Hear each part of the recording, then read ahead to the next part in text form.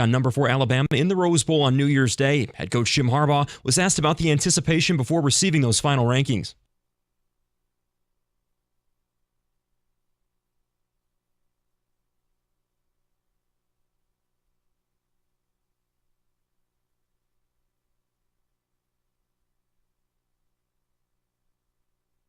The other semifinal is number 2 Washington versus third-ranked Texas. Florida State, despite going 13-0 and winning the ACC, was held out of the playoff. The Wolverines, they've opened as a 1.5-point favorite over the Crimson Tide. This is their first Rose Bowl since 2007. This is an absolute shocker. Ohio State quarterback Kyle McCord has entered the transfer portal. He threw for over 3,000 yards this season with 24 touchdowns. It was mission accomplished for the Lions in New Orleans. They snuck out of the Superdome with a 33-28 win over the Saints, bouncing back from that Thanksgiving Day loss and moving to 9-3. Detroit now tied with the Niners for second place in the NFC. Both teams just one game back of the 10-2 Eagles. And Monday Night Football tonight, the Bengals visit the Jags. Kickoff at 8:15 over on the Bet 1270. At the Ticket Update Desk, I'm Luke Sloan. For more, go to 97.1 The Ticket or Odyssey.com.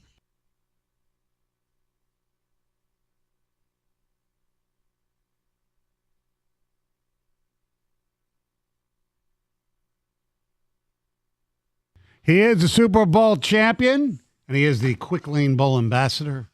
He's our buddy. He's TJ Lang. What's up, TJ? What's up? How are you? What's happening? Added a lengthy list of titles. I know. Quick Lane Bowl ambassador. Excuse me, fellas. Good matchup, too. Yeah, I heard you back-to-back guys, years. yeah. Is that an ongoing contract? Yeah, I guess they enjoyed my work last year and invited me back for another year. So, What type of work does that entail? being an ambassador, shaking hands, Kissing babies. Yeah, ambassador waving, stuff. promoting the game. It's always fun. I will say this. I mean, the Quick Lane the Parade. bowl game going back, the Detroit, it used to be the Motor City Bowl, Little Caesars Bowl, I think. It was fun. I always used to go every year. My dad used to take me. And it was one of the Silverdome? Yeah, when it was the Silverdome, Cherry Bowl. And it was so – I'm not that old, Stoney. It was the Motor City Bowl. I remember watching, Randy Moss and Chad Pennington Yes. play. And, Yeah. I would think I was 10. I think it was like 97, I want to say.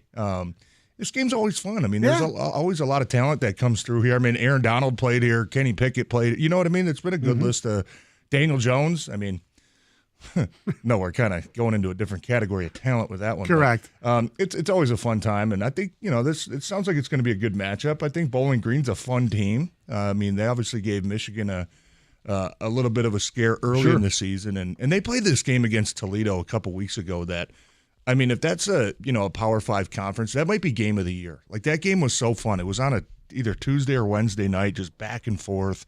They're a fun team to watch, and obviously, we get a Big Ten school coming in with Minnesota, and PJ Fleck, he's familiar with the MAC and these guys. We talked to both coaches on the show already. I didn't hear Fleck. I heard Leffler on my ride in. Yeah. But, no, they do a great job. And, it's day after Christmas. I mean, you're looking for gifts and stocking stuffers. Absolutely. I mean, it's always a fun game to go to. Right. Tickets available for just $29 right now. Oh. All right. Well done. That was a great job. That's why of he's being the an ambassador. Thank you. Yes, now guys. I'm done for the day. Please stand and salute your ambassador next time when he enters the room. Okay. Yeah, I'll give you the salute. It's hard to do it when we're on Twitch, though. Yeah, watch your hands. You were on the sidelines yesterday. The Lions getting off to that amazing start and had hung on a little bit, as we always do, but they won, and that's the most important thing, as we know. They did, and they bounced back. I think a big concern coming out, obviously, last week, the 2 games they played in the 4 days, saw a lot of issues pop up. They had the long week to kind of address some of those things, and look, they put a point of emphasis on on a couple different things, right? They wanted to be able to run the ball again. They did that. They wanted to be able to take care of the football. They did that. They wanted to be able to take the ball away, and I don't care what it looks like. You got 2 takeaways in that game. And you were able to score 14 points off of it. That's the difference, right? And I know the interception, it went right off the tight end's hands. The point is you still got to make the play. Correct. You did, right? The fumble was kind of weird. It looked like Carr kind of ran into the left guard, was just a little loose with the ball, and you make him pay. I mean, you jump on the ball and you get it. And even, man, the first play of the game, I think it was it Khalif Raymond who recovered that fumble? Yeah. When there was a quick little center quarterback exchange there. I mean, that a play like that could be disastrous Oh, for the to start rest the of game? the day. Oh, I mean, yeah. if you get the ball and you fumble the first play, that could be disastrous. So even that was a good, a bit of an underrated play. But sure, was it as perfect as we all wanted? No. Did we all want a blowout in a statement game? Yes, we did. But I wasn't surprised in the least to see the Saints at least fight their way back into that game because with Derek Carr and with some of the other guys they have, I mean, that's not a bad football team. It's a team that's playing for the playoffs still and playing for their division, right? So you knew that you were going to get their best punch. You knew that they were going to hang around and try to make it a game, which they did. But we found a way to close it out at the end. Defense found a way to get a fourth down stop. Offense found a way to put together a drive there at the end and take a knee and ultimately get out of there with the win. So. I'm feeling pretty good about this team sitting here right now. I think it was 11 snaps. Obviously, he got a sack on his first play and had the penalty, which by the rule, whatever. But what do you think of Bruce Irvin? Well, he made an impact, Yeah. right? I mean, he definitely made an impact, and that's what he was brought here for. He wasn't brought here to be a 50-snap game guy and go be, the stud and set the edge. And he was brought here to be a third down specialist, to be a guy that can help get after the passer. And I think it was his first snap, they dropped him back into coverage. So it's kind of like maybe that was a design, like, hey, just get your feet back under you. We don't want you to, go do too much on the first snap. And then I think it was the second snap where he had the sack. And look, I think that was a lot of that had to do with Aiden Hutchinson. I mean, he made a great move on the other side. I think he had a spin move. That's the whole point of having somebody opposite him. Exactly, somebody that can finish. And Bruce Irvin just kind of a natural speed rush around the edge, and Hutchinson did his job and allowed Bruce to get the sack there. And then that hit, I mean, I know that they're calling that a penalty. That was a violent hit. I mean, he destroyed Derek Carr. I know. And I know it probably looked Literally. it probably looked even better on TV. I'm just telling you in person, it was one of those like, oh, I mean, it was a massive hit. And Bruce hasn't played football in a while. I'm sure his adrenaline was pumping and he wanted to make an impact. And he probably will tell you that, yeah, I know the rule. I got to somehow try to roll and contort my body so I don't land on him. But you know what? That's an impact play. Yeah. And I'm not promoting going out there and trying to intentionally hurt people, but that was an impact play in that game. I mean, you threw a big hit on Derek Carr, and who knows if Derek Carr even got hurt when he landed. He could have got hit on the initial contact, right? So I thought it was a good debut. I thought it was exactly what they needed from him, and hopefully his snaps and his playtime continue to increase as the more he gets comfortable with the defense, the more he gets into shape. Speaking of hits, did you have a good view of the guy on the chain gang? Oh, yeah. I was about probably 10, 15 yards away.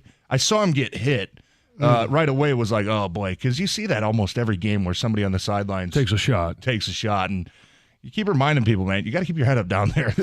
These guys are fast, and they're big. And I kind of wandered over there during the timeout, and, yeah, that was nasty. His leg was just kind of sticking out sideways, and he was in a lot of pain. And poor guy, man. I was talking to one of the doctors. They had to, literally snap his tibia and fibia back into place, because his knee just popped out. I got an update this morning from somebody that said, I don't know where they got this information, but they said that guy's expected to make a full recovery and no surgery, which is crazy too, by the way you looked at his leg. But that was nasty, man. And you know what? Why are all chain gang guys either old or out of shape? Well, what are you calling him? It's like Stoney out there doing a chain gang, and you expect these guys to get out of the way. Well, can we get some athletes out there? well, TJ, John makes fun of me because I'm at the point now where it's 2023. Do we really need a chain gang? They can't figure out a way to put a chip in a football or something to measure. I don't know. You got to have a visual for the fans. Yeah, the tradition and the players too. I think that's they don't show the yellow line in the stadium. I'm not really, sure if you're aware of that. It's a visual key for players too, knowing where the sticks are. And it's man, that was gross. But I'm glad that guy was okay because he was in a lot of pain, man. So again, talking about the defense, though, now that we've seen Bruce Irvin can have an impact, we'll see if he can do that week in, week out. Josh Paschal's got some reps and some games under his belt. Hopefully we get C.J. Gardner-Johnson back soon. He keeps talking about that. And then obviously, we're hoping for James Houston as well at some point in December.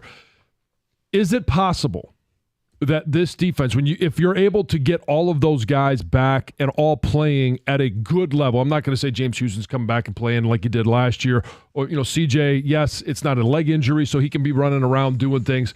He's going to have to get back into game shape. But can this defense be much better than it is right now with the personnel that's on the field now versus what you might be able to get back? Yeah, I think they have to.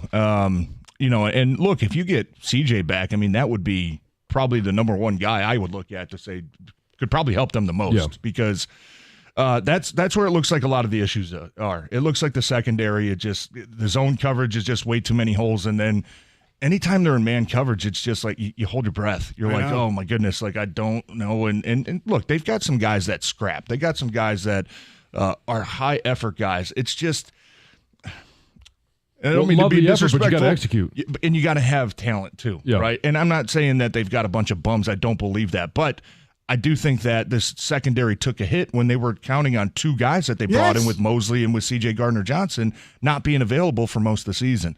Now, you've had other guys step up and play admirably, right? But I think that secondary you just look at and you're like, man, no matter – and you can blame it on the coach sometimes, but I'm watching these games and I'm like, I don't know what else Aaron Glenn's supposed to do. I mean, he's rushing 6, he's rushing 3, he's playing zone, he's playing man. And, Derek Carr is still just kind of dinking and dunking down the field. And you're like, man, like what is the answer to that? I don't know. And that kind of leads me back to, the players just have to play better. It is what it is. Or the players just have to be better. It's like my golf game, LOFT. I've lost. Lack of freaking talent. And they don't have a lot of great talent in the secondary. And I think that's fair to say. Yeah. I think that's fair to say. And I don't think that's disrespectful. It just is what it is, right? Yeah. But then you have to find creative ways to put those guys in good positions to succeed, right? And I thought the one play yesterday that would have made me feel a lot better when Brian Branch jumped up and tipped the ball and it circus catch from Olave. I mean, Jerry Jacobs was in a great spot ready to pick that ball off. I know. That would have made me feel a lot better if they would have got that play. I would have said, okay, maybe the secondary, they're making plays. But I think if you're in Glenn, you just continue to find ways to be creative with these guys, right? Keep finding ways to implement some of the unscouted looks that we saw yesterday on some of the third downs where you've got 8 guys at the line of scrimmage and the Saints are kind of having to guess who's blitzing and who's dropping and where the coverage is going to be. You have to find ways to be creative with that. But it also, it all marries up. I mean, you certainly got to get a pass rush. I mean, Bruce Irvin and James Houston coming back will help those guys. It'll help. The quarterback's not going to have enough time to find all these guys sitting down in the holes in the zone and put your defensive backs in a position where they've got to be in man coverage for 4, 5, 6 seconds. The pass rush was better yesterday, but it certainly still has a lot of room to improve. There was one guy who I always respected the hell out of him anyway, but yesterday really upped my ante on him, and I'll explain who that is coming up next. 97 won the ticket. Hey, I'm a big fan of my friends at Straith Orthopedics because they're the experts at affordable, minimally invasive hip and knee treatment. The doctors at Straith are highly trained in recovery techniques for the hip and knee, non-surgical and surgical treatments such as long-lasting injections for joint pain and rapid recovery hip and knee joint replacement. Straith Orthopedics is the best of the best that can get you on the road to living a life free from pain. But the best news is you don't just have to take my word for it. Straith Orthopedics has tons of glowing reviews from current and former patients.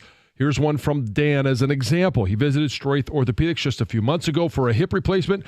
Now he has zero pain, increased flexibility, and his back and knee pain also vanished. Dan says the care he received was off the charts, and he'll recommend Straith Orthopedics to everyone. So what are you waiting for? Take it from Dan and so many others. If you're suffering from joint pain, don't delay. You deserve to live a pain-free life.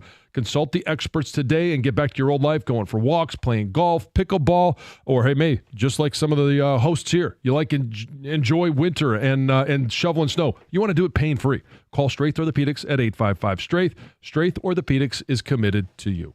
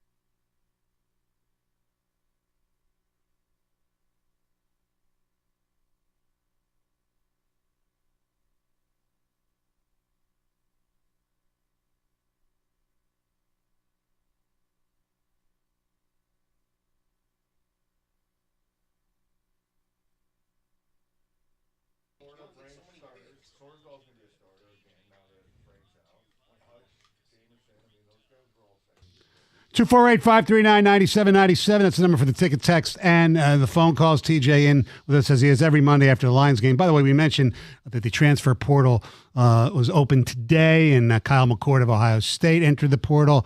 And there's another quarterback that just entered the portal. John, what if I told you a guy had a 69% completion percentage, 30 touchdowns, 6 interceptions at a Power 5 school entered the transfer portal? Would you be surprised? No, not. I honestly, maybe last year before, I don't know when I got over the shock or surprise of guys entering the portal, but nothing seems to surprise me anymore. Who is it? Noah Kim? Repeat the numbers. Yeah, Noah Kim. It's somebody that if he went to Michigan State, they'd be happy with for 1 year.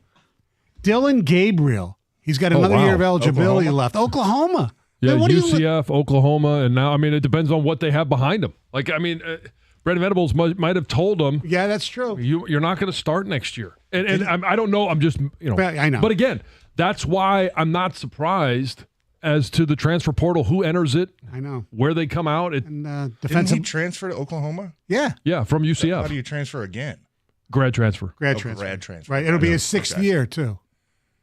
Because he had an injury. It's getting pretty common these days. I know. It's nuts. Forever. All right. I mentioned one of the guys on the Lions who I've respected the last couple of years. And yesterday, it just, I don't know.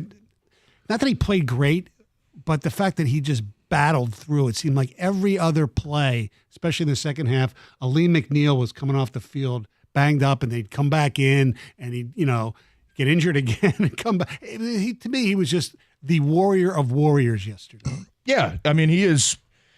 He's what they've hoped for from him. When they drafted him in the third round, right? He's probably the best defensive lineman they've had that they've put high amount of stock into. Right? Yep. We know they've taken a bunch of guys in the second round that Pascal's starting to get there. Yeah. Right? But no, Aleem is he's a guy that they count on. He's a guy that has to play good for them, for their defense to have any sort of chance to succeed. And you're right. yesterday, got beat up a little bit, came back, put a knee brace on, came back, got hurt again, kind of limped off. Yeah. And he's a bulldog, man. He's a battler. He's a quiet kid. He's not I would say probably one of the rah guys, but his teammates respect the hell out of him. He just goes out there and he competes. And there's another guy, man, yesterday that I thought made a huge impact. Jalen Reeves-Maybin. Yes, I think Jerm he had was great. Four special teams tackles, a couple more on defense, blew up the reverse. You look at it yesterday, and honestly, I know he's a special teams ace, and that's what he was brought here for. But the way the defense looked different when he was on the field yesterday. They looked different. You know what I mean? Like he looked poised. He looked composed. He looked like he knew what he was supposed to do. He looks like he was making the plays. He had a pass defense, right? He looks like he's way better in coverage to me than some of these other linebackers that they have. I think Derek Barnes is a guy that they're still kind of high on. Obviously, coming out of training camp, they said, we feel like we have 4 starters in that linebacker position. I think Jalen Reeves-Maybin might be the best coverage linebacker they have. So I'd be shocked if he's not at least a bigger part of this defense moving forward, and maybe some of these third down packages, maybe some of these 2-minute defenses that you have to run, because he's not a big stout guy that you want taken on the run 30 times a game, but I think he can really provide you a lot with coverage in that on that defensive side, and that seems to be where a lot of the issues are, kind of in the middle of the defense, whether it's the linebackers or the safeties. Well, they've never been able to cover a tight end, and Jimmy Graham with the stick route was wide open there. That seems to be maybe the biggest weakness, I think, in that defense. So I think Jerm, the way he played yesterday, if you're the coaches, you have to take a deep, long look at that and say, are we better with this guy on the field or on the sideline? And yesterday it looked like they were a better team with him on the field. What'd you think in the moment down in New Orleans about Jack Campbell getting the start, getting the green dot? Jack Campbell is a very serious guy. You know what I mean? Like he is all football. It's all business all the time. Football, very intense, very serious. I think Jack, and he's a rookie and he's a high pick. I get that. There's a ton of expectations that come with that. I thought he did a good job yesterday. I didn't think that there were any issues where you're looking at and saying, oh, they don't know where they're going. Oh, they can't get lined up. Oh, they don't know the play call. I thought he handled that responsibility pretty well. And I talked to a couple of guys in the locker room and coach after the game, and he said, yeah, I mean, we didn't really feel like there were any issues, and they're excited about Jack. They're excited about him. I think his mental awareness for where he's at right now, being a young player, is at a very high level. I think with Jack, a lot of the issues are still just the physical ones that you see with rookies, right? Some of the missed tackles, some of the, just if you're a split second behind in this league, that's all it takes for you to get beat. So he's going to continue to get better. He's going to continue to learn those things, but I thought he stepped up in a big way for him. I mean, Anzalone is the guy on that defense, right? And he's having a career year. And it looked like certainly at times they missed him, but I think Jack Campbell kind of eases that loss a little bit with his ability to step in there and make some plays himself. What's your gut on Frank? I mean, we'll find out hopefully more today at the Campbell's presser at 4. I don't think it's too serious. Meaning I don't think it's going to be a, IR type thing. Hopefully it's just a week to week, right? Yeah. Hopefully it's a game time decision. Coach kind of hinted at that too yesterday. He said, hey, I think we got some bad news and then maybe not some bad news, as the day kind of progressed. So obviously today we're going to know a whole lot more. Coach probably talking later on today. I'm sure he's going to get asked about it, but just gut feeling, I think Frank's a tough guy. I think if it's anything not, starting with an A, that, he's going to find a way to battle through. I want to ask you this, that a texter asked, and John had the answer before. Do you have any analogy that somebody was trying to make the correlation that the Lions running game and Michigan's running game went downhill because of Zach's injury and Ragnall's injury? I mean, sure, yeah. Anytime you lose, one of your best offensive linemen, you're not going to be as good. I don't know if that's a Lions Michigan thing. That's probably any football team in the world. I thought yesterday, kind of a weird running game day, right? I mean, the numbers were still good. I thought they gave up on it a little early. I thought the game plan kind of changed. And look, when you're up 21-0, John, we've all been there. There's part of you that you lose a little bit of that adrenaline. You know what I mean? Yeah. You lose a little bit of that edge, and it's not on purpose. It's not by design to say, okay, we're just going to go cruise for the rest of the game, but it's just it's kind of human nature. Right. You know what I mean? So I think then it's hard to regenerate it once there's a comeback. It is, and I think that they were able to do that yesterday, but you saw that lull, offense and defense. You're up 21-0. The coaches probably start calling a little bit more conservative of a game.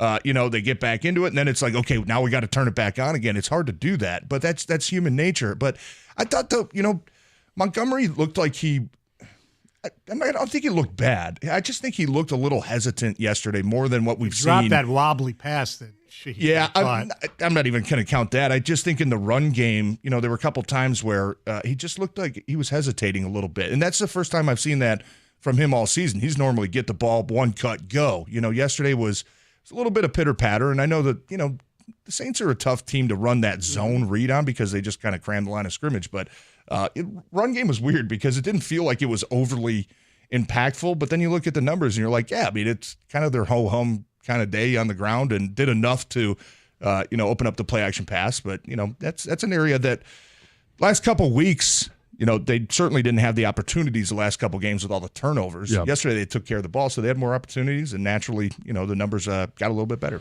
And I think it may be our fault, or at least Stoney's, because the seeds that he's planted in Dan Campbell's head. Dan came on last week and was wondering if Stoney was going to ask the question about why didn't he take his starters out earlier. I mean, Stoney was probably in the first half going, wait, we're up 21, get Goff out. And after that it was, wait a second, they're not snapping the ball with 2 seconds left. This is poor clock management. No, I said nothing of the ilk.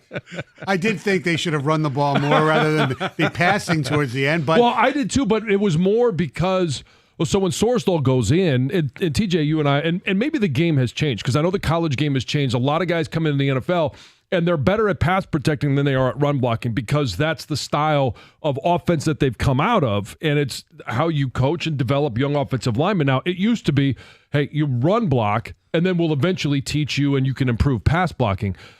When Sorsdal goes in, because Graham has to go over, I thought at that point they would lean more on the run because – hey, you got a rookie in there, and it just is more comfortable. It seems to be more in your wheelhouse to be able to be aggressive and fire off the ball than it is to set back and pass protect. Yeah, and Sorsdahl is a much better run blocker than he is right now than a pass blocker. Right. And he's learning. He's a rookie. He's a fifth-round guy. He's from William Mary, right? He's a guy that played a lot of different positions. I mean, the last couple games, he's starting at left guard. Now yesterday, go back into right guard. That's not easy to do. But I'm sure he had a couple plays. I think he got beat on one pass play on a spin move. But but other than that, it wasn't noticeable to say, oh, we got to help this guy. We got to get somebody else in there. Oh, we got to change the whole offensive game plan to help this guy. You haven't seen any of that with him. So I think what he's doing is he's a young guy like all these other guys that are going to continue to get better the more reps they get. I was just surprised when they got the ball. I think it was their second to last possession that they went pass to Gibbs, pass to Laporta, pass incomplete, and punt the 3 and out rather than try to milk the clock then. And then they ended up the possession after that when they passed to Reynolds to seal the game. I thought they should have run the ball there too. I admit I was wrong because I figured 80 yards, worst case scenario, goes in the end zone, the punt. With a minute left, Jameis Winston's not going to go 80 yards. Yeah, I just the drive before, I know we're up against it, but the first play, the pass went for like -7 yards. Yes. You know what I mean? Right. So after that, you're kind of limited in what you can do. The last possession, I'd love that call, 3rd down, because that's the time to be aggressive, to say we're trying to end this game right now. Right. And that was maybe one of the best throws Jared Goff's made all year. We'll talk about him coming up next because we had a couple texts who were not pleased with Jared Goff at all. And I said, what the hell are you talking about? 97 won the ticket.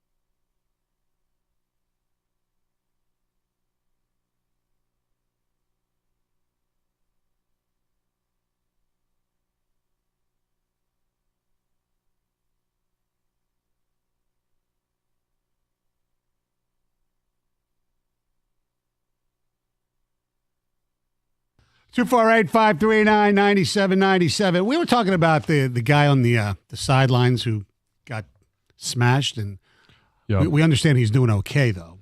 That's good. And you mentioned how come all the guys are like old farts like me.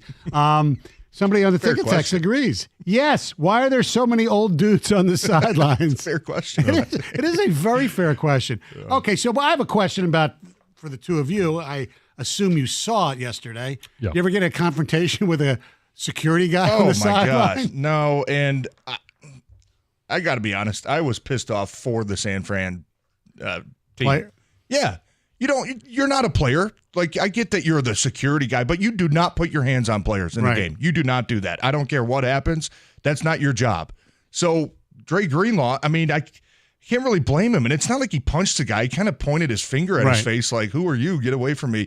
I don't blame him. You do not touch players if you are not on, have a helmet or shoulder pads on. You don't do that. So that kind of pissed me off that guy did that. And if I'm Kyle Shanahan, I'm probably telling the ref, hey, guess what? Next time one of their players comes to my sideline, I'm going to shove him just so he can push me back and get ejected. Right? Is that kind of what we want to say here? Right. I thought the referees did a good job of kind of de-escalating that situation. Yes. And the game obviously got out of hand. But no, that play, you don't do that. You do not. Coaches, whoever else, security guys, trainers, whatever you are, you do never put your hands on a player. So that was my initial reaction to that. And I thought it was kind of a bogus ejection because it's not like the player initially made contact with him himself. This wasn't a Quay Walker from last year shoving a trainer type deal. And the security guy was basically just kind of calm him down. He wasn't being forceful either, but it was just like, it doesn't matter. That's not your job. No, either one of them I don't think did anything really wrong. People from the Bay Area, I was reading about this. Greenlaw is like their version of Draymond Green. Is he? Yeah. So it's somewhat expected that he would take a swipe at someone? If you had to pick one person on the team to do that, it would be him. Everybody has a guy like that. Yes. I mean, and you're aware of it. You know that when you're playing, hey, this is a guy we can potentially get to do something stupid. Right. Yeah. I mean, honestly, with us, for a long time, we played Detroit. It was Sue. Yeah. We know we can do something to, poke him a little bit. He's going to do something stupid. And, if we can get him kicked out of the game, that's going to benefit us. Right. The Lions one now is not playing, and that's Gardner Johnson. Probably, yeah. I mean, every team's got, and you need players like that. Yeah. You do. You need guys with a little bit of an edge. But no, I just that situation kind of bothered me a little bit. It just did. I get it, but I also don't think what the security guy did was all that bad. Like, okay, there's a scuffle on the sidelines, and he was basically peacemaker. Yeah, hands on chest of both guys. All right, and then You can read his lips, though. He was in Greenlaw's face saying that's bull. FBS. Right? Okay. You know what I mean? You can read his lips. Have a little personal control. Not to take a swing at, whether it's somebody in pads, a coach, somebody on the sideline, you don't take a swing at somebody that's especially not wearing pads. Yeah. I mean, I didn't think it was a swing. I thought it was a kind of a forceful finger to the face of, get your hands off me type deal. But I don't know. I think if you're not a player, you don't put your hands on players. That's just kind of my general rule of thought. And I'd be pissed off, too, if I was at the sideline. And even if it was a coach or somebody, put their hands on me and was yelling in my face. Like, who are you? You know what I mean? If you got an issue with it, let your players take it up. You don't do that. Right. All right, we have some ticket texts. They're pretty good ones. I'd like you guys to answer them. I haven't heard anything good about Goff, but he made critical throws into tiny windows repeatedly on third downs. He made throws that only the best quarterbacks can make into spots only our guy could get. Goff is solid. He was yesterday, that for damn sure. He did what he did what the game needed him to do yesterday. They needed him to not turn the ball over, manage the offense, and just have one of those games where put us in the end zone, make a couple good throws, keep the chains moving. I thought he played that type. It wasn't the type of game that you needed him to go throw 40, 45 times and say, Jared, we need you. This game's on your back. It wasn't that type of game. And, certainly, yes. I mean, he is who he is, right? There's always going to be a couple plays every game where you're just like, oh, man. There was one early where Jameson was on a crossing route, wide open, probably would have scored a 70-yard touchdown. Goff just never saw him. Took a little bit of a deeper shot and just barely missed Josh Reynolds off the tip of his hands, right? But that throw he made to end that game, that's a gutsy throw. That is a very easy situation for a quarterback when you're saying, okay, it's 3rd and 8. We're throwing the ball. If it's not there, just take a sack, right? Yeah. We don't want to do anything stupid. We can't force the ball. We can't turn it over. The way he kind of moved to his left, took a shot, and just kind of one hand, lob pass it. Didn't short arm it. Yeah, and just got it to Reynolds. I mean, I thought that was an incredibly gutsy throw. I did. And I thought that's an admirable part about this team is the way that when they do have leads in games, this offense closes it out. Yes. They say, you know what? We're not putting this back on our defense. Guys, this is our chance to go, make the statement and ultimately get in that victory formation and get out of here with the win. This offense has been able to do that. And Jared Goff has been really, really good in those situations, and he was yesterday. And I think if you look at the remainder of the schedule, the only game where I think you could say, well, maybe he's going to go out and have to do more than just be reliable or be a game manager is probably, in Dallas. Mm-hmm. And even at that one, if you simply go out and don't turn the ball over at the quarterback position, I think you give yourself the best odds to beat the Bears, the Broncos, and the Vikings twice. Look how many points Dallas gave up to Seattle Thursday night. Is Jordan Love going to haunt us for years like Rodgers and Favre did? He's on fire right now and looked pretty damn good last night. I can't get through another decade of Green Bay owning us. Yes, in his last 3 games, 8 touchdowns, no interceptions. He's playing better. Yeah, he's playing a lot better. Mm-hmm. He is.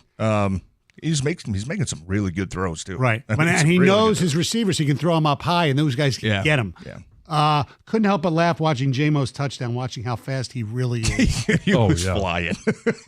I was watching the replay last night when I got home. He jumped from like the 5-yard line and ended halfway in the end zone. Into the end zone. I mean, that's 30 feet. You know what I mean? That's 10 yards. That's 30 feet. He was he's a weapon, man. It was good to see him finally get the ball without like a penalty being called.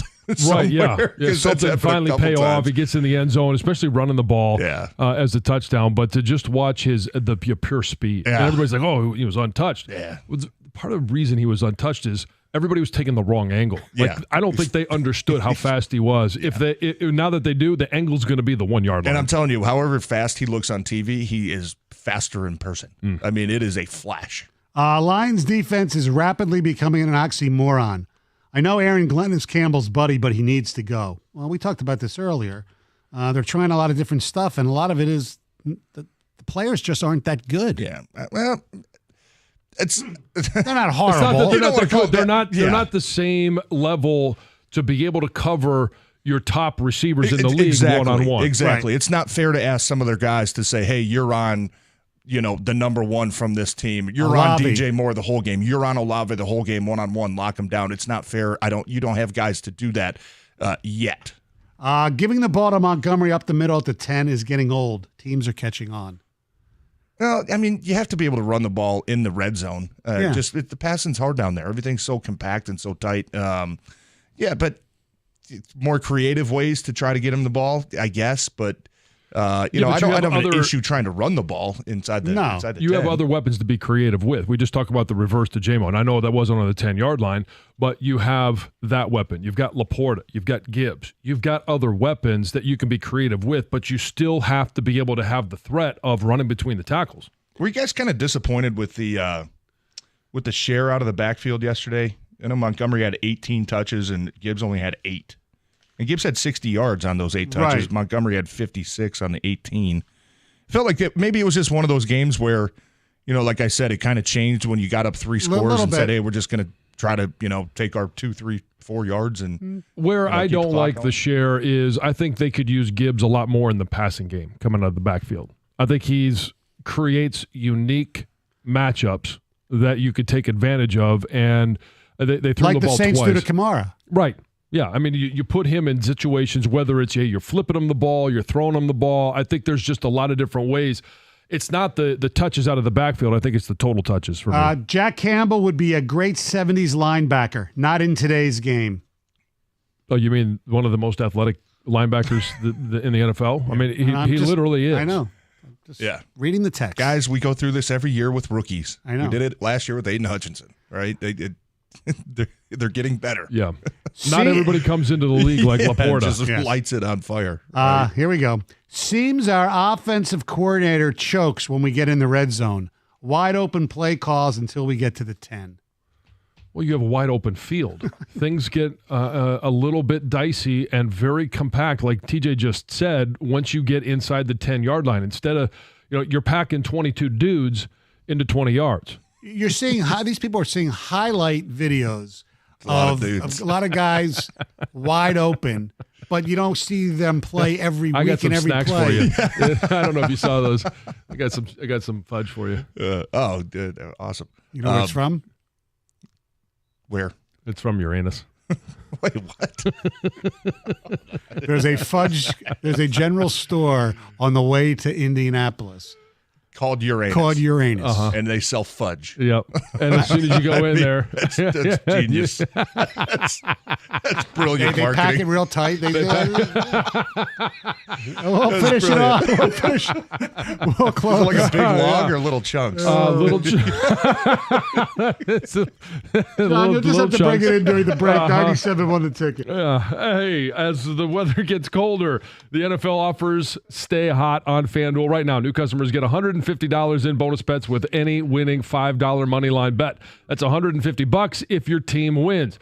If you've been thinking about joining FanDuel, there's no better time to get in on the action. Download the app. It's easy to use, and you're going to find there's a wide range of betting options for some sophisticated bettors. And if you're new to it, they got it for you as well.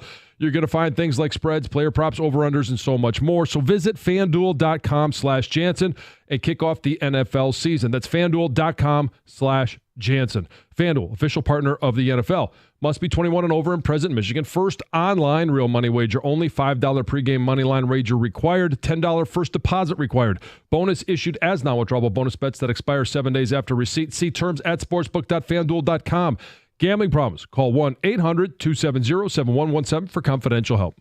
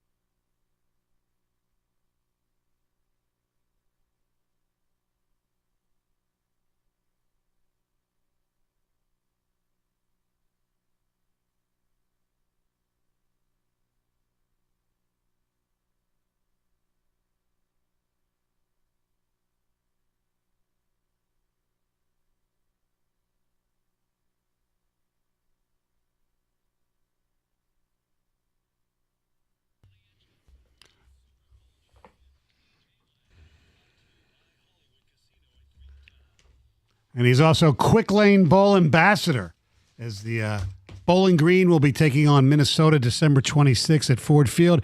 Your alma mater going to Mobile, Alabama. Yeah. Take on South Alabama. Yeah. I wish I could go to that game, but that's the weekend. I think we're going to be in Minnesota.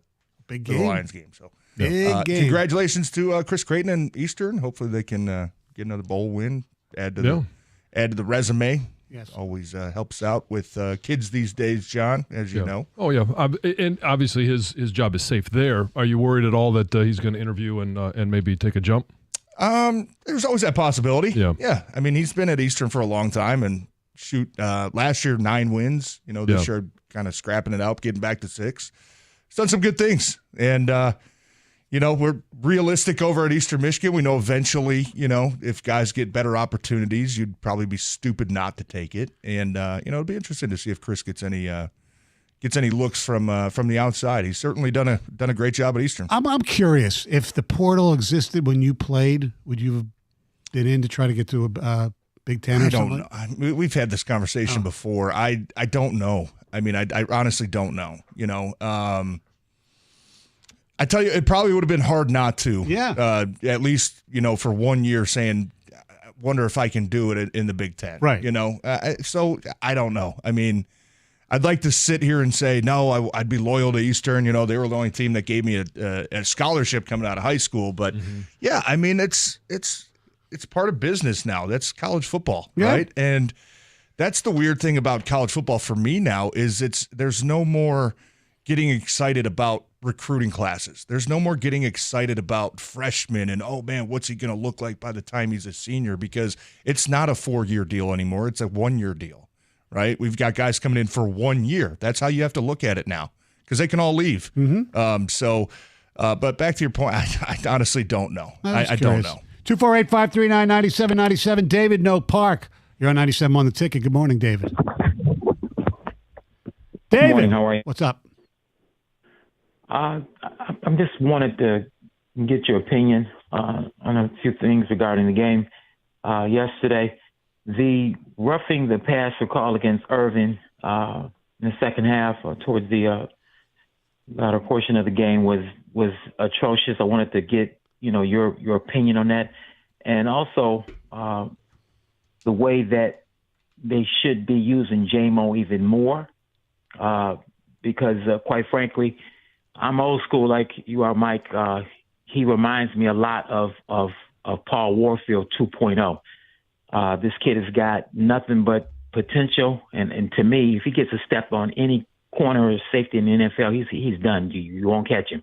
He's just a phenomenal talent, and also the job that Jeff Goff is doing, and I know he's getting a lot of criticism throughout the NFL and of course throughout the city, but to me, he just makes the throws, man. He really showed he's a upper tier quarterback. When he doesn't turn the ball over, you're absolutely right. He played very well yesterday. I wouldn't make the Warfield comparison. I don't remember Warfield that great, except he went to Ohio State and the Cleveland Browns. He wore number 42. I don't remember. I think J-Mo's a lot faster. Okay, Warfield to me was like a guy who glided, and then Warfield also played for the Dolphins when they were really good as well. But, yes. And the roughing the passer call, it wasn't the initial hit; it's the finish, and they're going to call that every single time. They have been for the last 5 or 6 years now. If you land on top of the quarterback, they're going to throw the flag. So the initial hit was not a penalty. It was the way that he finished. And it's hard on these guys. Yeah. It's hard to ask a guy to go full speed and make a tremendous impact, and then at the last minute contort your body and somehow roll and spin to protect the other player. Like you're never taught that at any level of football. You're always taught to kind of protect yourself, but you're never taught to protect somebody else, right? So it's different. But yeah, it is what it is. It's a penalty. They're going to call it. 10 years ago, that is a highlight level hit that everybody's showing coming on TV to a video and saying, near you. Look at this. It's incredible. And I'm with you. I don't like the fact that they've made all these changes to protect one person on the field. But the reality of it is they are going to call that every single time. Let's go to Farmington Hills. Good morning to Aubrey. You're on 97 on the ticket. Hey, guys, quick question. Do you think the league is really becoming a 4-down league? In other words, what I mean, once you get to your own 45 or beyond, let's say between, are the teams always going to go for it, or more often than not going to go for it on fourth down? Depending what the down and depending what the distance is, but we're seeing it all the time. You're seeing situations where it's like 3rd and 7, and guys will run the ball. Why you're running the ball? Because if you get 4 or 5 yards, you're going to run it again and get the first down. Yeah, I think with I don't have stats to back this up, but it does seem like they're a lot more aggressive style of coaching these days. I don't know if that's just a trend that is kind of lingering around for a couple years, but that's how teams want to play it. And I think there was even a situation yesterday with the Lions where they ended up kicking the field goal, but on the 3rd and 4, 3rd and 5 maybe, and they ran the ball. They didn't get any yards. Maybe it was 3rd and 6, a little bit longer. But you knew in that situation, man, if it was probably if they would have got it to 4th and 1, 4th and 2, Dan Campbell probably would have went for it. You're down in the red zone. So I don't know. That's a good question. I don't have any stats to back that up, but it definitely kind of feels like teams are starting to play a little bit more aggressive, especially when they get kind of in the middle part of the field on 4th downs. Carson Anderson are here. They will take over. What's going on, boys? How we doing? How was your trip to Indy? Good. Tiring. Yeah. Did you stop at Uranus like John did? I did not. No. I passed up. John's Uranus. Yeah. Yep. Missing out. Yeah, you are. Yes. It's Take a look at the fudge. I'm feeling pretty good about my decision. It's a little runny. well, it was warm. TJ. Oh, okay. It was warm. TJ. What? Come on. The fudge. Let's grow up. Yeah. Look at it. Let's grow up. Feel it. Poke it, Gator. It's blurry. I can't Pack it. Oh, there we go. Yes. I do wanna Just letting the taste it. Twitchers see that the package that Yes. your fudge comes in. So Lions, Michigan, college football playoff championship. Anything else? 248. 539-9797. Carson Anderson next. Have a wonderful day, everyone. 97 won the ticket.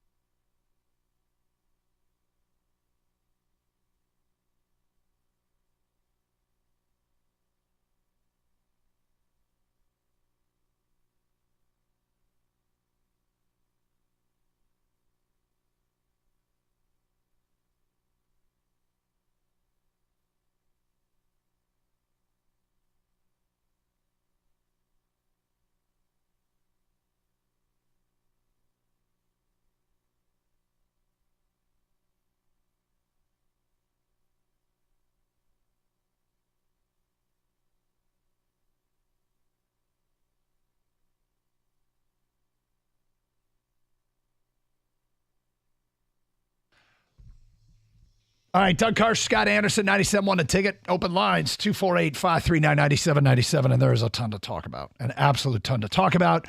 But we'll start saying greetings to my good friend Scott Anderson. How are you today? Salutations, my friend. Yeah. I'm just fine. It was much better that the Lions were able to hang on and win that game. Yep. A little nervy. They have faith in the offense. Yeah, and justifiably so.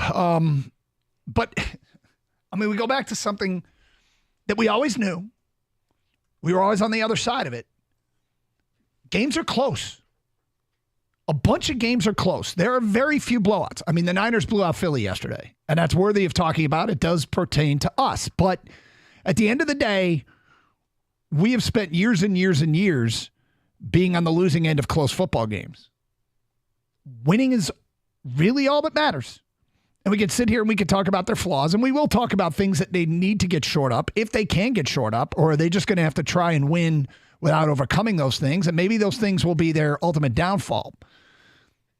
But the bottom line is they're winning, man.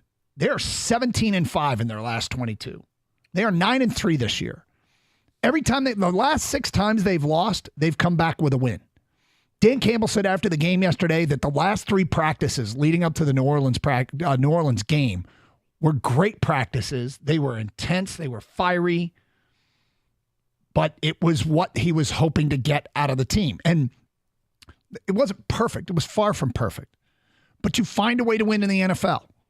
And they found a way to win, and they're 9-3. And fans should feel good today. They should feel good today. They should. And I know that they're not necessarily going to, because big holes in this game for this team, big things to improve on. And when you see a high-powered offense like what the Cowboys can do or what San Francisco does, you start to look at your own team and say, can we even come close to stopping those teams? You know, Philadelphia has a good defense allegedly, and yet they gave up 42 points to San Francisco yesterday. Right. So I think Lions fans are going to be a little nervy about that, as they should be. I think we're all okay. But the silver lining is we've got a great offense. There were periods yesterday where they went dormant, but when they're not dormant, they're explosive, and they are literally just scratching the surface with Jameson Williams. I mean, he had, 2 touches yesterday, had 1 catch, and then they had the reverse for the touchdown. Yep. Just fantastic. And it's something we called for. We said, just give it some time, because we haven't seen it yet. They haven't really run with JMO yet. They ran once, and the play got called back on a penalty that was completely inconsequential and really shouldn't have been called. Do it again soon. Well, they did. They did it yesterday, and it worked perfection. 19 yards for a touchdown, and good God, is he fast. And that's the excitement, that's the JMO you're looking for. It's that guy is a absolute weapon, and the Lions need to weaponize him. And he's seeing the field a lot more, but they're not targeting him a ton. It's okay at the right time. Just keep winning. Keep doing what's in front of you. Don't care how it gets done. They got the W. What concerns me is the Frank Ragnow injury. Yeah, that ain't great. And Dan Campbell said, there were 2 reports. The first feedback he got on the injury yesterday was encouraging, and then the next one wasn't. And so he's waiting to hear. They'll know more today. And we'll at some point we expect to get some news on that, and we'll pass it along. So we got the Lions to talk about, and there's a whole ton to unpack there. With the Lions' victory over the Saints 33-28 yesterday. Then there's the other thing that's on the marquee of sports that and strangely trumped the NFL yesterday, and that was the College Football Playoff Committee. And they made their decision. We all know the reason why, okay? We all understand that it came down to the theory of resume versus, in quotes, best 4. And they went with, in quotes, best 4. The questions really surround of whether or not that's what they should do. Because it goes back to philosophy, the philosophy being opinion won out over what I think is fact. And, we all made we stated our case last week. And unfortunately, for the purposes of talk radio, we all agreed. If what was going to happen happened, that we all would have went with Florida State. We all would have decided on Florida State. We were on the record as saying that going into the weekend and gave our reasons why. There were 2 big issues, and they were, does the SEC have a Texas problem, and does the committee have a Florida State quarterback problem? And it was various scenarios that we talked through, and the scenario that played itself out, and by the way, it was scenario 17 in the Greggy Matrix, and the Greggy Matrix held, because Greggy had gone through and done all 32 possible combinations of wins and losses in the 5 major conference championship games and what it would look like. Scenario 17. And it held. But, I philosophically disagree with what they decided to do. I do 100%. I am pissed about this. I was at a watch party on a holiday party on Saturday night at my friend's house, and everybody, all anybody was talking about was who's going to be what are the 3 and 4 teams? And I said, well, Texas, and half the people were like, oh, Texas, really? I'm like, well, yeah, Texas is a conference champion, and they beat a conference champion. They're the only team to beat a conference champion, outside of their own. So that was big news. So yeah, they're in. They beat Alabama. But the 4th team, and that's where everything came in. Was it going to be Florida State, or is it going to be Alabama? And the thing that bothers me the most about this whole thing is, outside of it just being flat out unfair, it feels to me like the committee doesn't even take into consideration that the reason the game looks so bad on Saturday night for Florida State's offense is that they had a game time decision on their quarterback who was going to play. If it was going to be the backup who was in concussion protocol, or if it was going to be, was it Brock Glenn, or if it was going to be the 3rd string quarterback. Game time decision. They decided to go with the 3rd string guy and not the 2nd string guy. Mm-hmm. If the playoff game isn't played next week, nope. The playoff game is played a month from now. And it's like they didn't even take that into consideration that, the backup quarterback who came in when Florida State got down, whatever it was, 13-0 or 17-0, and then came back and scored 58 unanswered points. Yeah. That was led by this guy in part. And look, the opposition in that game wasn't great with Southern Alabama or whoever it was. I think it was North Alabama. North Alabama, whoever the hell. Okay, yeah. Somewhere in Alabama. But the guy threw for over 200 yards, had a couple touchdowns. And then against Florida, your chief rival, at the Swamp, he was doing okay. Right. And then gets knocked out of the game. And it's like, sorry, you're going to go to a 3rd string quarterback. Oh, you're out. They were looking for an excuse to make sure that the SEC was going to be covered. And that sucks. And the thing about it is, yes, they weren't impressive, I'm going to put that in quotes, in their rivalry game road victory over Florida. And you know who else wasn't, in quotes, impressive in the rivalry road game victory? Oh, the team that needed the 4th and 31? Yeah. So it's it's complete BS. It really feels like it. And I feel so bad. I mean, I have no skin in this game at all. I feel so bad for the Florida State kids. I feel bad for the coach. I feel bad for the fan base. I mean, I'm watching part of the Texas game because I'm thinking about this going into my head earlier in the day on Saturday. Like, okay, here's what's going to happen because it's going to be a 3rd string quarterback. They're going to get screwed.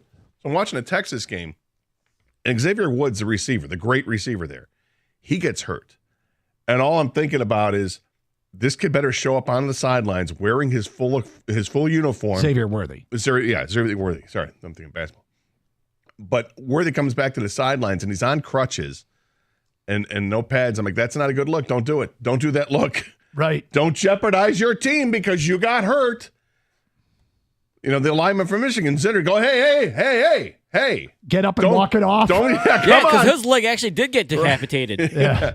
Slap some mud on it. Get out there on the sideline because you don't want to be said. You don't want to be said that your team can't go because you got somebody's hurt. Yeah. This is such BS, man. So I know not everyone's going to agree with us 3, but we all feel the same way. We feel like FSU got screwed.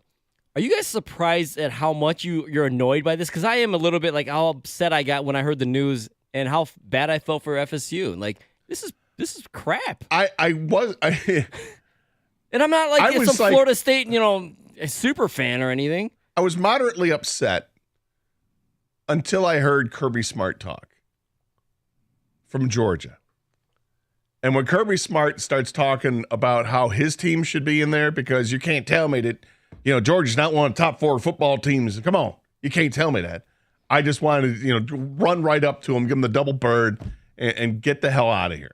Just shut up. You blew your chance. You had to win your game. You didn't win your game. You don't belong in there.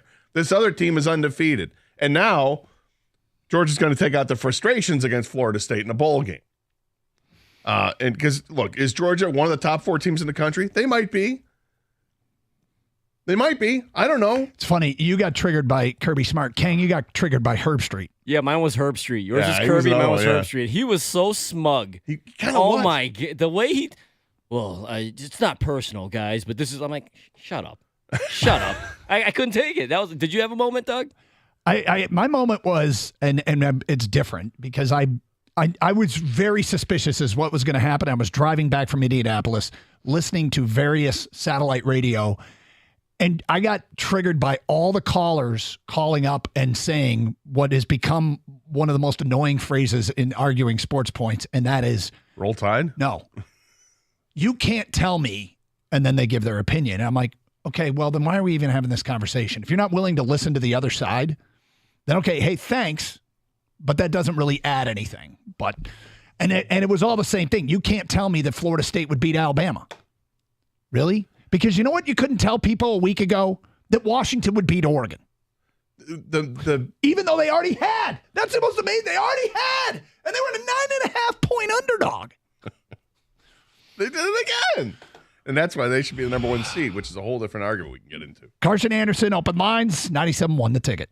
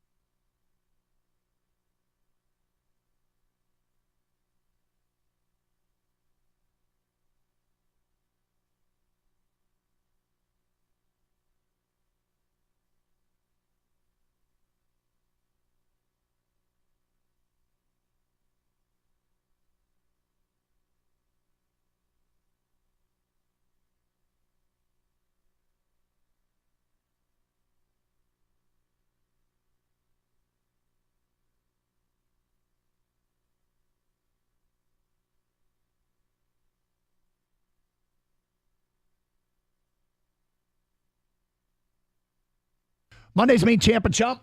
248-539-9797. Get your Champ and Chump votes in. Here on Carson Anderson. We'll have ours today at 10:35. Let's get to your open line calls. We go to Tommy on 97.1 The Ticket. Hi, Tommy. Hey, Doug. Hey, Gator. What's up? Yeah, you know what? I guess this champ would be Michigan, but I'm like, you know what? We got Alabama, and you know what? Florida State. Yeah, they kind of got screwed, you know. But it's like, you know, now we would have liked to have played Florida State, but I'm like, you know what? I'm glad we're playing Alabama because it's like, you know what? Just bring it on, baby. You know what? You know what BET stands for? Bring everybody together. That's what Jim Harbaugh said. That's what everybody's like. What does BET mean? It means bring everybody together. They're going to get together, and we're going to go play Alabama. And it's like, you know what? It's like, wow, we got Alabama. I don't have a really good feeling about the game. You know, I'm a huge Michigan fan. Well, there's no easy route, right? I mean, you're in the final four teams. These are, well, according to the NCAA, the four best teams out there, and then according to the committee, you can make this that strong argument. I mean, there's no easy route. I mean, when you're looking at Alabama, Texas, Washington, Michigan, any combination is going to provide what should be a pretty great game. Yeah. I mean, when you're in the college football playoff, expect to play great teams. You should expect to play great teams. And to win a national championship, you should have to beat great teams. Yes. So bring it on. Now, I don't know that bring everybody together, whatever, but bring it on. I mean, it's a college football playoff. I actually think it's a good thing. One, your focus has to be laser sharp against Alabama, the name alone, right? Yep. And two, there's no more excuses. If you would have played Florida State, people might have been like, well, they weren't one of the best four teams, blah, blah, blah. Get that all out of the way. Who gives a crap? You're playing Alabama. You know, move forward. So there's something to be said for you do your best. Everybody says, okay, all the right things.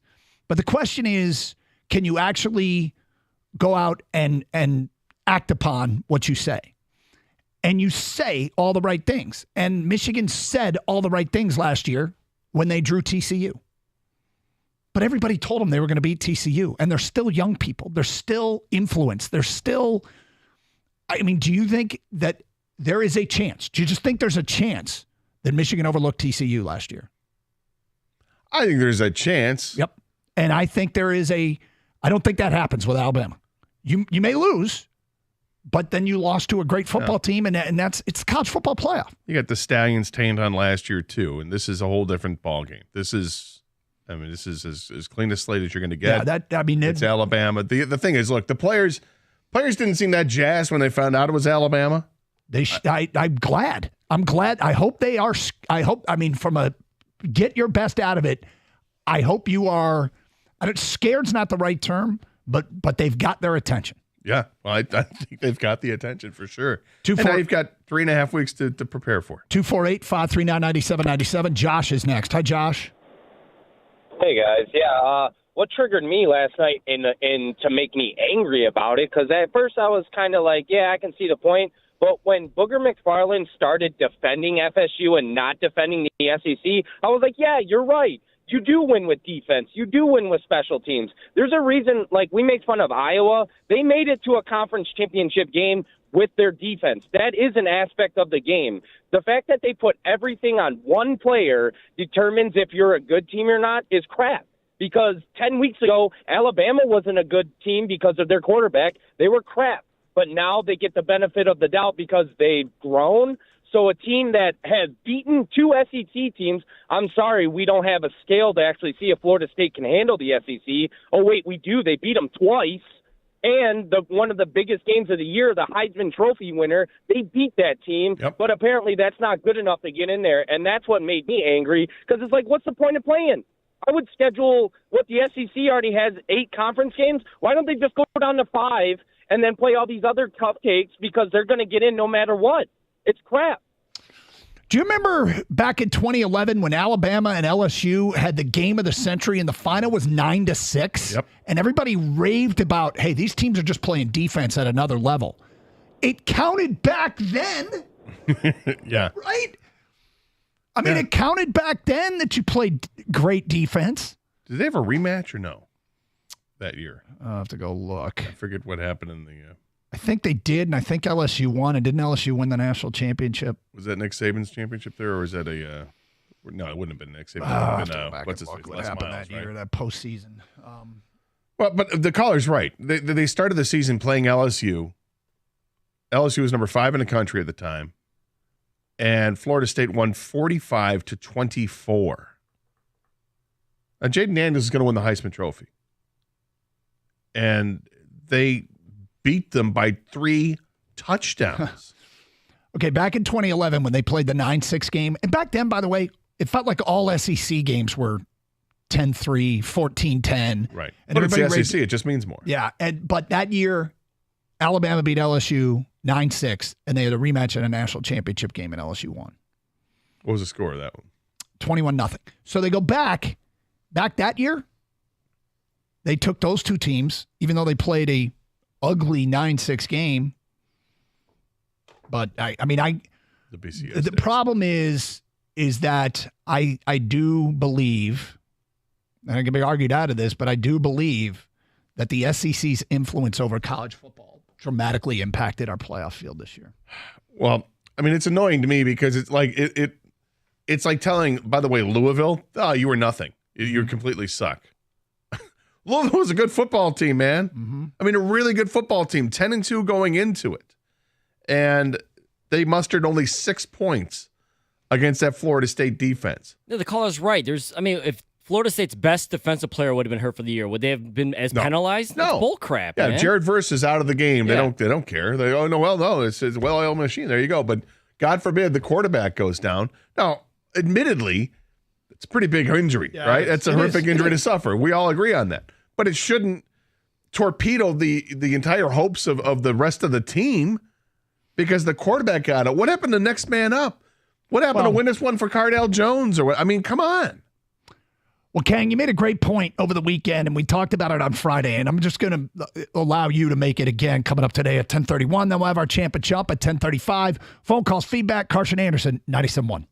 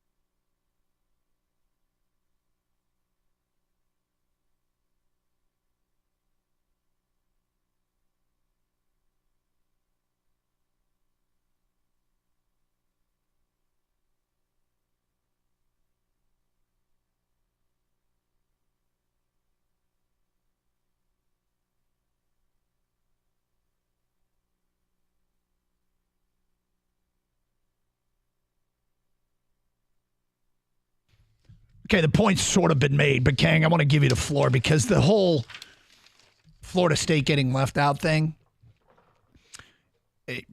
you sent a text over the weekend to us, but we made the case on Friday for Florida State. And if the scenario that ended up played itself out. But you hit the nail on the head, and instead of just taking the point, I'll let you say it. No, it's just a lot of times people are using right now for Alabama to get in is the eyeball test, right? Yep.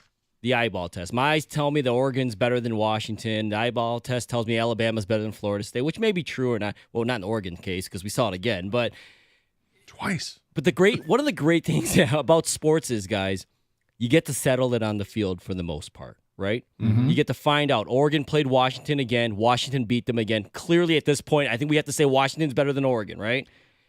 But the eyeball test is telling us Alabama's one of the best 4 teams. If this is the case, which I hate the eyeball test because it was just proven wrong again this weekend. It's proven wrong all the time. The Oregon case is a great one because if the bids had gone out Friday, if there were no conference championship games, Oregon probably would have got in over Washington. They were 10-point favorites, 9.5. Even though Washington was ranked higher, had a win over them, but the eyeball test failed miserably when there was evidence that the eyeball test doesn't work. Because if that's the case, guys, let Vegas pick the best 4 teams then. Because they're the ones that come up with who's going to be favored and who's going to, this team should be that team. Like if you went through it, and I'm not blaming anyone that picked Oregon. They look really good. I'm not saying they're a crap team, but everyone picked Oregon to win and cover mostly because of the eyeball test. So if we're going to go, if Vegas can't get these right, why are we allowing this committee to go in a room and they're going to get it right? If we essentially are using Vegas odds to determine who makes the college football playoff, okay, then get rid of the committee and have Vegas choose. Exactly. That's the wrong people. First of all, I think they use the wrong criteria. Like not as written. I think the criteria should be resume. Okay. However, we've chosen a committee to do apparently Vegas's job. Just have Vegas choose. The eyeball test thing just doesn't jive with me, man. If you're gonna bring it up you can't tell me these aren't the 4. Well, I mean that's your opinion, I guess. Yeah. It's like would somebody say, well, you can't tell me Alabama's not going to beat Texas in a rematch. Exactly. I can tell you who won the game. That's a fact. Right? We can go with a fact. I mean, as much as have they played before? It's strange that facts seem less influential than opinion. The Oregon example is so great because it's like because I was I was a big Oregon backer. I'm like Oregon. I think they're the best team in the country. Going into the weekend, that's what I thought, and then but they actually have a chance to play the game, and then Washington's like, yeah, you know what, not so much. We beat them again. And head-to-head matchups matter. Okay, they do. It matters. And this is why Alabama should be out, because they lost a game, which is a pretty big game to them. They lost to the Big 12 champion. And there was a moment in time on Saturday where you're not even sure that Texas is going to get in, even if they win. So what they do, they went out and they threw as many points on the board in the first half as they could, and they felt like they kind of took the foot off the accelerator in the second half, and they won. But, I mean, at some point you're probably thinking, did they win by enough to get past Alabama, who they already beat? Mm-hmm. And then Florida State, poor Florida State, I don't even think the committee watched the game. And if they did, they just look at the box scores. 55 yards passing, forget it, they're done. They have no chance. Hey, did you notice that they only give up 6 points? Does that matter? Hey, did you know that they have a full month to prepare? To get the backup quarterback. To get their backup quarterback healthy and back up to speed and working and getting all the snaps in practice to work with those great receivers they have? Did you know that? Oh, you didn't. You're not paying attention to that. All you care about is SEC. And you're worried about, and this is where it comes, we all should know this. Not only just let Vegas do it. It's about money. It's about money. Which is sexier? Which is going to get more? Having Alabama and the SEC back in the Final Four, or having Florida State? And so maybe Oregon, they're fortunate enough to be able to prove it on the field that they belong. Right? Yes. They played Washington again and they won. Florida State doesn't get that opportunity. And maybe they get waxed by Michigan or whoever they play. But you know what? They've earned that resume, earned them their chance to play that opportunity out, and they didn't. That's why I'm upset. I think that's why you're upset and you, Doug. It doesn't seem right. 248-539-9797.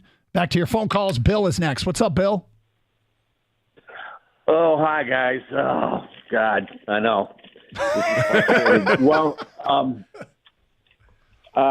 first of all, my champ is Brock Glenn, the third-string quarterback. Going in, playing the game, you had to know the pressure that was people underestimate the pressure that must have been on him to win that game. And, of course, the chump is the committee. I mean, who are these chumps anyway? The point I want to really say is a few things, but do you think Alabama goes in and beats Georgia with their third-string quarterback? No, I don't think they do either. And it's just, it's like you guys have been saying, it's not a beauty contest. It's so subjective, and to cite like an SEC team has to be in there, and I don't agree with it because they all through the playoff era. I mean, there have been blowouts in the semifinals all the time. It's happened to both of our state schools. But that doesn't matter because they earned the right to get there. Like you had just said it. I just feel bad, like Rodemaker and Brock Glenn. Can you imagine how, I'm sure they'll be fine and everything, but it's got to be a lot on those two kids to think that, we're the reason why our whole team. I feel terrible for Rodemaker because, concussion protocol, right? Yep. So he doesn't pass the protocols and make the game time decision or whatever it is, and they say that he's not going to play. I feel terrible for that kid. Give him another week and he's probably playing. And, does Florida State win the game 33-6 or something like that? Because their offense can actually move the ball down the field. Can they do that? And if they do that, are they in? Yeah, right. You know what? Probably not, because the SEC is too big of a lobby, and they have too many mouthpieces out there. They're going to sit there and preen around for them and say they belong in there. The one thing I will say about the committee is that had they gone the other way, they would have been dealing with outrage as well. Of course, yeah, no. And so the committee had. It's a no-win situation. They had an for them. impossible task. There was no decision that was going to please everybody outside of saying we're adding another playoff game, 4 plays 5, which you can't do. I feel like you should be able to. But at the end of the day, they would have been dealing with outrage no matter what. I will say that in defense of the committee. It's an impossible situation to check all the boxes. We are of the opinion, okay, it's just our opinion, that we wouldn't have done it the way they did it. If I were in that room, I would have argued, and I'm sure there were people that did, by the way. Well, I guess I get back to the whole thing of having the month to prepare. Was that even brought up into the committee? Because it just felt like it was a foregone conclusion before the game even started, before the opening kickoff that Alabama's in, no matter what. All right, let's get to our Champ and Chump nominations. My champ of the weekend from Michigan, Mikey Samristel, 2 forced fumbles, playmaker in the secondary, had a sack and a pass breakup. I think it's one of the best mid to late career position switches I've ever seen. Mikey Samristel, my champ of the weekend. He's great. My champ, Sam Laporta from the Lions, caught all 9 targets for 140 yards and a touchdown. Lots of first downs. Every yard he gained was important. Add the block on Jamo's touchdown, and this is why the Lions won the game. This guy is a stud already. He's a rookie in the league. He's great. Let's get to our chump nominations. My chump is the Philadelphia Eagles. We worry about the Lions defense not being able to make stops. Philly gave up 6 straight touchdown drives to San Francisco to end that game. I'm going with the Eagles as the chump. My chump, the College Football Committee, stand up to the SEC, be bold. Leaving out unbeaten Power 5 conference champ is just flat out weak. The optics of this whole thing just reek of you were intimidated by a certain conference down south. 248-539-9797. Phone calls, feedback. Carson Anderson. Let's go to Jim next on 97.1. Hi, Jim. Hey, guys. Hey. I think I'm going to be the minority here. I thought the committee did the right thing, and I'm going to give you 2 reasons why. Number one is I want you to look at the Michigan. When Michigan saw they had to play Alabama, all you hear is, oh, they wanted to play Florida State. They wanted to play them so bad. And the second reason is due to the fact, look at the point spread of the Georgia-Alabama game. It's 14.5. It's going to be up 15-16. I don't want to watch another game where I'm going to watch a 33-6 ball game. They got the best 4 teams in there right now. I understand if Florida won 11-0, but I don't know. I just think they picked the best 4 teams. I can't wait for these games to happen. Now, my champ is the committee, the opposite of Gator, and my trump is the Big Ten, and let me explain why. All these games were decent games other than Florida State wasn't a very good game, but all those games are pretty good. I wish the Big Ten would have figured out after 3 or 4 years that this West Division is so bad that maybe we should have had Ohio State and Michigan play for the second time and play the best 2 teams like Georgia and Alabama did, because everyone knew that Iowa might not even score, and they didn't. Well, I'll tell you what, Jim, the way you do it is you just have them in opposite divisions and you don't have them play every year, because that's what happens with Georgia and Alabama. They never play each other. What's pretty clear is that Jim's criteria is what will entertain Jim. Jim wanted the semi. Fine. He didn't want to say. He said, "I don't want to see another blowout in the semifinal games." And then he said, "And I didn't want to watch Michigan, Iowa." Jim's criteria for selecting teams is what entertains Jim. Fair enough. I mean, he's speaking on his own behalf, and if he doesn't, nobody else will. But that's his criteria. Well, look, the argument is there that Alabama is one of the 4 best teams in the country. It's hard to argue against that. Sure. But there's the fairness that comes in. It's not all or nothing, right? It can't. There's lots of criteria to follow if you're a part of the committee that has to be part of it. 248-539-9797. More your phone calls and feedback. Champ and Chump votes 97.1. Hey, as the weather gets colder, the NFL offers Stay Hot on FanDuel. Right now, new customers get $150 in bonus bets with any winning $5 money line bet. That's $150 if your team wins.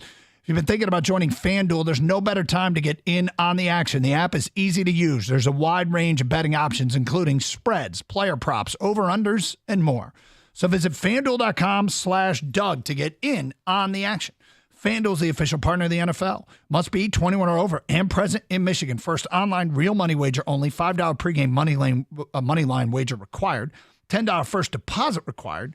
Bonus issued as non-withdrawable bonus bets that expire 7 days after receipt. See terms at sportsbook.fanduel.com. Gambling problems? Call 1-800-270-7117 for confidential help.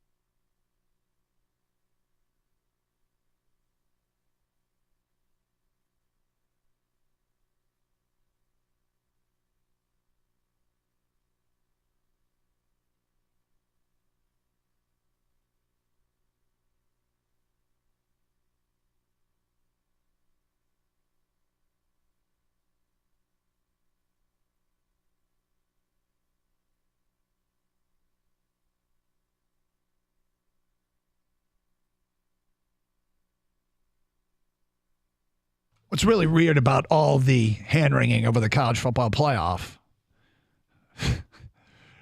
is the solution's already in play. Like, yeah, they've got to expanded. happen next year. But think about this. I just said during the break, I'll say it on the air.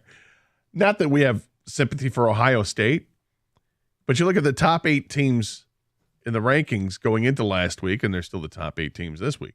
Ohio State was the only one that didn't have a chance to improve themselves because they lost to Michigan the last game of the season. A game that came down to the last drive where they had the ball and a chance to win, and they came up short thanks to a great play by the Michigan defender. And look what's changed. Then they play the championship week games. Now Ohio State's quarterback is in the transfer portal because everybody can enter the portal today. I mean, it's just crazy how things change so quickly. And like, what just happened? Did this just happen? Yeah. Florida State's not in the top 4. They're undefeated. They're not in the top. Okay, fair enough, I guess. Strange. And now we're going to see Florida State and Georgia play.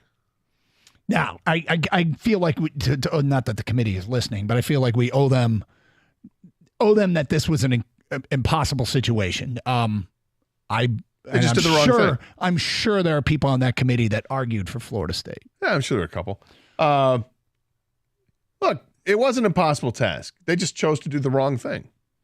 248-539-9797. Let's get back to your open line calls. We go to Tony. You're next. Hi, Tony. Hey, what's up, bro? Hey, listen, man. I'm going to have to Don King this with y'all.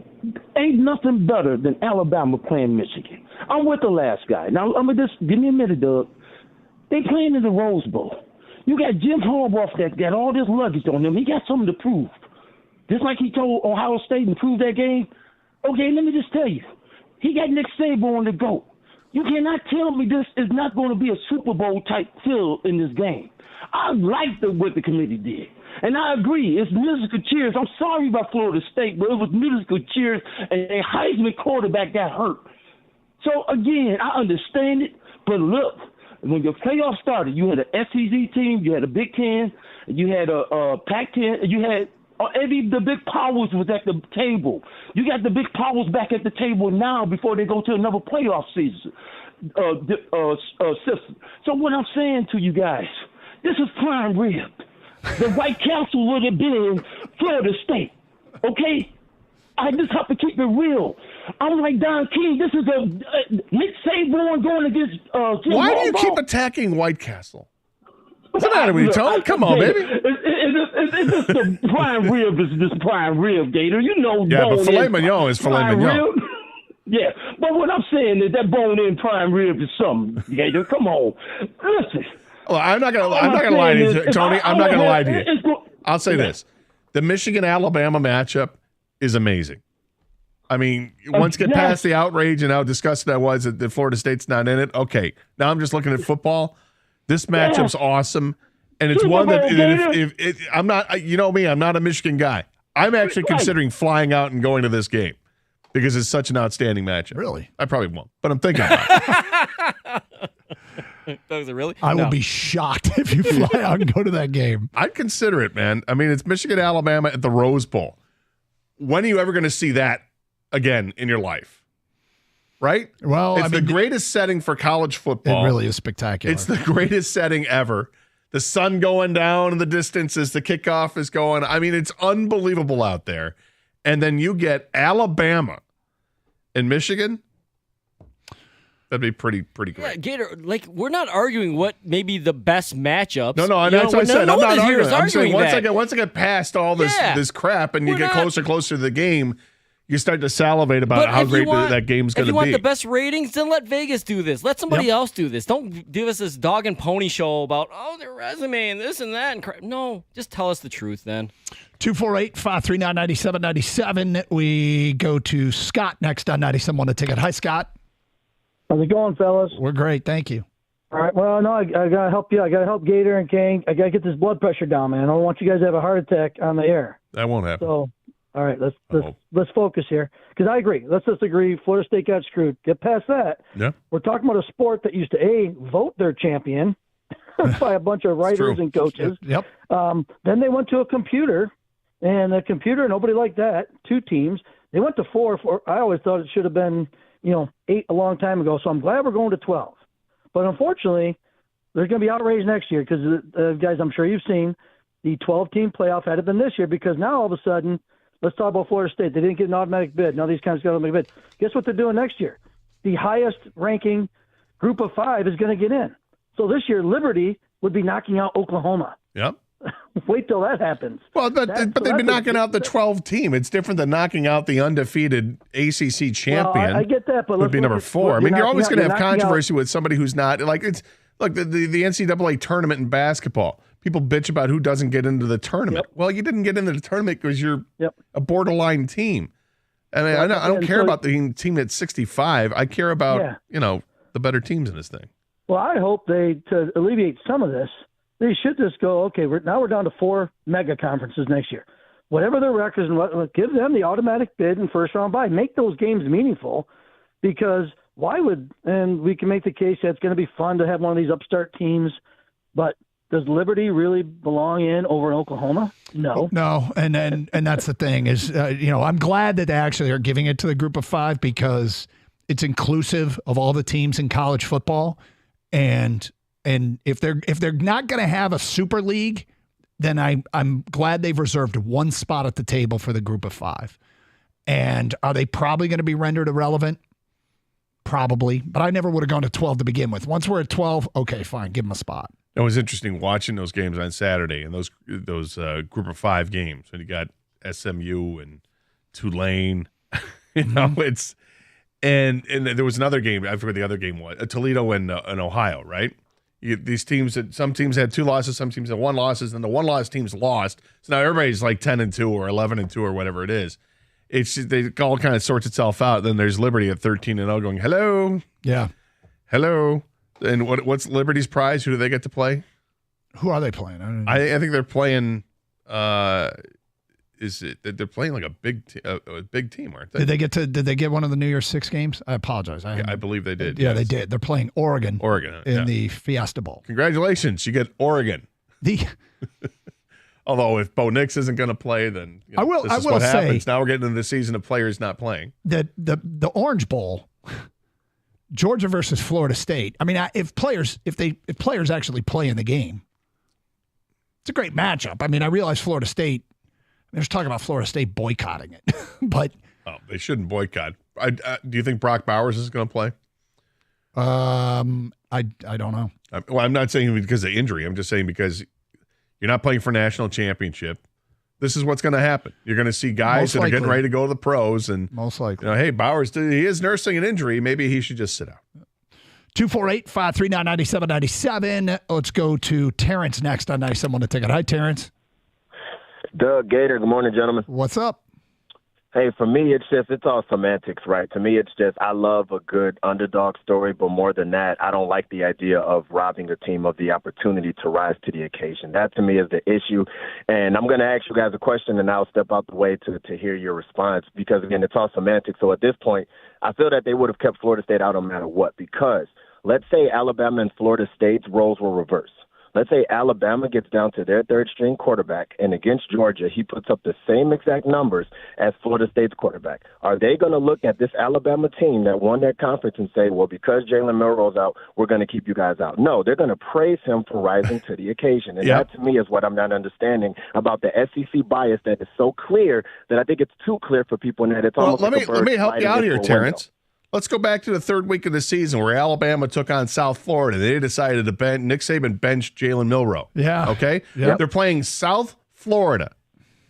Alabama plays with Ty Simpson and also Tyler Buckner because they're not sure which one's going to play. They play them both. Combined, they go 10 of 23 for 107 yards and no touchdowns. But Alabama wins. So they did what basically they did exactly Florida what Florida State did. But they won 17-3. Okay, Florida State wins 16-6 against a much better Louisville team. I mean, is Louisville better than South Florida? South Florida went 6-6. Yeah, I mean, Louisville ends up going 10-3 because they lost to Florida State there. I mean, it's a similar situation. Not the same because the starting quarterback isn't coming back for Florida State, but nonetheless, it's a similar game. Terrence, you make a very good point, and Gator, you backed it up by pointing out this did happen with Alabama, and they flew close to the sun against a worse team than Louisville. Rob is next on 97.1 The Ticket. Hi, Rob. Hey, fellas, the fake outrage is what has me just it's unbelievable. It was the morning show and now this show.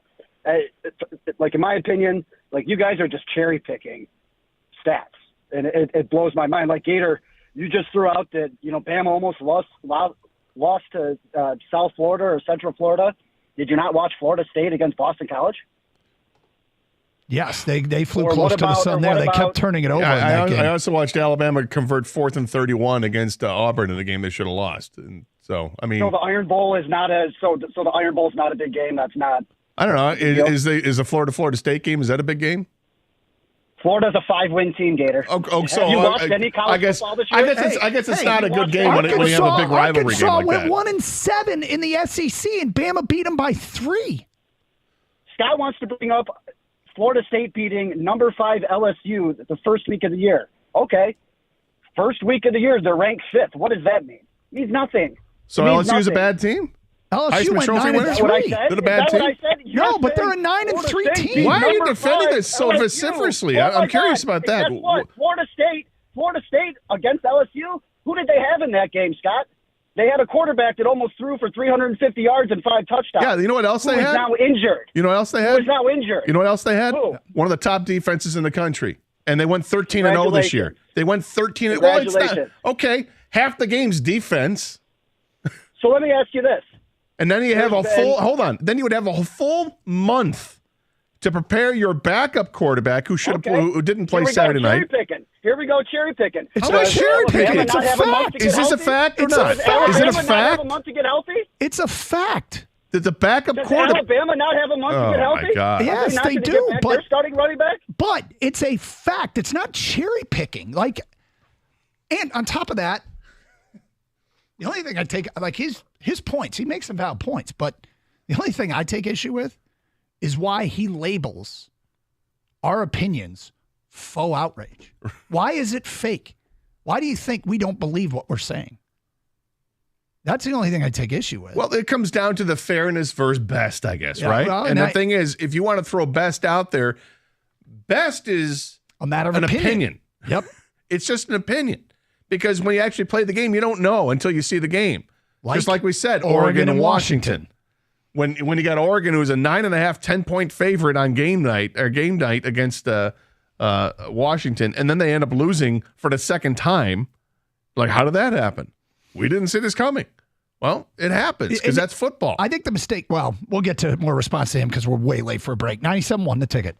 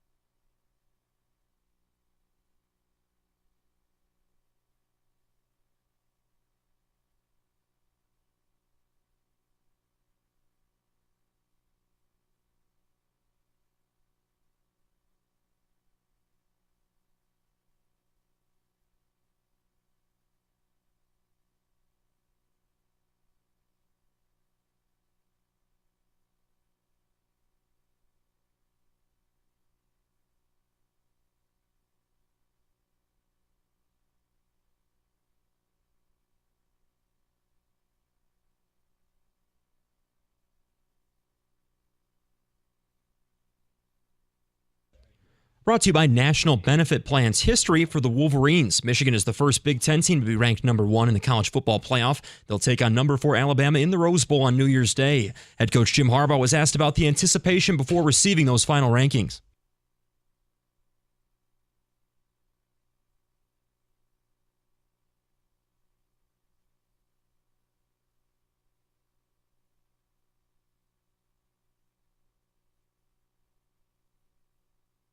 The other semifinal is number 2 Washington versus third-ranked Texas. Florida State, despite going 13-0 and winning the ACC, was held out of the playoff. The Wolverines have opened as a 1.5-point favorite over Alabama. This is their first Tournament of Roses since 2007. This is an absolute shocker. Ohio State quarterback Kyle McCord has entered the transfer portal. He threw for over 3,000 yards this season with 24 touchdowns. It was mission accomplished for the Lions in New Orleans. They snuck out of the Superdome with a 33-28 win over the Saints, of course bouncing back from that Thanksgiving loss and moving now to 9-3 on the year. Detroit tied with the Niners for second place in the NFC. Both teams just one game back of the 10-2 Eagles. And Monday Night Football tonight, the Bengals are visiting the Jags. Kickoff at 8:15 over on the Bet 1270. At the Ticket Update Desk, I'm Luke Sloan. For more, go to 97.1 The Ticket or Odyssey.com.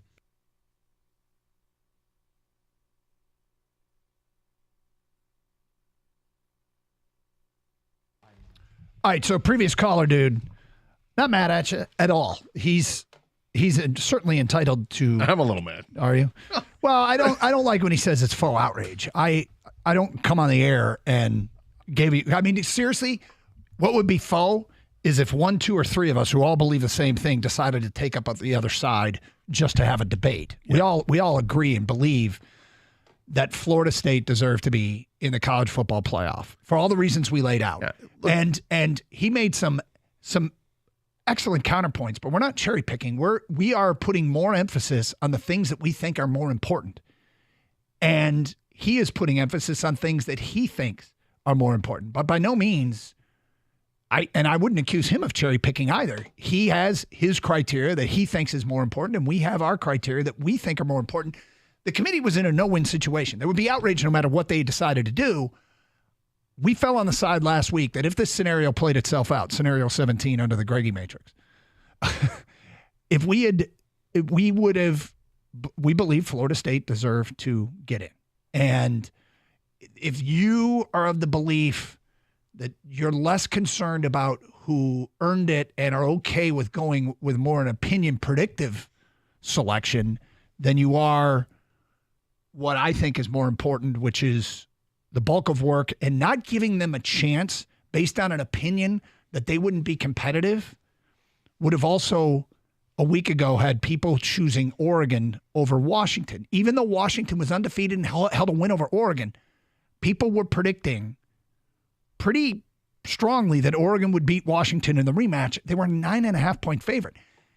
And that's why it's important to play the games. Now, Florida State and Bama didn't play one another, but based upon what happened during the year, that's why I would go with Florida State. And my opinion of who's better, I'm even downgrading my own opinion of who's better because, quite frankly, Florida State, to me, earned it based upon their regular season accomplishment. Well, I think there's two schools of thought, really. There's what do you think is fair and righteous, and then what do you think is the best team? And it's not an easy decision to come to it. And I understand it with the committee. It's not easy to do what you're going to do because you're going to have people upset on both sides. No matter what you choose, it's a no-win situation. Thanks, Georgia, for losing and screwing things up. Because had Georgia won the game, it would have been really easy to. I think Florida State gets in over Texas, right? Mm-hmm. So it's unfortunate how this all ends up working out.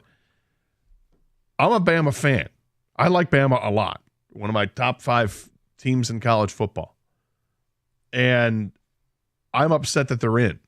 So this isn't fake. I'm looking at the body of work. I'm looking at the injustice that is not giving a team a chance just because they've lost a player. All right? Now you're going to have – it bothers me to no end. And then the caller was like, you're cherry picking. I'm not cherry picking anything. It's a fact that the backup quarterback who wasn't able to go on Saturday night for Florida State is going to get healthy real soon. He just has to clear the concussion protocol. And once he does, he'll be fine. Let's say that happens this week. Then he would have had over 3 weeks to prepare for the playoff. I'm sorry, but 3 weeks of getting all the reps, he's going to be better than even what he was, which wasn't spectacular by any means, but he might have been good enough because their defense is outstanding, and that gets overlooked completely. Tate Rodemacher's better than Brock Glenn, and Tate Rodemacher would have been back. And again, I have to imagine the committee knew that and considered it, but they still didn't think. I don't think they considered it long if they did. Let's get back to your phone calls. Jordan is next here on 97.1 The Ticket. Hi, Jordan. Yeah, I just wanted to say with it, first of all, I think Florida State definitely got screwed out of getting in there. I think being an undefeated team in the Power 5 conference definitely should have got them in there.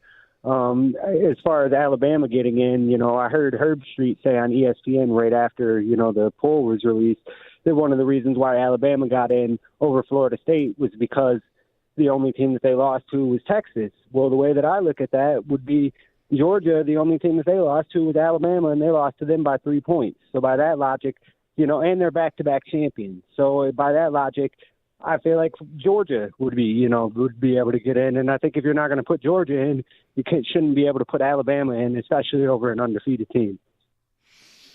Yeah, the crazy thing is that Alabama's win over Georgia boosted Texas's resume because it made Alabama a better win for Texas. And Texas, got in anyway, so maybe it's not even a part of the point. But your point about Georgia, there's some validity to it.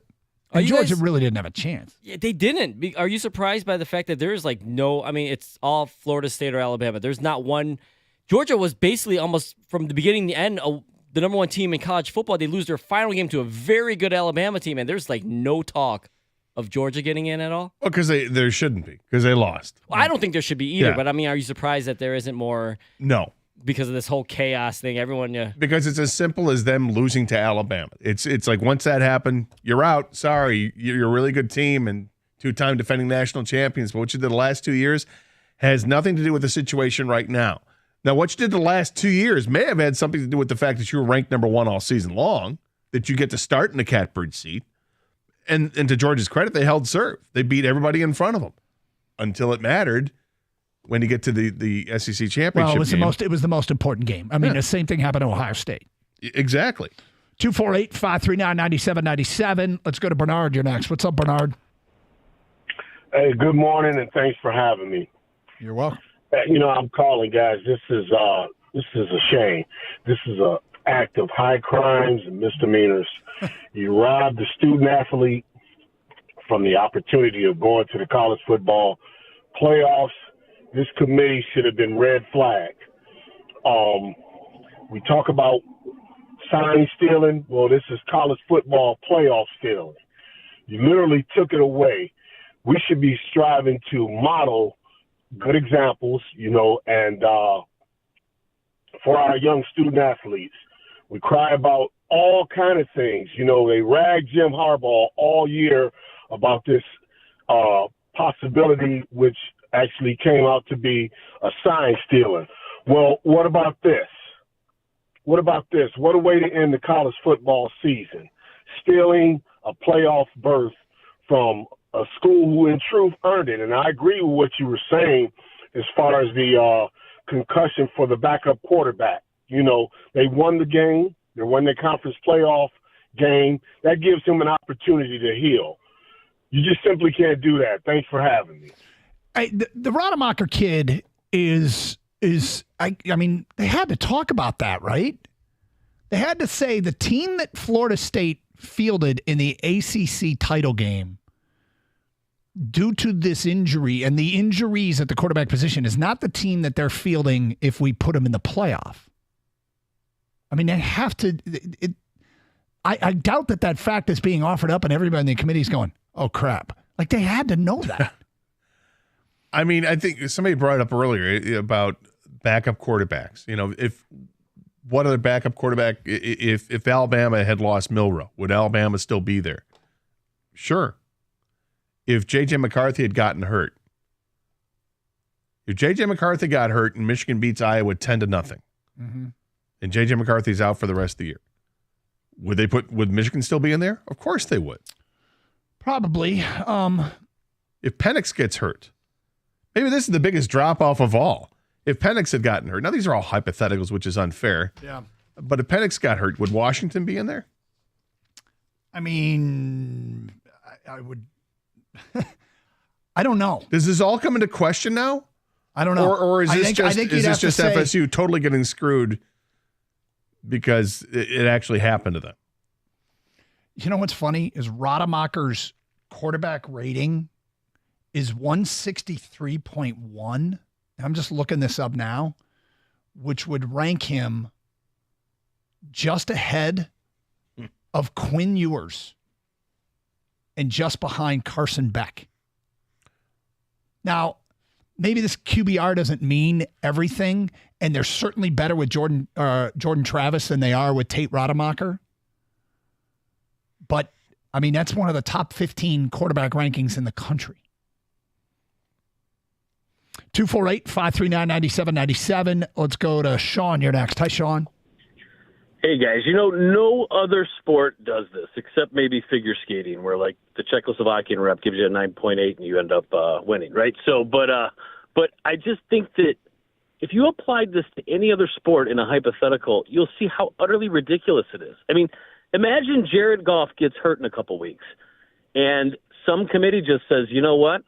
Green Bay's hot, and Lions, I know you got a better record than them, but Bridgewater doesn't look so good, so we're going to stick Green Bay in instead of you for entertainment purposes.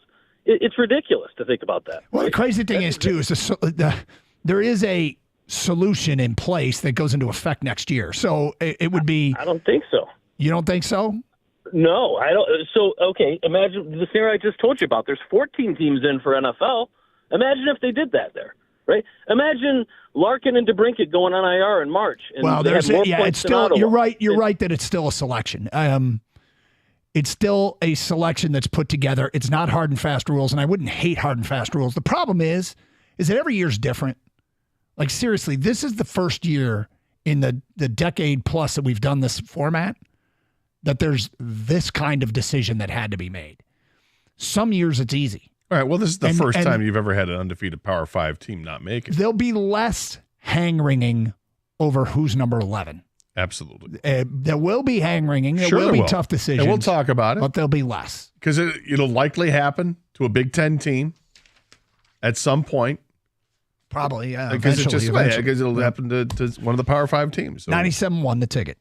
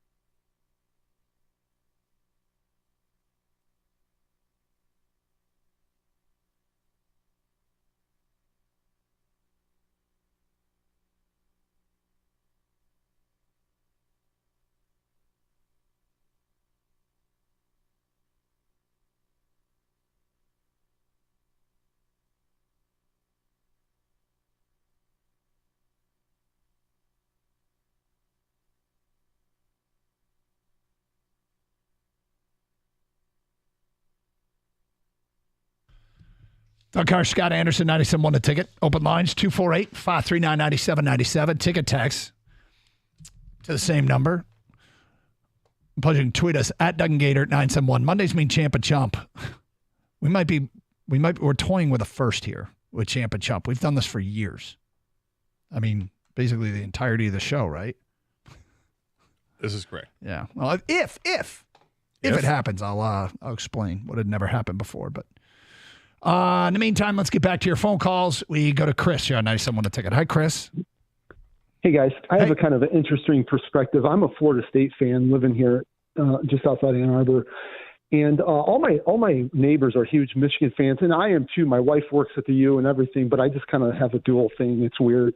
But my thing is all season long, my especially across the street from me, he's a diehard Michigan fan. He pretty much said, you guys are good, Florida State's good, but they're not a quite playoff good.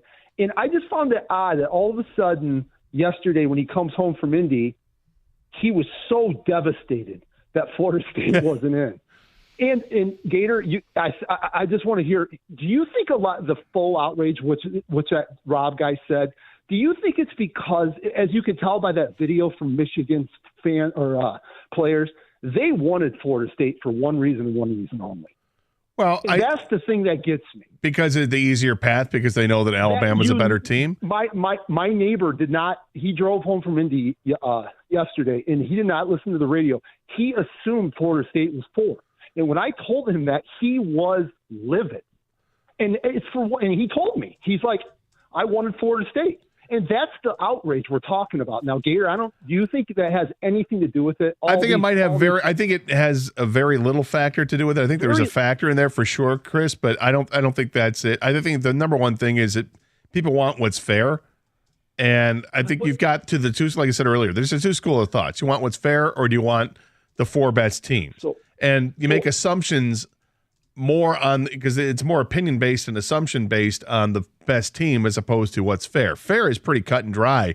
Florida State's undefeated. They're a conference champion in a Power 5 conference. That they should be there, right? It's never happened where they haven't been there. So you go to the opinion side of it, and I think I think less people are probably on the opinion side than on the what's fair side. So a couple of things. I've watched, I think, all the games. They've flown close to the sun pretty much a lot of times this year. And as soon as his leg, as soon as he broke his leg, I mean, I knew they were done. And it just stinks. But they weren't.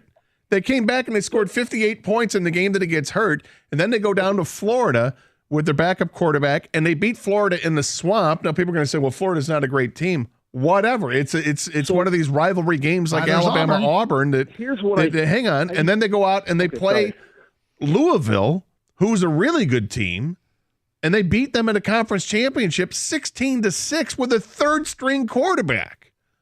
Okay, here's what I think would have happened. I think they would have gotten in if they would have. Everybody says, well, Ohio State did it with a third-string quarterback, but didn't Cardell Jones go out there and just curb stomp Wisconsin like 59-0 and made it? And I think the playoff was like. There's a little bit of a difference, yeah, because Cardell Jones had a chance to play in a couple games before the national championship. Yes, it's a little bit different with that, but nonetheless, he had the opportunity, and they weren't going to stop them because he did exactly that. When there's only 4 teams playing in the college football playoff, you should assume, prepare for, and understand that you're going to be playing a great football team. You're going to be playing a great football team.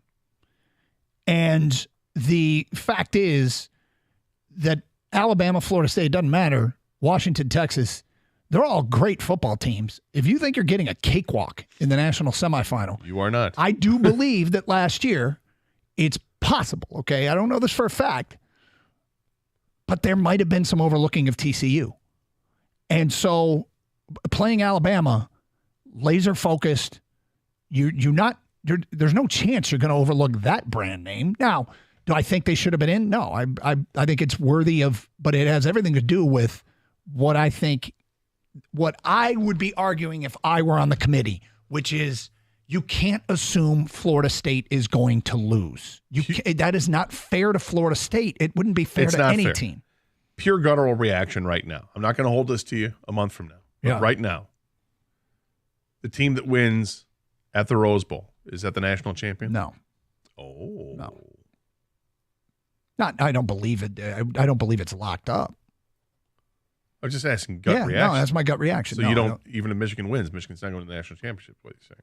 Well, I don't think that it's a given they win the next game. No. I don't think there's any givens. I'm just asking. I don't think it's obvious that the winner of the Michigan-Alabama game is going to win the national championship. No. Do you? I don't think it's obvious, but my 51 would say that that's the team that wins that game wins the national championship. I like how the caller asked you, Gator, because the people keep saying that the whole Michigan would rather play Florida State. That's why there's this fake outrage, and you can't stand Michigan. No. You don't care if Michigan. You'd rather have Michigan get blown out, right, in their next game against Alabama. I would love if they get blown out by Alabama. So your whole point of view is what you think was fair, and you don't think it happened was fair. That's all it is. You don't care what Michigan, who they. No, I can say the easier path or not. You want them to actually have the harder path. I would like to think that when it comes to things with Michigan and I need to be objective, that I can be objective about it.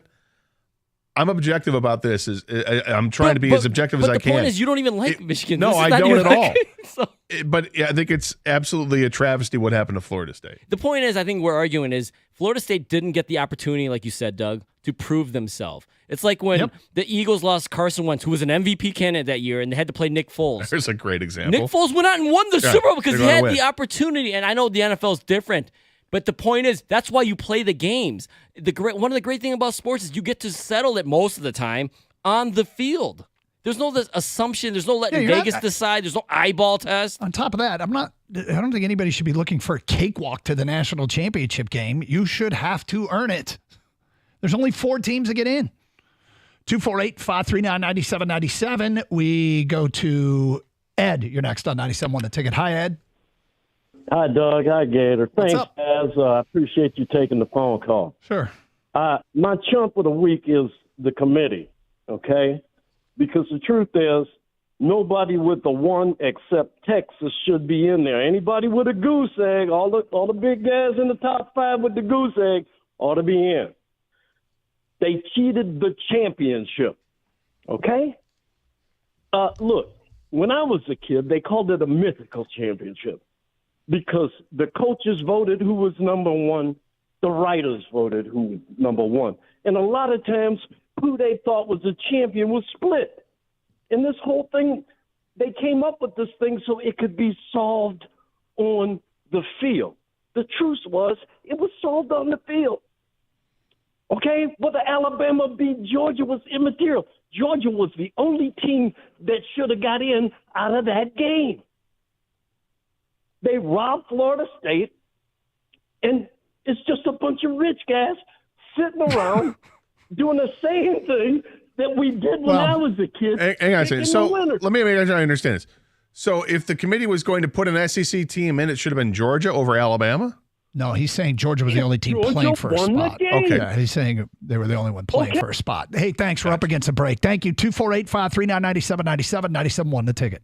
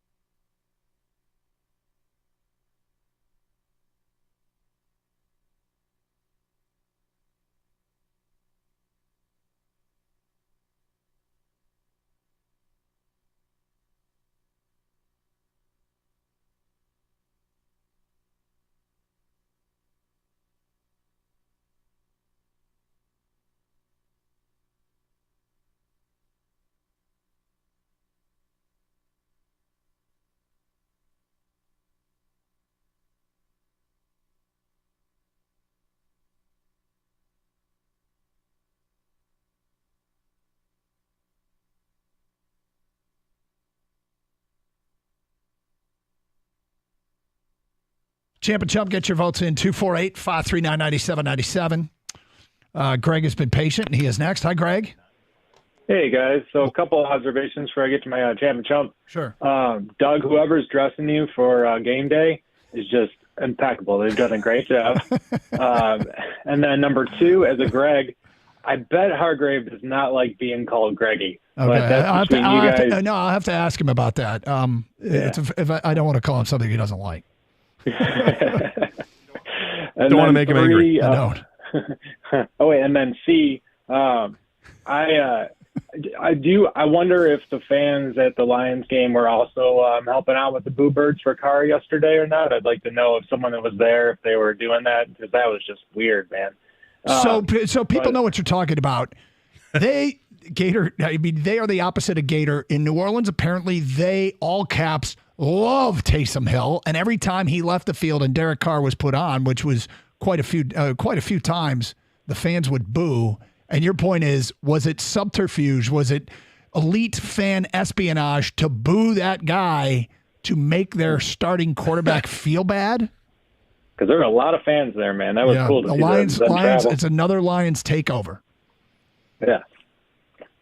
Yeah, the Taysom Hill thing. I'm watching the game and I'm getting infuriated with the Lions defense. He's no threat to throw the football. He is not. No matter what Moose Johnston will tell you or any other commentator tells you, he's not a threat to throw the football. How many times did he throw the ball yesterday? Did he not? I don't think he did, right? Taysom Hill threw 2 passes and was 0 for 2. Yeah, did he throw one of them out of bounds? I think he did. Yeah. And he had 13 carries for 59 yards and a long of 21. He's just going to take off and go. Why they can't figure that out is beyond me. This is why I hate the Wildcat offense, because it makes defenses look dumb. Defenses start thinking too much. Don't think too much. Your first instinct is right. He's running the football. Taysom Hill is terrible as a quarterback. He's a really good player for that team, but he's not a good quarterback. He's good in those short yardage situations. He can get you a tough couple of yards. I'd let him do that all day long. But to think that on 1st and 10, that this guy is somehow going to drop back in the pocket and throw some 40-yard pass downfield to Chris Olave is ludicrous. All right, I'm done with it. Sorry. It's all right. I'm not triggered. I'm good. Sorry. But Champ and Chump, Mikey Sanders, though, like you're saying, Doug, he was just everywhere, making all the plays on a Saturday night.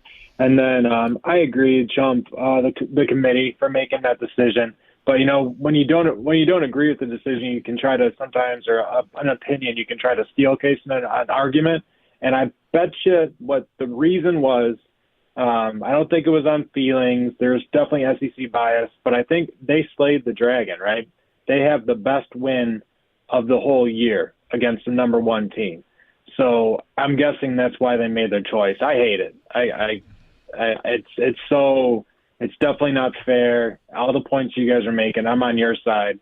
But it'd be like in wrestling or boxing, if you defeated the champ, and then they said, "Oh, well, you're not the champ, and you don't get a chance to be the champ." So I'm guessing. Here's the thing about it too: is I'm not outraged at the committee for the team they selected, given what they clearly used as the criteria. But I might be going and looking for a vehicle, right? And I'm going to say, in this vehicle, I need gas mileage and a third row. And you might say, I'm going to guess that you would buy a vehicle with different priorities. You might say, I want acceleration and a sporty look. Sure. I went into this process thinking, I'm not going to use my opinion of who's best. I'm going to take the evidence provided during the regular season and the conference championship games, and the wins and losses matter to me, and strength of schedule and all that stuff, sure, but I'm going to reward the team that I think has the best resume, more so than the team that in the moment I think is the best, because the in the moment thing changes week to week. And it's like if Alabama had played USF late in the season, but they played them early. They had their Louisville game. Without their starting quarterback, they flew close to the sun against a 6-6 team. I think it matters that it happened in week 2. And what Florida State did, it happened late. And unfortunately, it's going to impact them in the playoffs with losing Jordan Travis. But that's my criteria, which is what I would take into that room. The committee did it a different way. Well, I went into the Saturday matchups fully prepared to argue when all was said and done that Texas belongs in over Alabama. That's what I thought was going to be the big debate. I thought it's going to be that. It's going to come down to Texas and Alabama because if Florida State beats a really good Louisville team with their third string quarterback, how could you keep them out?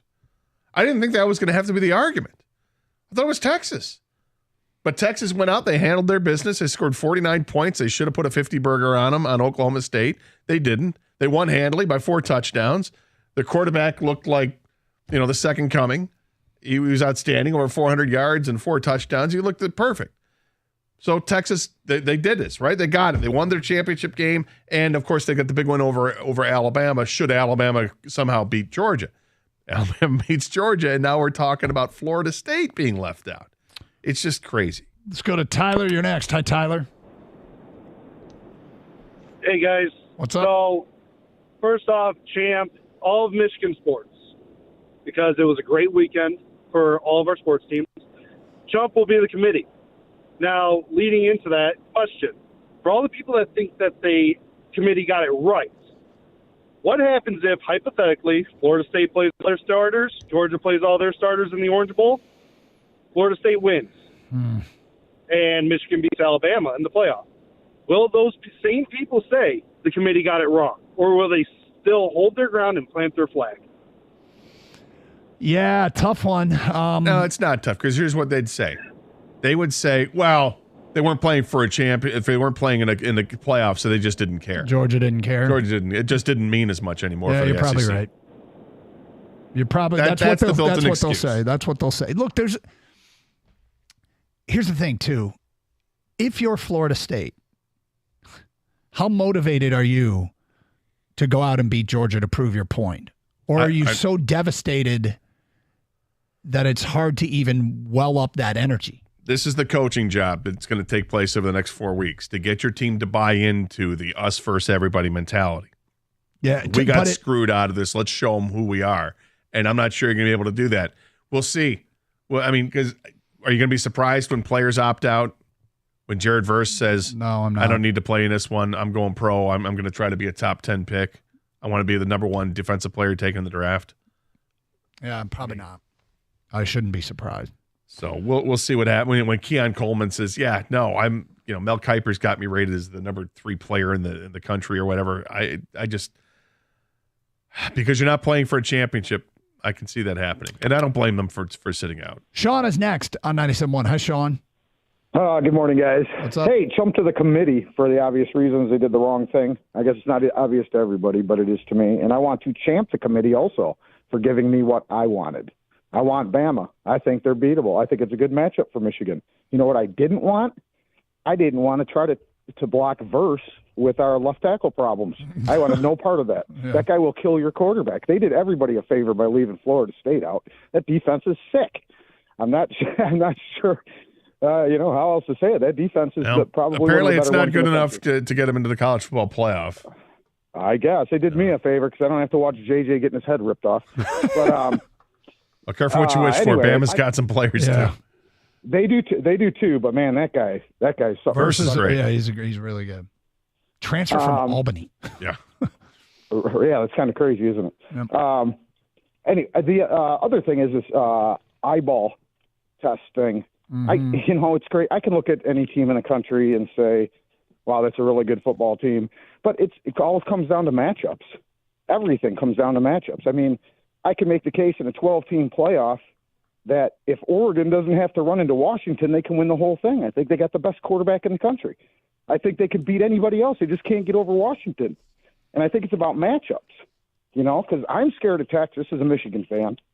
I think Washington should be, but I'm not scared of Washington because I think where we're strongest, they're weakest. I don't know that you're right in that, Sean, but you are right in the whole thing that some teams just match up better. Because here you are talking about how Oregon just has a terrible matchup with Washington, in your opinion, but you think Michigan's a decent matchup with Washington. There are different challenges for different teams, and you're absolutely right. And I don't know that you're correct in saying, I think your philosophy is correct. I don't know if you've applied it correctly, but I think you're right. Sometimes there are just bad matchups for teams. Well, getting ahead of ourselves, but if Michigan were to match up against Washington, be a fun matchup to watch. Michigan's secondary with Johnson and Sainristil against those guys. Rome Odunze is outstanding. Yep. And then they've got McMillan and there's another receiver, and then Jeremy Bernard, the Michigan State transfer. They got a lot to like with that receiver core against Michigan's secondary. Be a lot of fun to watch. I was thinking about that. I was thinking about that watching those games going, this secondary, which is the strength of the Michigan defense versus Washington's wide receivers, would be a fascinating watch. It's Carson Anderson, 97.1 The Ticket. Well, it's like 6 months ago, I guess, now that I decided to get better sleep, and I did something about it. Look, I went to a True Sleep store out there in Shelby, and I test drove a bunch of mattresses. I found the one that I loved, but it wasn't just the mattress. It was the pillows. It was the adjustable base. When I'm talking about the adjustable base, I splurged on the BedTech BT 6500. Look, it's top of the line. It's going to cost you a little bit of money, but it was absolutely worth it for me. Go out and try it yourself. Michigan's largest Helix mattress dealer, the most awarded mattress in 2023. It's all right there at True Sleep. Find your perfect sleep system at True Sleep. They've got stores in Troy, Warren, Shelby, or Lake Orion.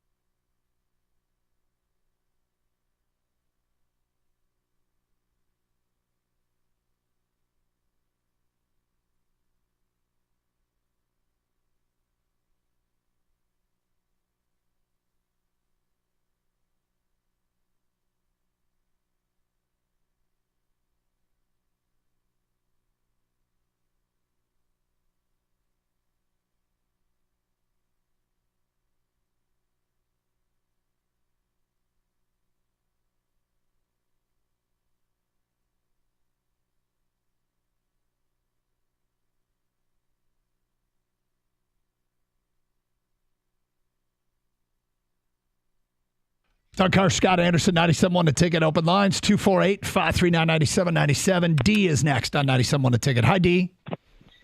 DK Gator King, what's going on, fellas? How you doing, sir? Hey, man. Hey, man, real quick, DK, man, for this to be your first year doing play-by-play, you're a smooth operator, bro. I was listening to the game. Honestly, I was listening to the first half of the game on the road, listening to you. And you the man, bro. I can see you doing this for 10, 12 years, bro. Well, we take them one at a time, D, and it actually is my second year doing it. But thank you. I appreciate it. It's not nearly as impressive, is it, D?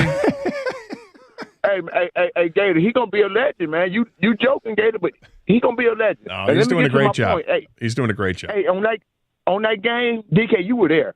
On that kick return by Samaje Morgan. Yep. Have you ever seen a play that Iowa guy got juked out of his shoes? He fell, almost fell into the end zone, but that guy got up. It's crazy. It's absolutely so. Everybody. I'm sure that it starts with, hey, don't miss the tackle in the first place. But for people who missed it, Samaj Morgan fields a punt on his own 7-yard line. And the guy down the field, the first guy in, missed the tackle, fell to the ground inside the 5, got up and chased down Samaj Morgan inside his own 5. It was an incredible hustle play. And I'm almost afraid to send it to Jansen because Jansen would say, don't miss the tackle in the first place. But it was a hell of a hustle play. It was like DK Metcalf a couple years ago when he chased, I forget who it was, he chased down. It was the same not play. only was it hustle, he was like telling guys, get out of my way. You guys are too slow. I mean, he literally went through a crowd of blocking players and made a beeline. I was like, this is unbelievable. One more point, fellas. The Detroit Lions, after we win the division, we might have 2,000-yard rushers, and both of them just might have double-digit touchdowns. And I didn't see that coming when we got rid of Swift and Williams. I was upset, but I'll be damned, bro. Has that ever happened? 2,000-yard rushers on the same team with both players getting double? Oh, that has happened. Well, I don't know if both got double-digit touchdowns. I had to look back at it, but in 1976, Franco Harris and Rocky Blyer were both 1,000-yard rushers. Okay, well, that let everybody know this is a running team, bro. Love the show as always, guys. So it's interesting. The Lions opened the game with a false start, and they're only near. Well, it wasn't their only near turnover, but they fumbled the opening snap on a false start. Had 1st and 15, and they ran the ball 4 times to open the game. And Dan Campbell was asked afterwards, hey, you opened the game with 4 straight running plays. Was that like an intentional? And Dan Campbell's like, yep. That's exact. We wanted to run the football and get the run established early and let them know. And then they, obviously did some other things. I did, you see Jamal Williams' season with New Orleans? It's not good. 52 carries, 147 yards, no touchdowns. Yeah. Lions got a lot out of him last year. They sure did. Glad they did. He got a contract out of it going to New Orleans. Good for him. But I'm happy with the Lions have. In 1976, Franco Harris ran for 1,128 yards and 14 touchdowns. It was a 14-game season back then. Rocky Blyer ran for 1,036 yards and 5 touchdowns. So they didn't have the same touchdown total. Terry Bradshaw was a starting quarterback, started 8 out of 10 games that year, threw for 1,177 yards, 10 touchdowns. Such a different game. It was all running back then. But that was a heck of a duo that they had back in 76. 248-539-9797. Chris, you're next on 97.1. Hi, Chris. Hey, Doug, Gator, King. You guys are fantastic. Thank you. Just wanted to let you guys know that I think Doug is my champ. In his second year calling games for Michigan, he used to call a game at the Rose Bowl. I'm pretty excited about that. And absolutely, Trump is the committee for the playoffs. They got it wrong, just like you guys said. One point I wanted to make that I told your screener, look out for Green Bay. I think they're destined. If we're talking eyeball test today, which I think we have over and over, the idea that Green Bay isn't going to win their last 5 games is not out of the question. They'll be 11-6. The Lions need to get to 12 wins. Well, I said to Doug off the air, and I'll say it on the air. I think the Packers are doing what the Lions did last year. When the Lions got on that roll, and won 8 out of the last 10 games and let everybody know, everybody on notice that they're a good football team and look out for them next year. That's what Green Bay is doing. Green Bay started the season 2-5, and now they've won 4 of the last 5 games. This is their role right now. And what do they have left? The Giants, Tampa, Carolina, Minnesota, and Chicago. And that's 5 winnable games the rest of the way. So Jordan Love is playing really good football. Yes, he is. I'm okay with Jordan Love being really good. Please don't be elite. Well, he's playing elite lately. I've been talking as a paranoid Detroit Lions fan about Jordan Love for months. It's okay if he's good. Fine if he's good. Sure, be good. Don't be elite. He's got 8 touchdown passes and 0 interceptions in his last 3 games. He's been really good. Mm-hmm. He's averaged about 280 yards passing per game. His completion percentage is in those 3 games is 68, 69%. He's been unbelievable in the last 3 games while beating the Chargers, the Lions, and Kansas City. They're playing so well, guys, that at the end of the year, I don't care if the Seahawks or the Vikings have a better record than the Packers. I think the Packers should get into playoffs ahead of those guys. Because my eyeball test tells me that they're Vikings just better. In fact, the Vikings, they should just stop them right now because their starting quarterback got hurt. Yeah. What are you playing for? Why are they even bothering? 248-539-9797. Let's go to Dan. You're next on 97 The Ticket. What's up, Dan? Hey, guys. I appreciate you letting me do this. Sure. First-time caller. Thank you. My champs, you know what? I want to give it to Florida State. They did everything that they needed to do to get in, and I feel bad for the kids, especially the 2 kids that got hurt. And my chumps, the committee, because they are preaching that they wanted the 4 best teams no matter what. And if you make no mistake, they really wanted the 3 best teams, but they have to have an SEC team in there because they talked about resumes, and I'm looking at resumes and I'm looking at Ohio State and I'm like, wait, who's the number 1 team right now? Ohio State. Trust me, I cannot stand Ohio State. I would have loved to see them be number 4 so that we could play them again and beat them and really just put the nail in the coffin on that team and Ryan Day and everyone associated with them. But I think Ohio State technically now has the best resume. They lost a close game on the road, and make no mistake, also everyone knows that the Big Ten championship was played the Saturday after Thanksgiving. It is every year, and TV ratings prove that. So Alabama and Ohio State had this similar thing, right? Alabama lost to Georgia. Alabama beat Georgia. It's a great win, but Alabama has a 1 loss, and 1 loss is to the Big 12 champion. And Ohio State has 1 loss in the season to the Big Ten champion. There's similar resumes, but the fact is Alabama beat Georgia. Alabama beating Georgia. Is it the best win? Other than because it happened so late. Other than Texas's win over Alabama. Yeah, I mean, look, the conference championship games.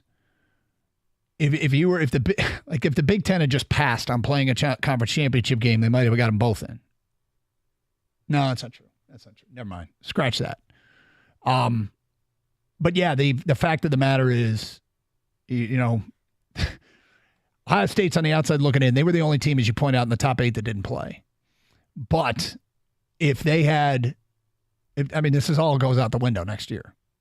Right. Because I don't know if we're going to like it, college football better or worse as a whole. Because it takes away a lot of the intrigue of the regular season. It creates different intrigue, and maybe that different intrigue will be just as intriguing. My gut reaction is that I'm going to like it slightly better because of the bowl season. Because the 12 teams that are playing, you're not going to have players opting out. Whereas now, you got matchups where Florida State and Georgia, I don't know who's going to play in that game. 248-539-9797. I just double-checked this. The Lions did win yesterday. What's that? But all anybody wants to talk about is the college football playoff. When did the NFL play yesterday? We had open lines, 97-1 The Ticket.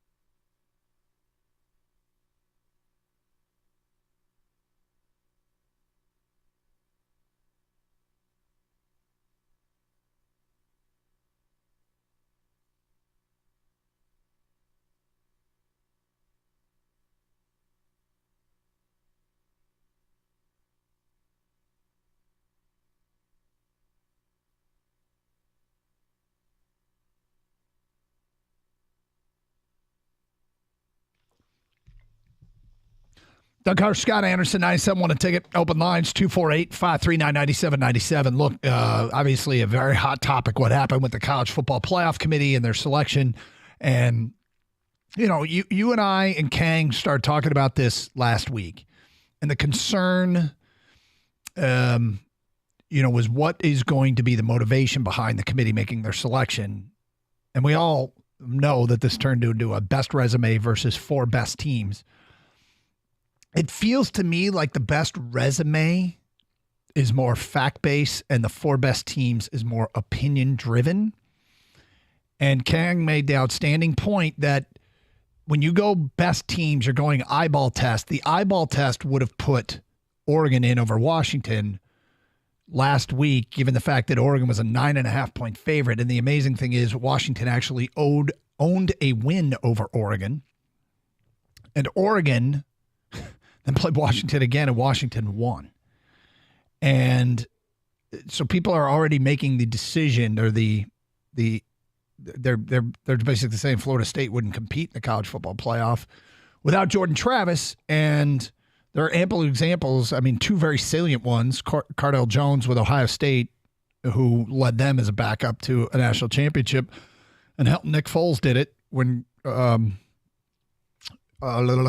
Carson Wentz. Thank you. Carson Wentz got hurt for Philadelphia. So, it's a tough deal. It's a tough deal for Florida State. I think I would have taken that criteria. My criteria, what I think it should be, is the best resume, personally. But if they want to argue best teams, then you get into opinion. And I could see why Alabama was selected.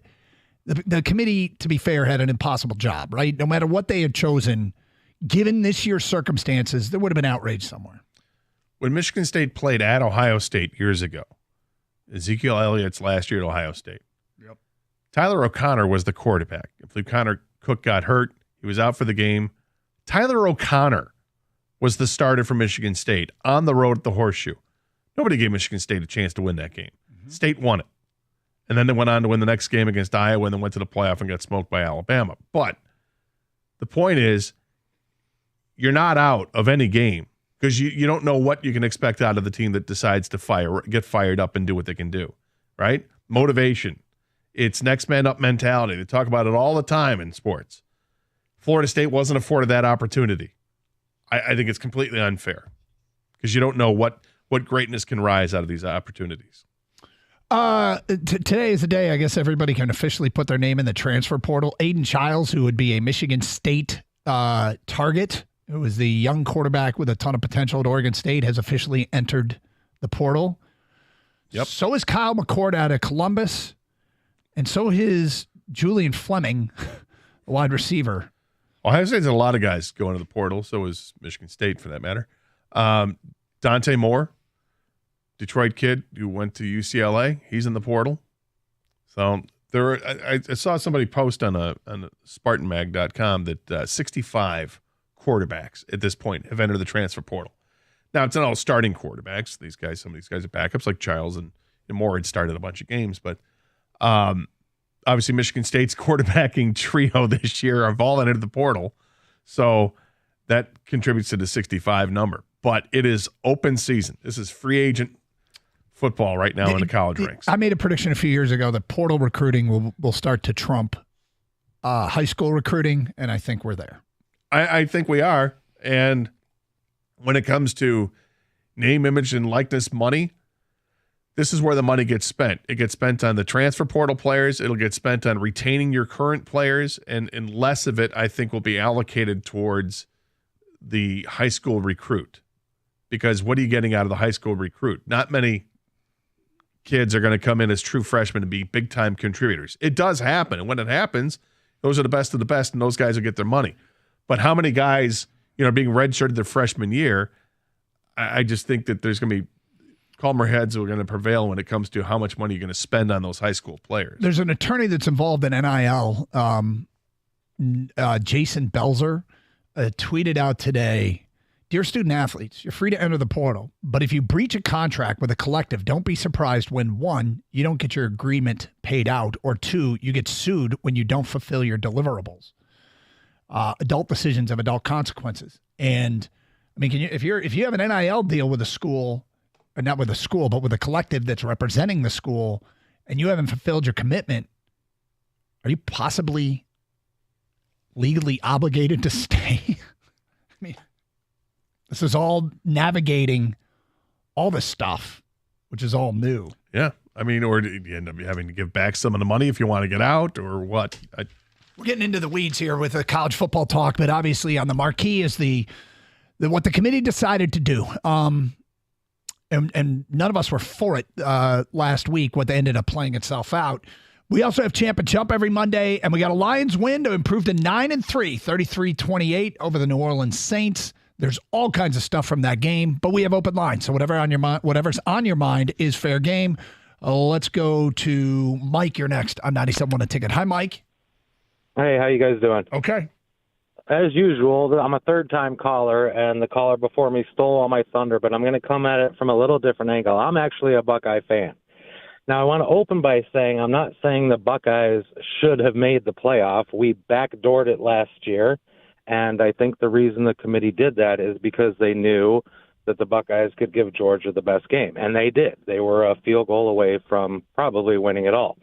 This year, Florida got totally jobbed. But my question is, of the 3 one-loss teams, not including Georgia, because they're probably also better than Ohio State, Alabama, Texas, Ohio State. You want to go resume? Ohio State lost one game on the road by 6 points and had a chance to win the game at the end. How is that not the best loss? Forget the best wins. There's 12 of them. The best loss was Ohio State. Now, I am saying that Georgia and Florida State probably should have beat the Buckeyes. Fair enough. I'm going to say this. I think you might be right that Ohio State's got the best loss. I think that's probably fair, throwing Georgia out of the equation too, I guess. But but then you got to look at who's got the best win of that group. Texas has the best win. They beat Alabama. Okay, but don't you have to beat who you play? I mean, one loss on the road and I don't deny it. I agree with you. I think it's the best loss in the country. I'm a different kind of Buckeye fan. I want Michigan to win every game but one every year. I don't want them to lose every week. I want them to win every game but one. Gladly and obliged. Obviously, that's Ohio Mike, State. I'll tell you, it is a criteria. I don't think it's the only one. Well, and it should be considered. But I think it's a huge criteria. What's your best loss? Okay, but what's your best win? Yep. I mean, is the best win Penn State? And then what? Yeah, and so Notre Dame? If you are comparing Ohio State's best win to Alabama's best win, who's got the better best win? I would imagine Alabama over Georgia. Oh, absolutely. Yeah, so I mean, there are criteria, and Ohio State would have the best loss. But I'm like thinking, is it LSU? Is it Ole Miss? Oh, no, they beat a team called Georgia. Yeah. Jeff is next. What's up, Jeff? Hey, guys. How you doing today? Okay.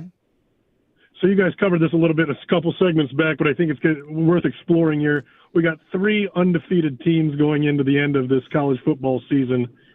I would love to see 2 of them lose, and I'm saying that as a Michigan fan, so that somebody can look at Florida State, the only undefeated team left in college football, and say, but you're not the national champion. That would be interesting. Yeah. If Michigan loses I don't know how you do that. And Washington loses and you've got or Florida State sitting out and they're the undefeated team and they didn't even get a chance to play. Florida State beats Georgia, proves they can beat, anyone in the SEC. Michigan could easily lose, and I'm a Michigan fan. I think Washington is going to lose. I don't think they'll come out the victor. So, I mean, I think Florida State should just print T-shirts and, take the victory if that happens. And I think we should all acknowledge them and just, forget the chump. If that's an interesting argument, what if Florida State and Georgia play their game and nobody leaves? Like Brock Bowers plays. You've got Keon Coleman and Jared Verse play. Like, you've got a full roster for both teams. And let's say Florida State houses them. And Florida State beats Georgia. I mean, they're going to yell and scream from mountaintops, I'm sure. Why not? You get down to voting and all that. Does the committee even meet at the end of it all? Or they just worry about the top 4 teams and what happens? The national champion has always just been – I don't know that they have to select anybody. It just goes to the team that won and they're voting for everybody else. Now, the AP and Could one of those vote Florida State number one? Yeah, because the AP, Florida State's number 4.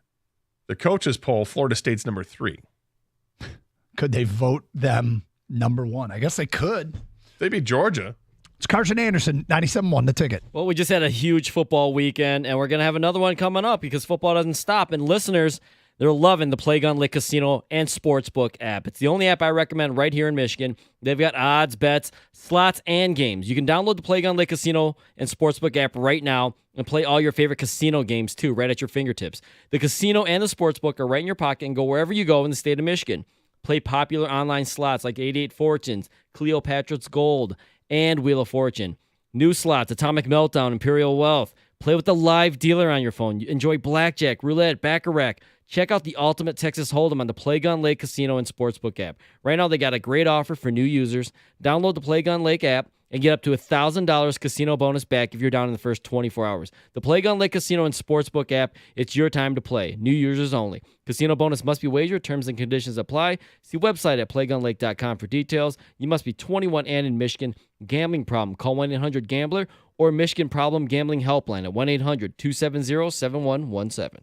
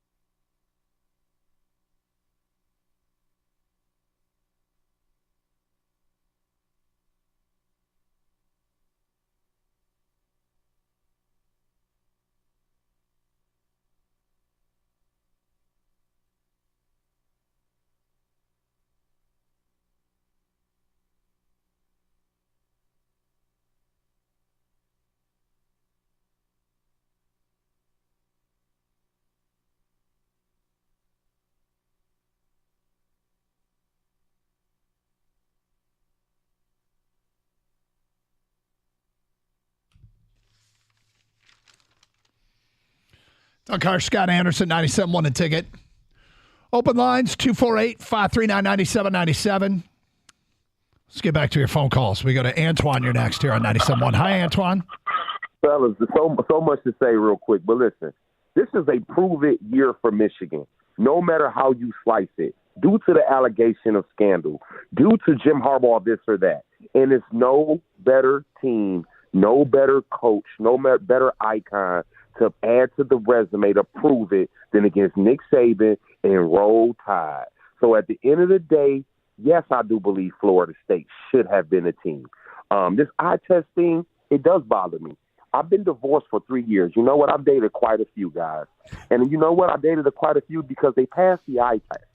But when I realized they couldn't scramble an egg, or when I realized she farted around me a little bit too much for my liking, that eye test crap went completely out of the window. Okay? So to keep it real, this eye test thing really bothers me. It does. But I think this does play to Michigan. If you do what you're supposed to do, win the game. The eye test thing, too, another thing. The eye test with Auburn the week before, did we just completely forget that on 4th and 17 they had to pull a miracle 4th and 31. Whatever it was to beat Auburn, but we completely forget that, right? Yeah. So this eye test thing to me is just completely weird. But yes, without a doubt. But listen, this is the original reason I called you guys. And I know this is harsh. As fans, we got to boycott the Pistons. Don't buy your kids no Pistons jerseys, no hats, no none of that for Christmas. Don't put up no ornaments. This is ridiculous, guys. It's not getting talked about because we do have some success. You guys had a caller earlier that made the champ all of our local sports teams. So I guess we just got rid of the Pistons. Like the Pistons. We have talked about it in the last couple of weeks. We've mentioned how bad things have gotten, and I'm not sure how you fix it, and I'm not sure what the root of the problem is. Is it Troy Weaver? Did he just flat out just draft the wrong players? Or is he acquired the wrong players through trades and through free agency? Did they hire the wrong coach? Is it the owner's fault because he's just not checked in enough? I don't know what the real issue is. I'd like to let Monty Williams, work with his team a little bit before I really form a strong opinion on it. But right now, this is absolutely pathetic. What we're seeing is it 17 games now. Is that what the losing streak is? Yeah. It's absolutely pathetic. They got Bogdanovich back. That's great. So how long is the honeymoon period last while Bogdanovich is here before we start to hammer this team again and say, look, the losing streak's to 20? I mean, they got to turn things around in a hurry. Not that they need to make the playoffs, but they need to show that they're in the right direction. I didn't go into the season with playoff aspirations, so I don't care if you lose 12 in a row or 20 in a row. What I want to know by the end of the year is that they're headed in the right direction. They're making it very hard to believe that that's going to happen, but I will still hold out hope that it will happen. Right now, it's an awful product. It's growing pains that you hope will be worth it in the end, and there's no guarantee that that's the case. 248-539-9797. Let's go to Josiah. You're next on 97.1 The Ticket. What's up, Josiah? Hey, Doug Gator, thanks for taking my call, guys. Appreciate it. So my champ, I got to give it to Bruce Irvin. I want to ask you guys a question after I get my chump. My chump has got to be Russell Wilson. Just throwing 3 picks. In my opinion, if he doesn't throw those 3 picks, they continue this win streak to 6 wins. I did pick Houston to win, but that's my chump.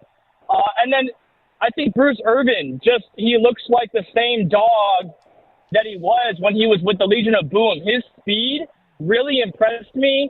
And I just want to ask you guys, when Houston comes back, whether that's after, I think he's going to come back at Dallas, but could be after that. When he comes back, how do you think they're going to kind of rotate him and Irvin in? Because you could do Irvin and Houston at one end and put Aiden on the inside, because we've seen Aiden do really well when he's on the inside going after the quarterback. Yeah, I mean, it all remains to be seen if Houston's able to come back this season. I'm hopeful that he is. And then I'm curious how long it's going to take him to get back up to speed to where he was last year. And we may not see that James Houston until maybe the playoffs. But I don't even look at it as a problem to have. Just rotationally, I think you just keep rotating guys in and out. But I really liked what I saw to Bruce Irvin yesterday. It sounds to me like he just asked the question, what if we have the best case scenario? Yeah. And if we have the best case scenario that both Bruce Irvin and James Houston prove to be worth it, which I don't know is going to be the case this year, but if they prove that they deserve to be on the field at the same time, sure, move Aiden inside. I think his assumption that they're both going to be worthy of both being on the edges to move Aiden inside, even for a few snaps a game, is rather presumptuous. I hope he's right. It'd be great if he's right. I don't know how. I think that's a small percentage chance that plays itself out, but it'd be fantastic. It's not crazy talk. No, it's not crazy talk, but I'm just going to take it one player at a time and look at what Irvin did yesterday. And knowing that he'll get more snaps as the season goes on because he's had more practices under his belt and he's ready to roll with his team. But he got after the quarterback. I mean, obviously he had the sack, and then he had the monster hit on Derek Carr that resulted, unfortunately, in a penalty. But it was a well-deserved penalty. I mean, he landed with his full force on the quarterback and knocked him out of the game. But you need to have somebody emerge, and here it was. I don't know how many snaps he had. It didn't seem like he had all that many snaps, but he got the pressure in on the quarterback, which was good to see from somebody other than Hutchinson. I mean, every time it seemed like Hutchinson beat his man, there was a running back or tight end that stayed in and came across and would block Hutch and finish the double team. It's like, God, it has to be so frustrating for him because he's beating his guy, but it's not resulting in anything. It's weird because Bruce Irvin, I think he played like 10, 13 snaps, Didn't maybe seem something like like that. But he provided this energy, but he's 36 years old. You know, like he provided a spark and an energy, but he's an older player. But maybe it was that rest, and maybe he just was itching to get back, and he finally got on the field. But you love to see it. Houston or Irvin, I'm not going to be greedy like and say they're both going to provide something. Anyone on the opposite of Hutch would be great. And if like the Irvin thing, simply to me, it was 11 snaps, 1 sack, 1 other pressure, and the knock the other quarterback out with a roughing the passer call. It's worthy of a further look. I don't know that he's going to be the solution, but I would like to see him get more than 11 snaps against Chicago this coming weekend. Well, he also had a tackle for loss. That wasn't the sack, no, right? Because the NFL doesn't do sacks and TFLs is the same thing. Correct. 248-539-9797. We go to Rick next here on 97 on a Ticket. Hi, Rick. Hey, how you doing? All right. Guys, it's really not this difficult. If you could just let me make 3 quick points here. Some years back, Michigan went out to Arizona to play Alabama and got smoked by 40. And all my friends who paid thousands to go out there were so distraught. The reason Florida is not in, the ACC, the Kentucky 3-5 SEC team that thumps Louisville at home, who was 10-1. The Super Bowl's played at the end of the year. The best teams are in the Super Bowl. How you can say that Alabama ending a 29-0 winning streak and beating the number 1 team in the country shouldn't be there? I think it's Michigan fan just wanted a layup. Well, I'm not a Michigan fan. I'm not a Michigan fan at all, and I think Florida State got screwed. You go 13-0, you belong in the college football playoff. If you're a conference champion of a Power 5 conference, you belong in Doug, the fact is Alabama beat the number 1 team in the nation at the end of the year. They are one of the best 4 teams, and you're going to see them. Here's the other fact. Florida State was undefeated. 13-0. Yeah. That's so more impressive than the 1 loss. Wow. So you wanted Michigan to have a layup game that's snoozer and everybody's turned off. Maybe you're misunderstanding me. I'm Gator. I hate Michigan, and I think Florida State got screwed. Wow, brother. Well, I think the 4 best teams, and how you can say that Alabama ending a 29-0 streak. Here's the difference. Is that you're looking at it from the lens of the 4 best teams.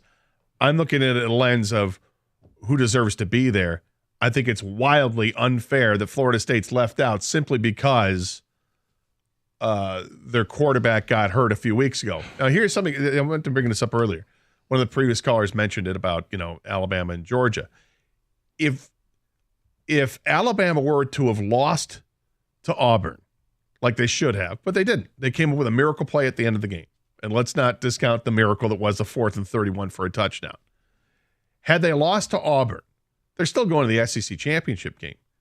And if they beat Georgia, there's no way Alabama gets in with 2 losses. Nope. Does Georgia get in with 1 loss because the SEC has to be in there? They might have. I mean, that's even crazier to think. So I do got a lot to say about that call. We will do so today at 12:32. And more of your calls. Champ and Chub votes, 97.1.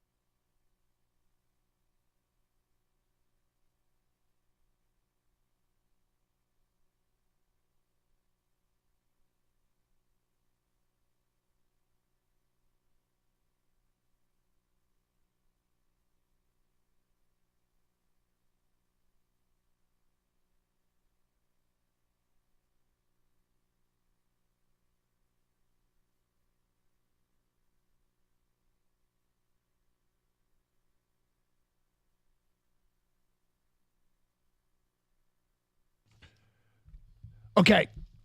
So previous dude gave his reasons why Alabama deserves that 4 spot.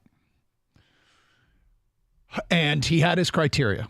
There are 2 things that I would not use that he used to determine his criteria. And you tell me I'm wrong, okay? All right. We are determining the playoff field following the 2023 college football season. Is this a fact? Is that a correct statement? We are the playoff field for the 2023 season. Yes. Yes. We are using so when I sat down and I list the things that are important to me and what I think should be considered. You know what wouldn't be considered?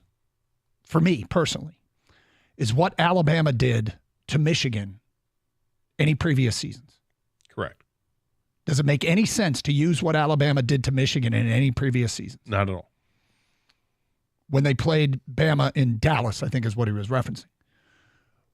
Does it make sense to say Bama deserves it because they ended a 29-game win streak? Is anything that happened prior to this season relevant information for selecting this college football playoff field? Not at all. So he's got his criteria, and he used them. Previous results from previous seasons he used to help determine what he thinks deserves to be in the field. I would not use any of that.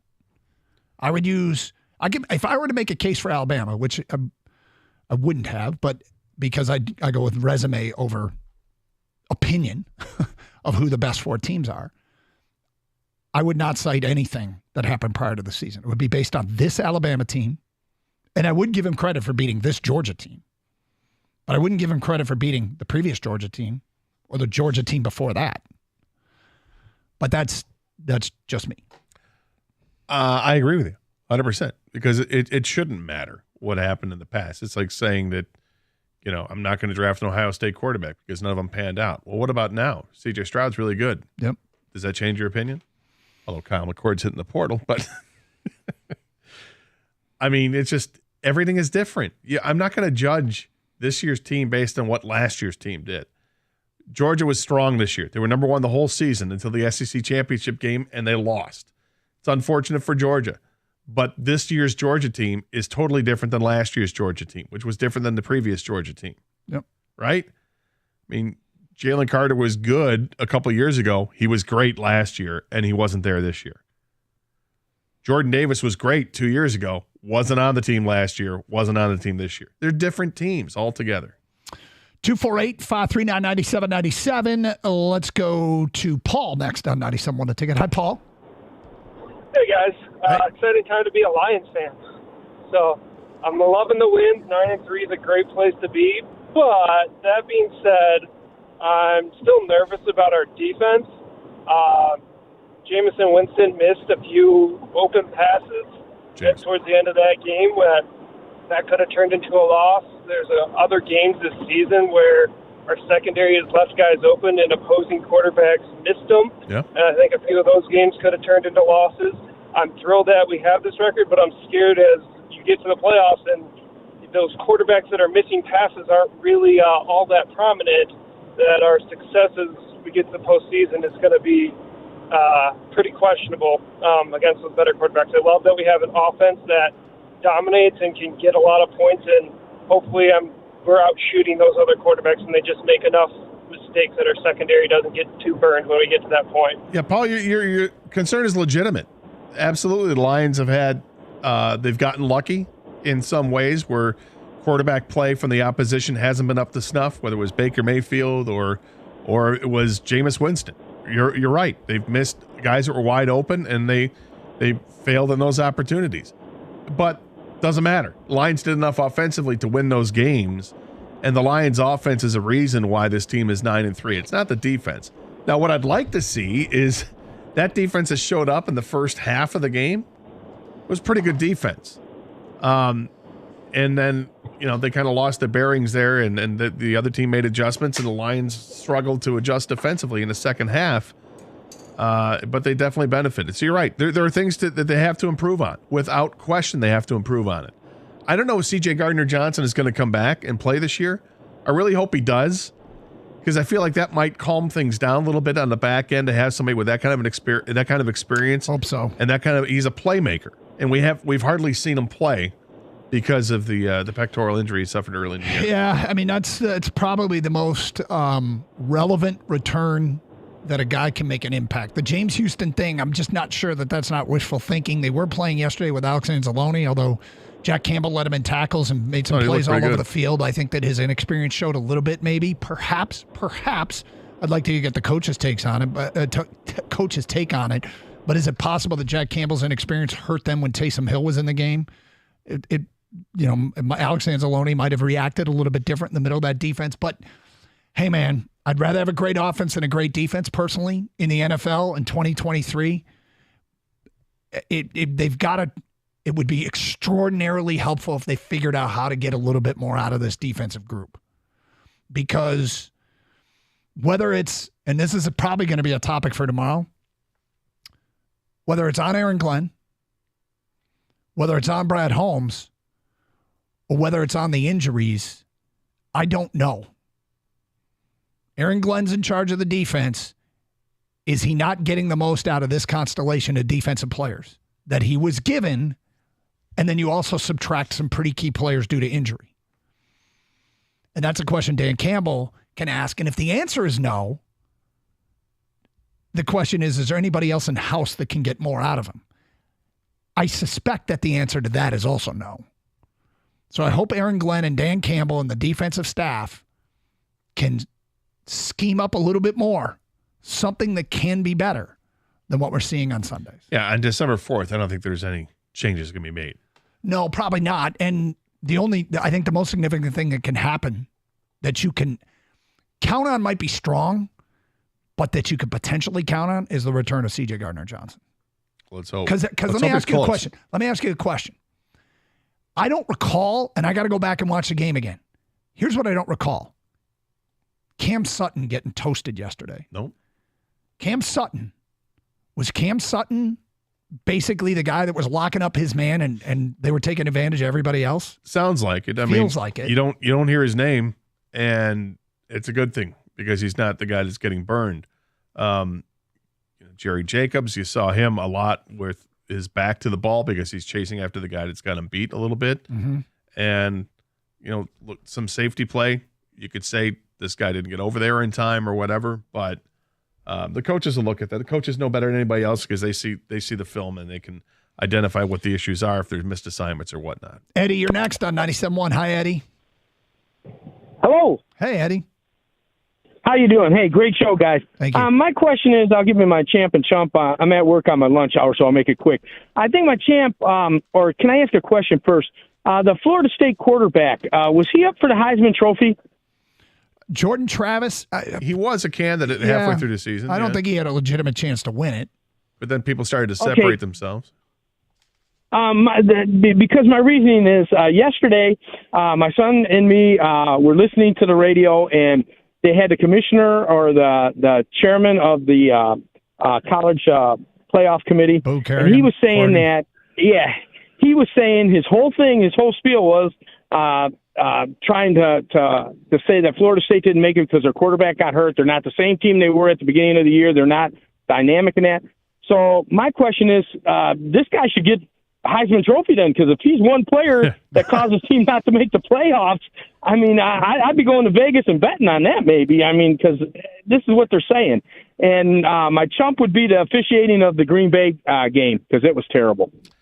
Yeah, the Packers-Chiefs game looked like there were a lot of calls that weren't made by the officiating crew, particularly in the last drive. That's unfortunate. As far as Jordan Travis is concerned, he was having a really good season. He had a couple of 300-yard games, 300-yard games, had thrown 20 touchdowns to only 2 interceptions. Right. But it's not the Mickey Mouse numbers you were seeing from Bo Nix, from Michael Penix, and most importantly, from Jaden Daniels. Daniels is going to win the Heisman Trophy, and he has absolutely been Mickey Mouse numbers. Okay. I just thought, it was funny that the chairman came out, and that's all he kept saying was, they're not the same team they were with this quarterback. And that's just not fair. That's just not fair to the team and all the effort that they put in and everything else. So thanks, guys. Guys got a great show. Love listening to you. Appreciate it. It's just one of those things that bothers me about the whole thing because you're right. They're not the same team, but you're not giving them a chance to show how they can compensate for that. Like, does the defense all of a sudden do they rise up and take more ownership of what they're doing defensively because they know that they can't afford to give up points? It's a really good defense they have. Give them the chance. Yep. And to have a backup quarterback that's going to have a full month of practice, not the third string guy, the backup. I hear you. He would have a full month of practice getting prepared for this game. But they took the opportunity out of their hands and they said, undefeated, that doesn't matter. You lost your quarterback. You can't possibly compete. It's Carson Anderson, 97.1 The Ticket. Hey, NFL season, weather's getting colder, but the season, it's getting hotter. And right now, new customers get $150 in bonus bets at FanDuel with any winning $5 money line bet. That's $150 if your team wins. If you've been thinking about joining FanDuel, there's no better time to get in on the action. The app is so easy to use. There's a wide range of betting options, including spreads, player props, over-unders, and more. So visit FanDuel.com/Doug to get in on the action. FanDuel, official partner of the NFL. Must be 21 or over and present in Michigan. First online real money wager only. $5 pregame money line wager required. $10 first deposit required. Bonus issued as non-withdrawable bonus bets that expire 7 days after receipt. See terms at sportsbook.fanduel.com. Gambling problems? Call 1-800-270-7117 for confidential help.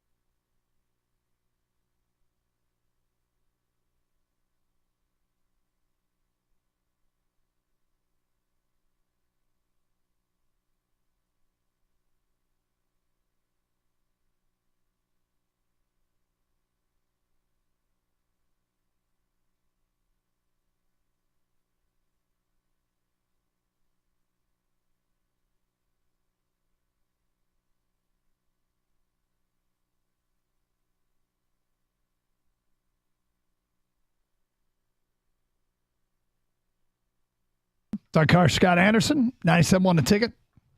Open line, 248-539-9797. Let's get back to your open line calls. We're going to Zach here next on 97.1. Hi, Zach. Hey, guys. What's going on, man? Love the show. Thank you. Yeah, so I just wanted to touch on this a little bit. So yesterday, Lions get out to a quick start, 21-0. Defense, looks great right at the beginning. With a 21-0 lead, though, Lions are an offensive team. I feel like that's when, the offense really has to take over and put the game away. The Lions, after that 21-0 lead, the offense, five 3-and-outs after that. And if you look back at the last 6 games, how many of those games can you really point to and say that Goff really had a good game in the last 6 games? Outside of the Chargers game, I feel like he's either made critical mistakes or just not been good enough. You don't think it was good yesterday? In most of the games. I mean, if you look at to where, you're going 3-and-out 5 times after a 21-0 lead, I feel like there's just a lot of meat left on the bone. I don't know. He was 16 of 25 in the game. I thought he made – what I was really impressed with, I thought he extended a couple plays with his mobility, which I never thought I would have said. Like, he actually – moved around the pocket, bought some extra time, including the play that clinched the game at the end. I thought he played great. I did too. I mean, the touchdown pass. He had 2 touchdown passes. The one he threw to Laporta was just a seed. Perfect pass. Yeah, coming out of the gates, it was great. But I think after that, though, the only touchdown I think we scored after that was the run to Jameson. With the game on the line twice, they threw on 3rd down when they could have run the clock. They trusted him. He made a great throw between a pair of defenders to Laporta, and then the play that sealed it. Again, they could have run it and taken it down to about a minute to go and punted it away with a 5-point lead. They had Goff drop back the pass. They trusted him. He moved around in the pocket, got hit, and delivered a ball to Josh Reynolds. It was as important as any throw in the game, and it ended the game.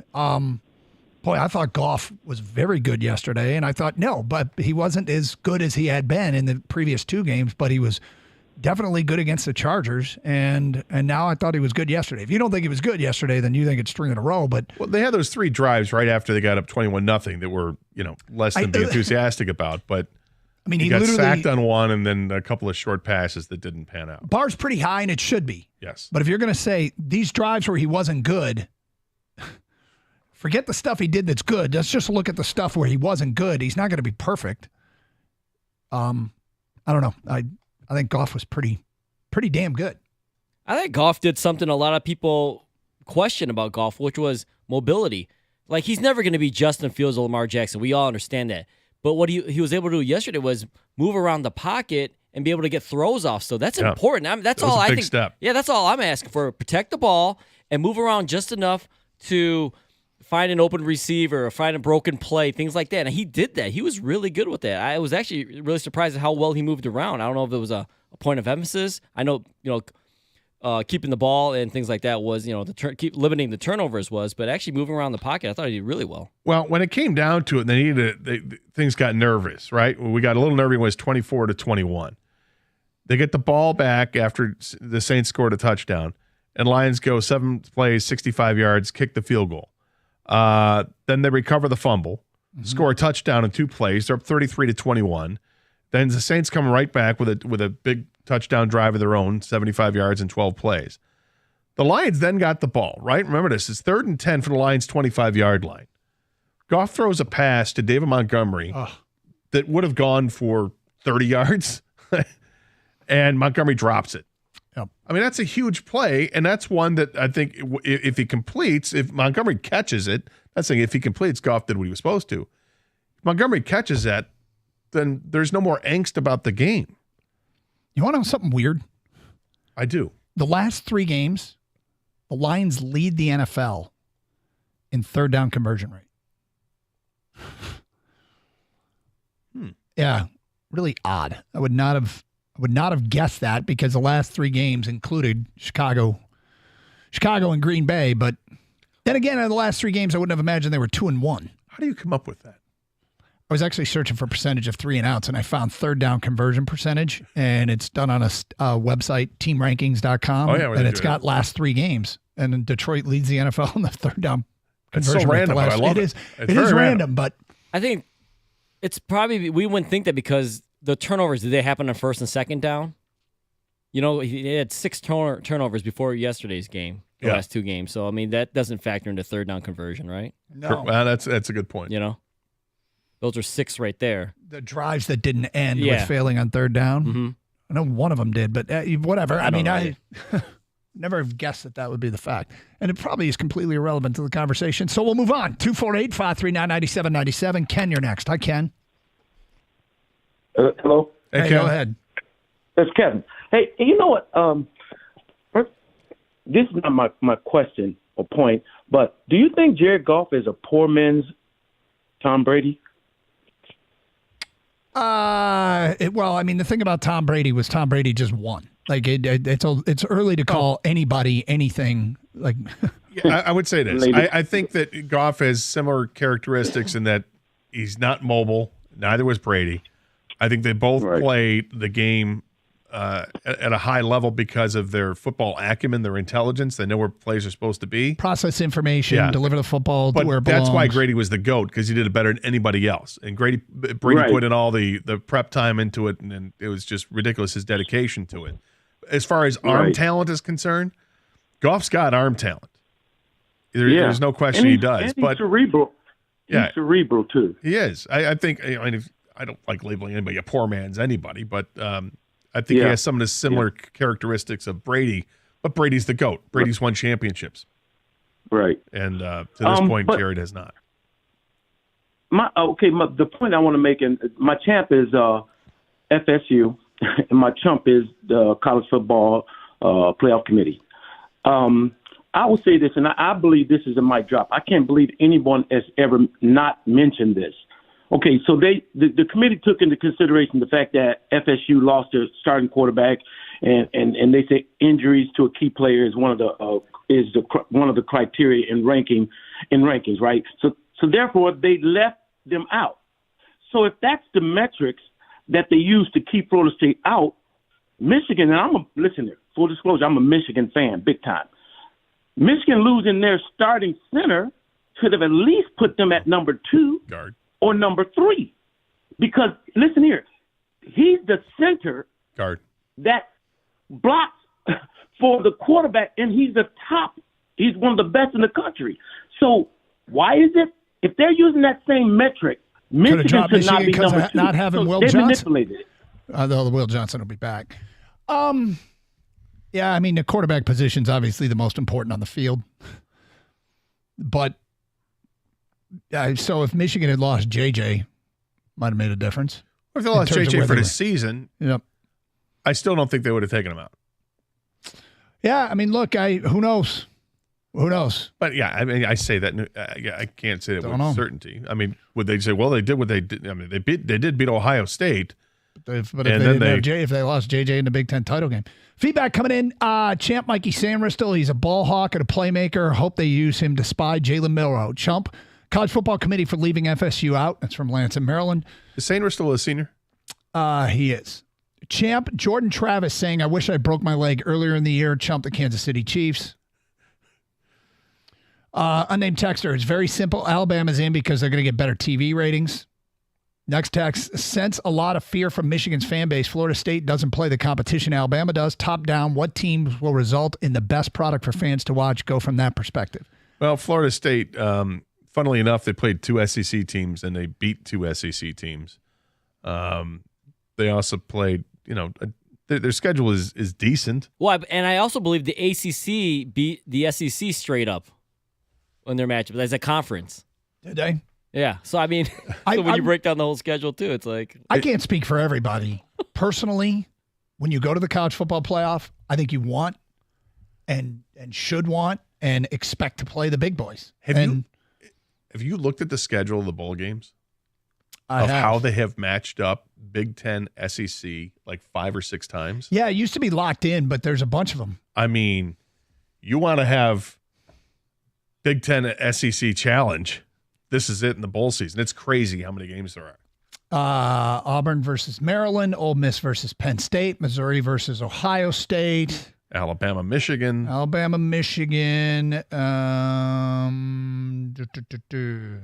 4 of them. There's another one.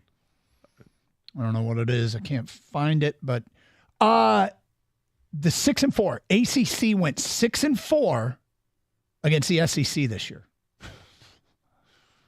Wow. Did not. I mean, that's another. Iowa, Tennessee's the other one. There you go. That's another cap in the feather, a feather in the cap of Florida State. Like their conference actually played your conference better. 97-1 the ticket.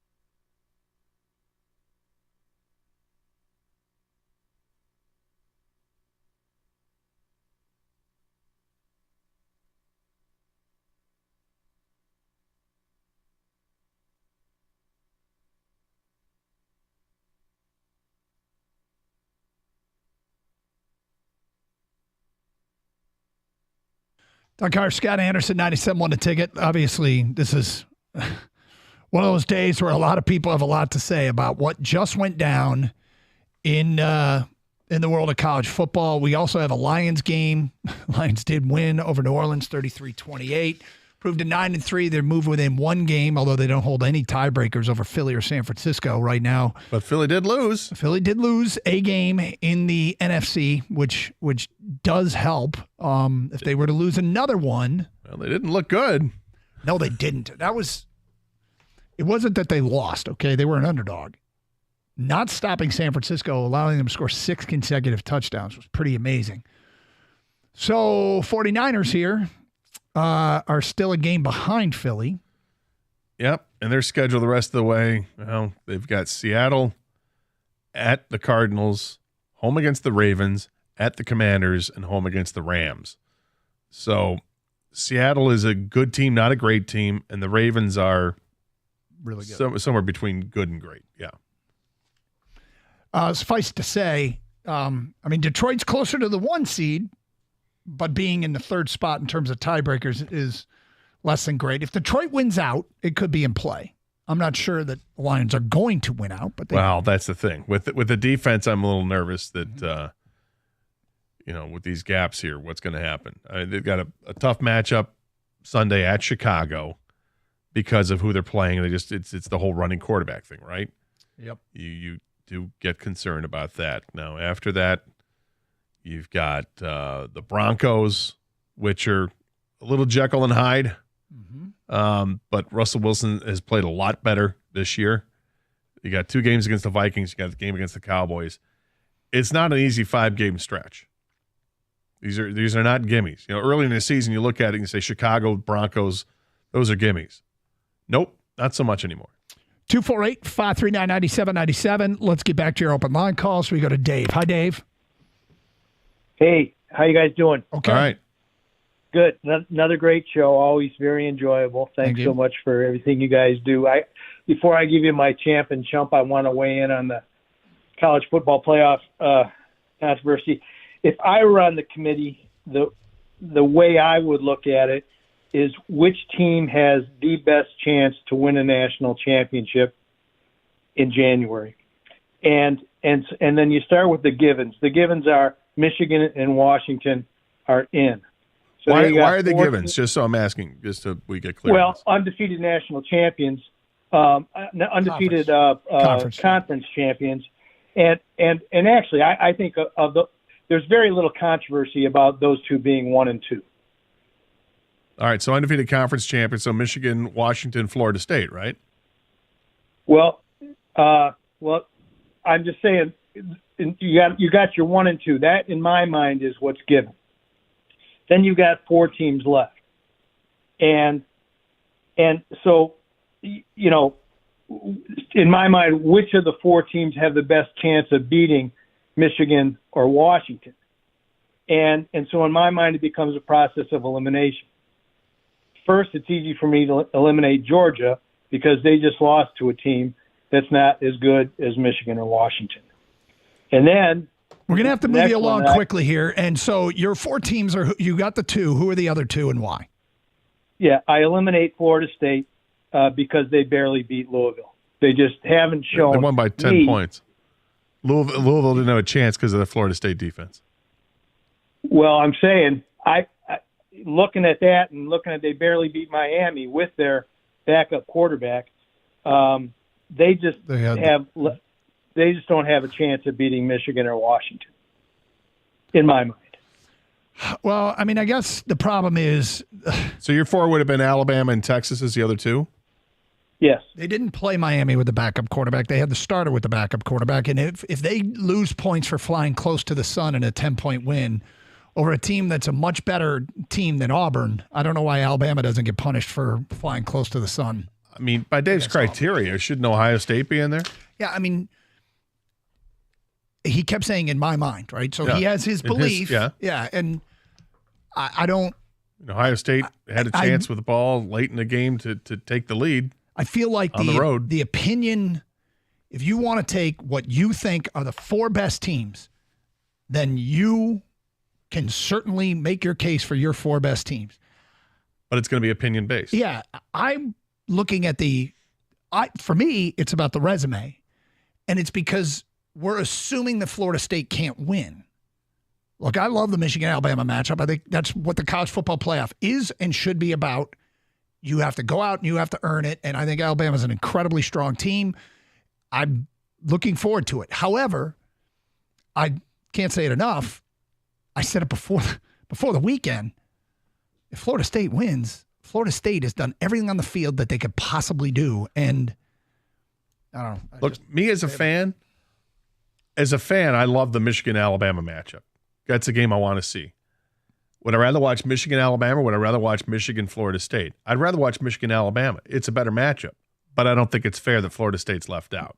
248-539-9797. Now, we went with resume versus opinion, and I guess in some ways, even if you pick the resume you think is best, it's your opinion of what's best. What's not opinion is Florida State has a 0 in the L column against a pretty reputable schedule, including a game against LSU. And for all the flying close to the sun or giving Alabama credit for wins in the SEC, you can look at wins over teams that were down, like Auburn's down, so's Clemson, but Florida State beat Clemson. Florida State beat Duke, Miami, Florida, an SEC team. They beat Louisville. I don't know. Now, did they fly close to the sun a few times? Yes. Against Boston College, Bama flew close to the sun against a 1-7 in the SEC Arkansas team. Won by 3. 248-539-9797. Let's go to Dennis. You're next on 97.1. Hi, Dennis. Hey, guys.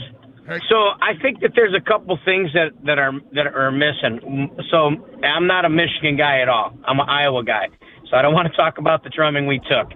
But Michigan, in my opinion, got screwed a couple times. One, they beat the number 1 team in the country, too, and no one's talking about that because Ohio State was the number 1 team in the country. So they beat the number 1 team. No, Georgia was. They didn't get any props for that. Georgia was. I thought Ohio State was in all the other polls except the CFP. I don't. Well, CFP is all that matters. And no, I'm looking back a couple weeks ago. Ohio State was number 2. Yeah, Georgia was number 1. Ohio State was number 2. Michigan was 3. Okay, I apologize. Sorry. Either way, even if you look at that and you then drop to 1, like you guys pointed out earlier, which I didn't know, the SEC finished 6-4 over top of the ACC. ACC went finished 6-4 over there. SEC. Yeah. And then you look at, so then in my opinion, that those 3 should be in the 3 no-lossers, and then you go to the best 1-loss team, and the best 1-loss team would probably be Ohio State, wouldn't it? Because their only losses to now the number 1 team in the country, Michigan. I mean, Ohio State and Georgia have if your only really criteria is who's your best loss, yeah, you can make that case. But I wouldn't expect that is and should be the only criteria. You should weigh lots of things in there, and if it's in there and it says that you have to that you may consider if a coach or a player is out, I'll consider that too. But it's not going to be my number 1 bullet point into why an undefeated Florida State team doesn't go. We have an announcement about one of the biggest names in college football and his future. We will get to that today at 1:16, 97.1 The Ticket. Hey, it's Doug Karsh. I want to talk to you about Hall Financial. I've got a unique perspective because, well, family, we are clients of Hall Financial. Why? Because they were committed to our best interest. They could do the same for you. Like, for instance, if you call them about a refi and it doesn't make sense for you, financial sense, they're not going to force it down your throat. They're going to say, call us back, or we'll call you back when it does make sense. Plus, they made the process quick and easy. I had a short checklist. They took it from there. If a refi or other mortgage solution doesn't make financial sense, they'll let you know. Chances are your home equity is at an all-time high. It's an ideal time to utilize your home's equity to pay off high-interest debts or make home improvements. Accessing your home's equity has never been cheaper. With the Hall Financial no-fee home loan, you can save thousands in closing costs and access your home's equity in 8 days or less. Start saving with Hall Financial's Cash Out Refi today by calling 866-CALL-HALL or chat with them online at callhallfirst.com. That's callhallfirst.com.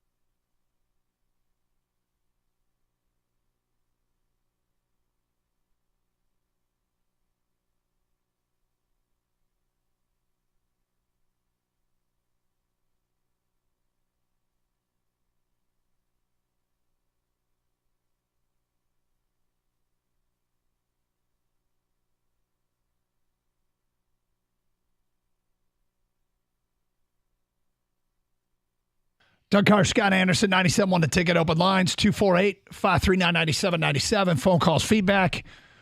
All right, let's go to Houston next on 97.1 The Ticket. Hi, Houston.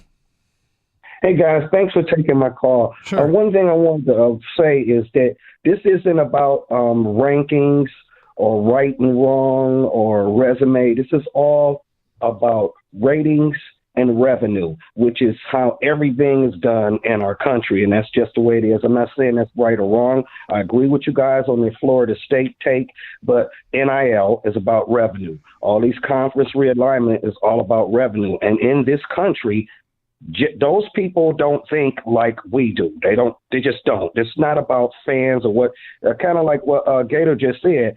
They know that other people would rather see Alabama and Michigan. This is about money. And every time any decision has to be made by our hierarchy in our country, whether it's sports or anything else, money will always win over all of this other stuff that we're talking about. And that's pretty much all I have to say. When it comes down to it, and thanks, Houston, when it comes down to a really difficult decision, like I have no doubt this is a tough decision by the committee when they're weighing an undefeated Florida State team with a key injury versus a one-loss SEC championship team in Alabama. It's tough.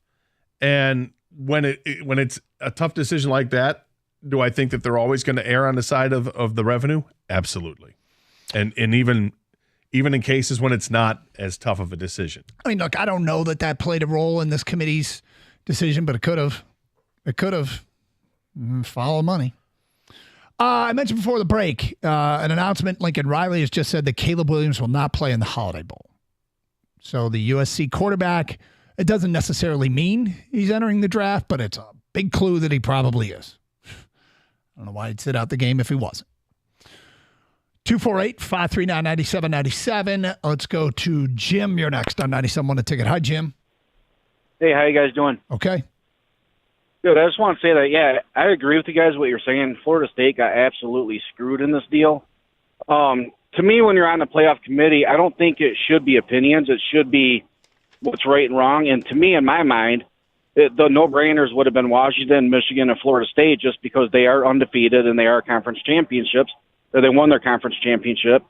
And then let the debate begin for the number 4 seed, whether it be Texas, Alabama, Georgia, even Ohio State throw in there at that point. But 1, 2, and 3 should have been the undefeated teams. So let me ask you this real quick, though, and I'll let you go, is when the college football playoff came out, the polls, wasn't Florida State number 4 all year long up until they played Louisville and still won the game, and then they get punished? All year long, I'll pull randomly week 10. And Florida State was number 4. I will pull randomly week 6, and well, I guess that's after or that's before they had the CFP, so that's not right. I'll go week 12. Florida State is number 4, and how about last week 14? Florida State was number 4. Correct. So Florida State at number 4, 5, even though he won. Yeah, all they did was go out and win the game that was in front of them against a team that was ranked 14th in the country. They win the game. They hold that team to 6 points, and they get stepped over by an Alabama team that was 8 and knocked off the number 1 team. Now, I'm not discounting the fact that's a great win for Alabama. At 11, and now they're 12-1. They have the win over Georgia, and they're SEC champions, and that means something. But being undefeated and persevering the last couple weeks in your big rivalry game at the Swamp, you win that game by 9 points, and then you go into the ACC championship game with your third-string quarterback now, because the second-string quarterback is out with concussion, and you go out and you win that game 16-6. You hold Louisville to 6 points, and somehow you drop. It's just not right.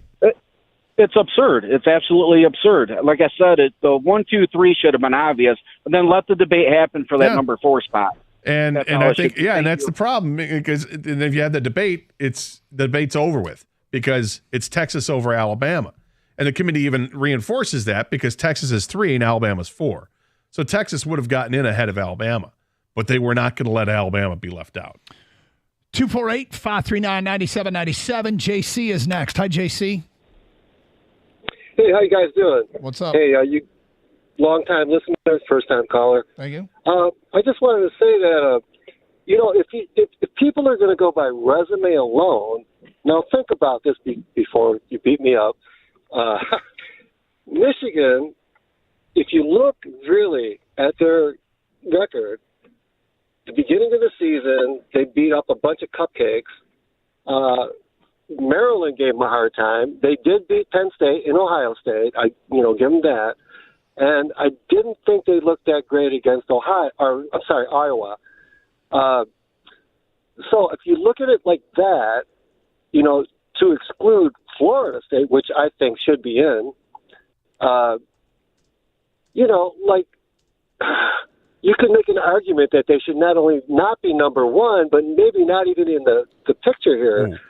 I would say this. I don't think Michigan should be number one. I think Washington should be number one, but Michigan belongs in there. Their wins against Ohio State, Penn State, which, you're looking at that. Ohio State in the final ranking there is ranked 7th. Penn State in the final ranking is ranked 10th. And Iowa is ranked 17th.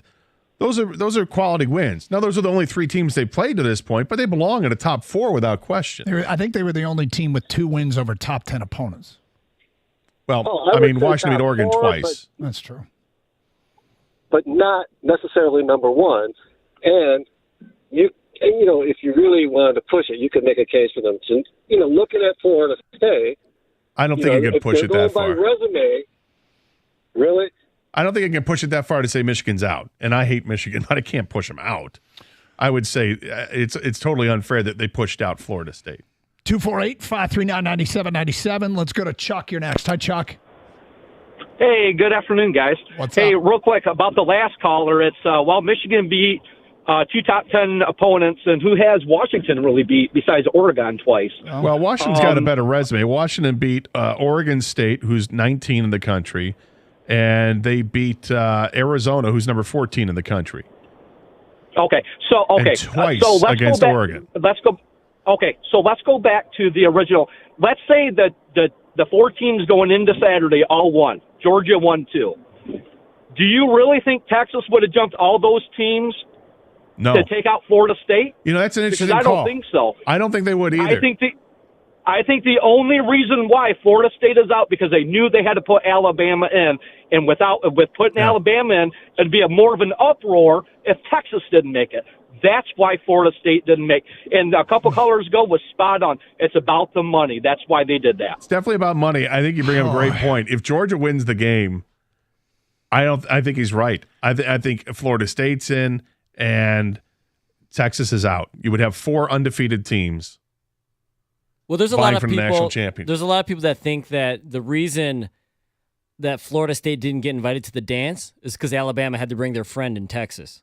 Because when Texas beat you, that means they got to get in too. You know what I'm saying? All right, well, the SEC champion is Alabama. They're in. But they've got a friend in Texas that beat them, so they got to come in. It has to be the +1. You might be right. That's their +1, yeah. Here's the thing about it. Now we've gotten back-to-back calls, and Gator, you just said it's definitely about the money. I don't know that I really try not to be so cynical as to believe that had anything to do with it. But the networks run college football, but there's nobody from the networks in the room. Do they have to be in the room? Can they get their point across before the guys enter the room? Is there a text message? Yeah, have we got a full-on investigation? It shouldn't matter. We have a temporary restraining order on the playoff at this point. Was there a Fox or ESPN exec dressed up as like a janitor, sweeping the floors in there or anything, Doug? Do they pre-scout? They shouldn't. It shouldn't. 1,000 times shouldn't matter, but. And yet it does. And I'm not. Well, see, I'm not as convinced as you are. I wouldn't be stunned, but I wouldn't say definitely. Because Georgia wins, and you got your SEC champion, and they're undefeated. You don't have to worry about the SEC anymore. They're taken care of. Plus, Alabama's the 2 That's what I'm saying. That the Alabama's +1 in Texas got Florida State knocked out of the dance. 248-539-9797. And then knowing that Texas is going to the SEC makes it even worse. Let's go to Eric. You're next on 97.1. Hi, Eric. Hey, guys. How you doing? Okay. Oh man, you're frustrated, so I don't know if this is going to add to the frustration or make it more interesting. But because I thought FSU got totally screwed too, everybody says, well, this will all be better next year when there's 12 team format. So I said, okay, well, let's use what I think is supposedly next year's format and look at how this would have played out if it had been used this year. Have you guys done that yet? Yep. Because I think this is kind of ironic. Yep, we have. I've looked at it. So you have it right where I would have the first four get a bye, right? An automatic bye. Yep. And does that mean one Michigan would play the winner of 8-9, Oregon, Missouri? Yes. Okay, so what was really okay? So I think I have it right. And Gator, you just said a second ago you think Washington should have been 1, Michigan should have been 2. If that were the case, Washington would have had to play Oregon, Missouri winner, and literally ended up having maybe a Washington, Oregon three-time matchup. It's an anomaly. And then Michigan would have had to play OSU, Penn State winner, and have us three all facing each other again. So it just kind of looks really stupid if we're. I also don't think something inside me says that the committee would look at this when they're weighing out 12 teams, that they'll know what future matchups are going to be, and they probably wouldn't want to do it a third time. Unless it comes down to a final game. Changing the numbers. They might manipulate a little bit, but who knows? And do I have it right that SMU would be the highest ranked sixth? The 24th Liberty would place, be. Liberty is Liberty, 23 okay. at 13-0. Yeah. Oh, okay. I didn't see that. Yeah, so there's sort of this really big outlier in these numbers. Hey, thank you for the phone call, Eric. Carson Anderson, 97.1.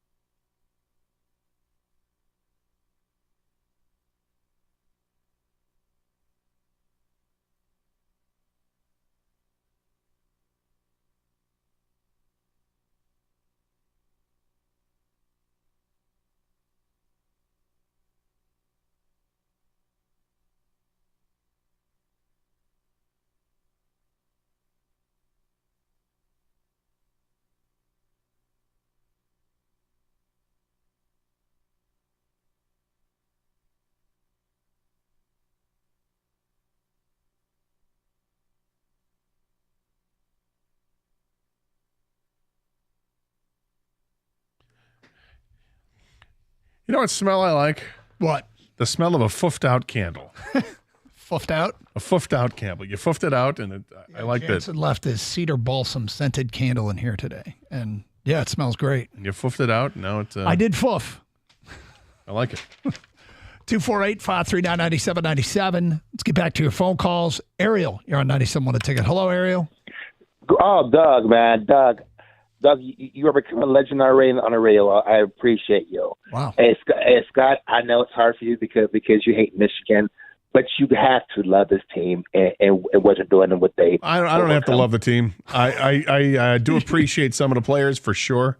I give props. But you have to. I get props. Sainrissel's out of his mind. He's outstanding. But I show love for Michigan State, especially when they went to the Rose Bowl, and I'm not a fan. So there's time for us to put rivalry aside and just appreciate a team for what they are. That's all right. As far as this coming game with Bama, I think it's going to be a great game. I know people. I think Florida State got a job, but Michigan playing Bama, I think that's going to be it. It's going to be an instant classic. I think it's an opportunity for Michigan to exercise some demons to show that they truly belong. To be the best. Not only are they playing Alabama, they're playing Alabama at the Rose Bowl. Mm-hmm. I love it. It's amazing. I love it. You know what? In order to be the best, you have to beat the best. It's time for Michigan to beat the best. I mean, I hate being redundant, Ariel, because people listen longer than just it. But for people just joining us, I think it's exactly what you want when you go to the college football playoff. You want great matchups. You want games where you're going to be tested. I mean, it's the Final Four teams. It's not about being afraid of anybody. It's the college football playoff. You got to go win the damn game against great teams. And I think Alabama is exceptionally good. I think Florida State was too. But there's when you're playing for a national championship, you should be playing against teams and that you have a tremendous amount of respect for. And that's one of them. 248-539-9797. This isn't the March Madness where you're going to get some cupcakes at the beginning, relatively speaking. And the cupcake can't beat you if you don't show up. But let's go to Tom. You're next. Hi, Tom. Hello, gentlemen. Hey, I just want to make a quick call. I agree with what you guys are saying that Florida State should have got in my opinion, mainly because I think it's what you do on the field that counts more than what happens behind closed doors in some committee. But my main point is, what else isn't being said on this is Alabama, although they're very good, no doubt, they are not a juggernaut Alabama team. They have struggled through much of the season. They struggled with South Alabama earlier in the year. They barely beat Arkansas by 3 points. They struggled with Texas A&M. And, of course, nobody's talking about, once again, that miracle win they had last week. And when the NCAA likes to use this phrase, body of work, I think they threw that phrase out the window when it came to Alabama and just said, hey, they beat Georgia, you're in. Yeah, I think it's feels kind like of it feels like it's kind of predetermined. But if you want to go down that road, I mean, you look at Florida State's schedule. They beat Boston College by 2 points. They beat other games, one-score games. They won at Clemson by 7 points. They beat Miami by 7 points. They had their close shaves too, but yeah, the shave, the whole thing. This is kind of ridiculous. If Auburn hangs on to win that game against Alabama, if Alabama doesn't convert fourth and goal from the 31, if they don't convert that, and Alabama beats Georgia, Georgia's not getting in, right? I don't know, man. I think Georgia might have got in over Florida State the way this thing shook out. I think they might have. I don't want to. I think you're right, Doug. Because they had to have SEC, even though it wouldn't have been the SEC champion. I know. Couldn't possibly do that. Ohio State got in without winning the Big Ten, right? Yeah, it was but a different circumstance. and the Big Ten champion got in. This would be letting in the second-place team in the SEC without letting the Florida champion State was out, almost no matter what. Once they lost their quarterback and once they put up 55 yards passing, they don't care about defense or anything else. That was it. I don't think they expected Florida State to beat Louisville with a third-string quarterback. You thought they were going to? They think they were going to lose? I think so. I mean, the point spread in the game was like 1.5 shortly before kickoff.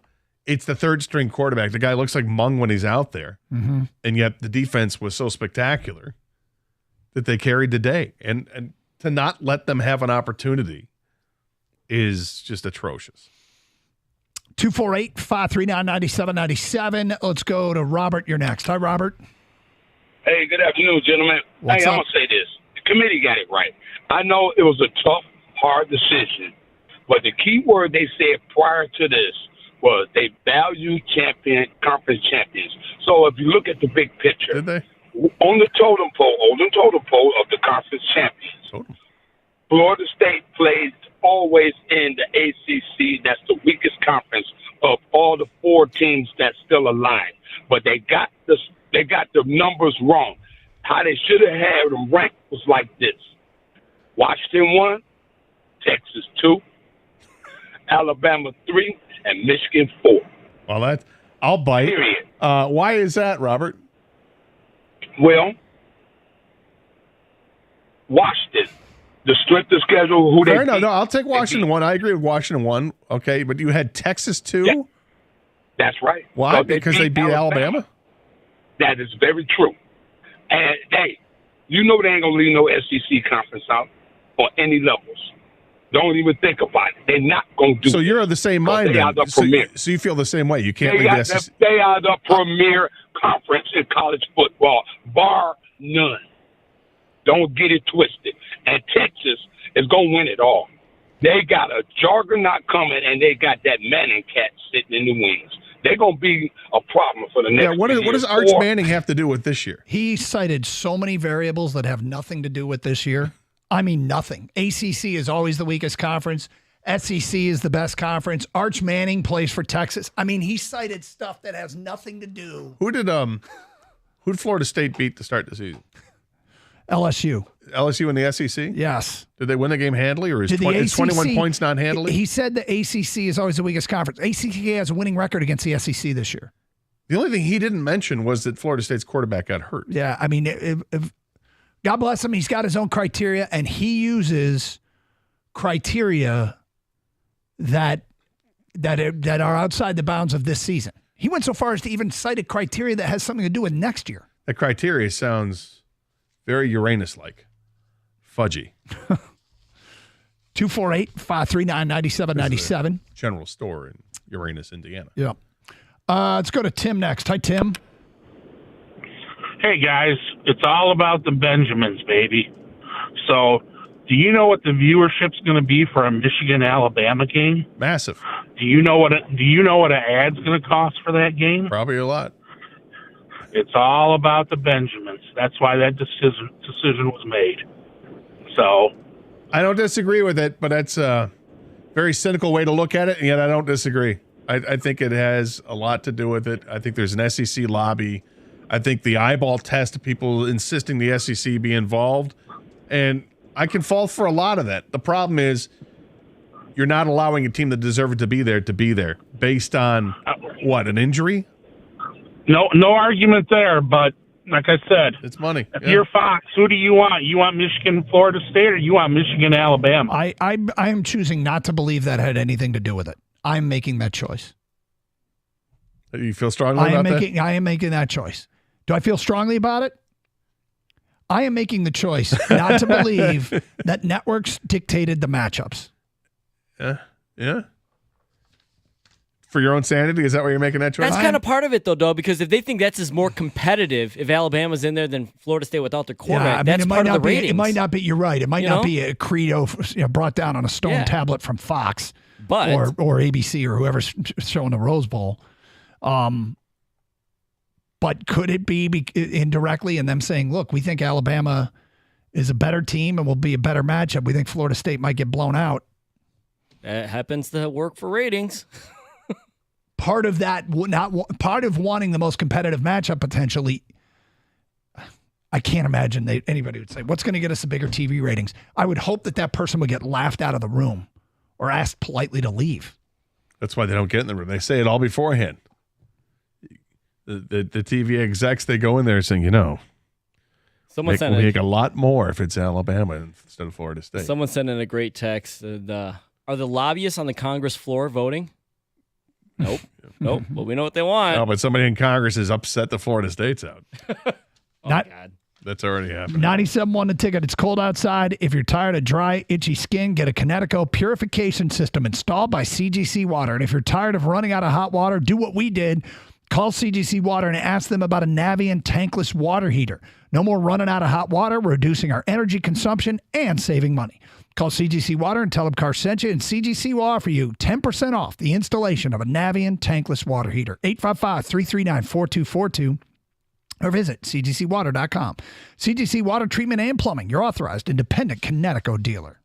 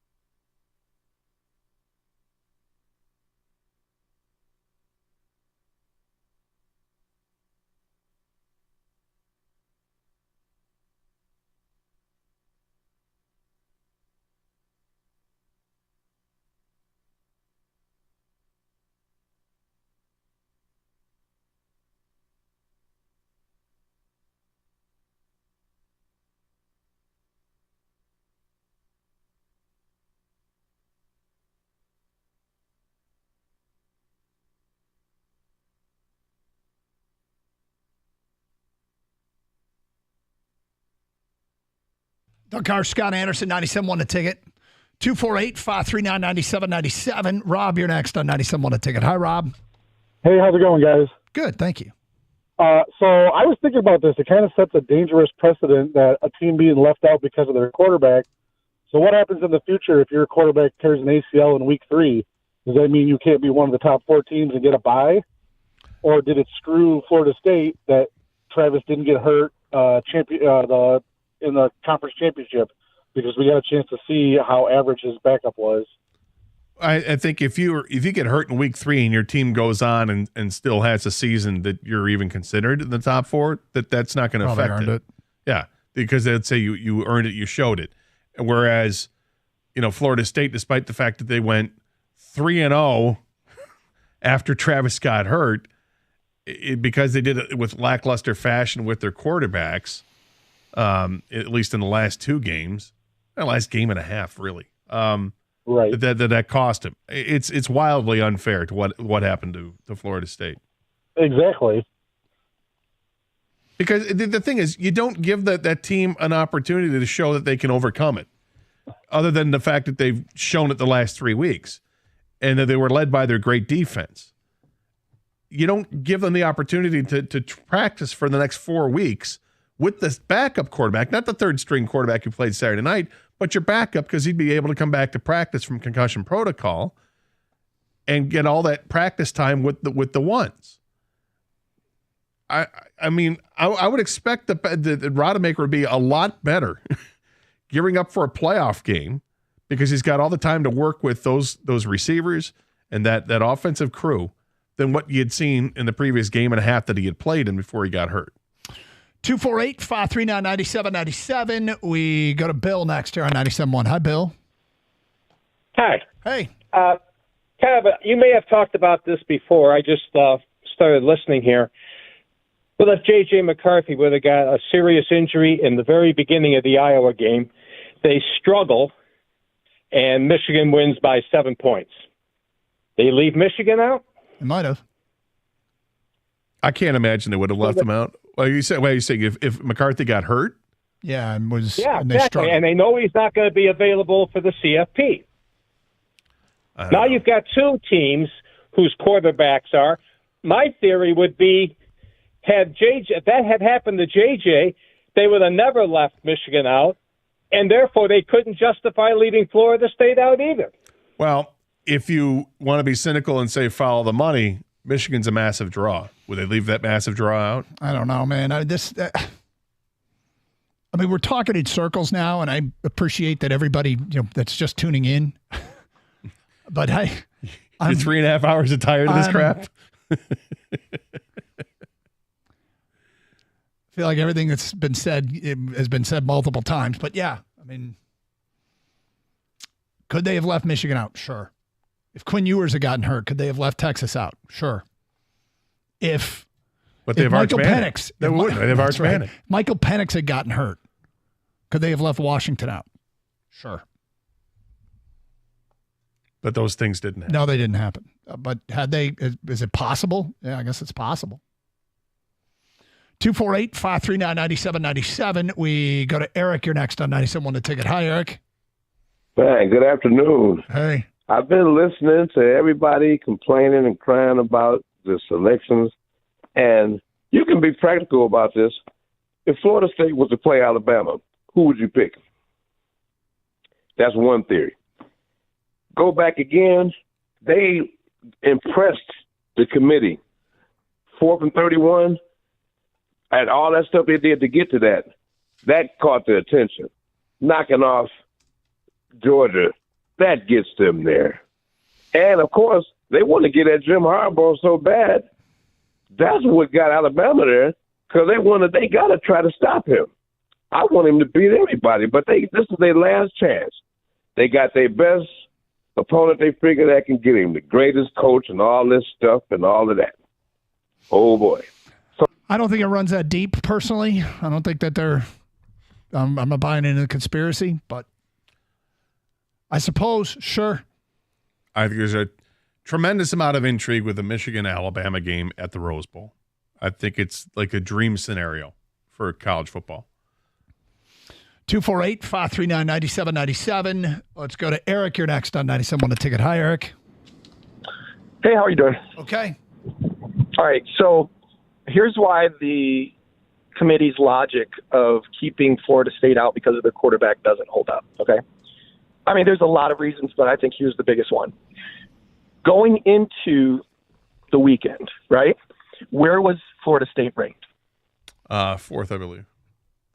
So they were the fourth best team, according to this same committee. Yep. They were the fourth best team in the country going into the weekend, ahead of 4 teams with 1 losses, right? Yep. Oregon, Ohio State, Texas, Alabama. Ohio State, Texas, and Alabama, right? Yep. So they were the fourth best team ahead of all 4 of those teams. Not only that, let me just say further to this. Not only that, the previous week they were 5. So they moved up. Right. To They moved up. the 4th spot. Momentum. And they didn't get a new quarterback No. during that week. So if it was okay to put them at 4 going into the weekend, and then they win the conference championship and remain undefeated, how then all of a sudden are they not the 4th best team?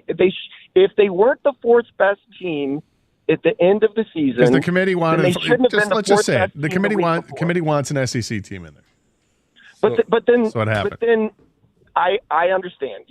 That's the problem is the logic that they use of, well, they lost their quarterback. That's absolutely can't be true because they put that same team as number 4.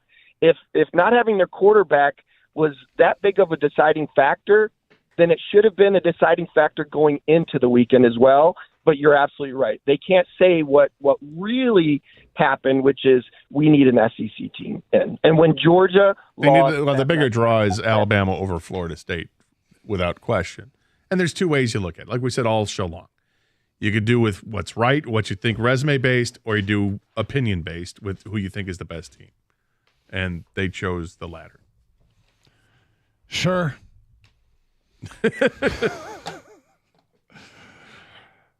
Rico Beard has made an appearance in studio. Hi, Rico. You guys are this upset over Florida State not being in? I won't be tomorrow. No. Okay. I'm not this upset. I think it's wrong, but the callers are. I mean, honestly, if you want, you can do this probably till Wednesday, maybe even beyond. Oh yeah, I'm just I'm just going to take the leash off of Mike at the beginning of the show. Mm-hmm. I'm going to try to find some tickets to a football game and just let Mike carry the first couple segments. So. Is he worked up one way or another? You don't have to say which way, but yeah, he's got a very strong opinion. I don't get what game are you looking for tickets for? I may try to look for the Niners, a Niners game. Oh boy, because the Lions got flexed out, so they're not playing that Sunday. So. Oh, yeah. Who did the Niners play that Sunday? Cardinals. Okay, in Arizona. Yeah. All right. So there'll be tickets available to that game in Arizona. There is not. You're kidding. Oh, San Francisco fans travel? I guess. They sold out that place? I guess. Wow.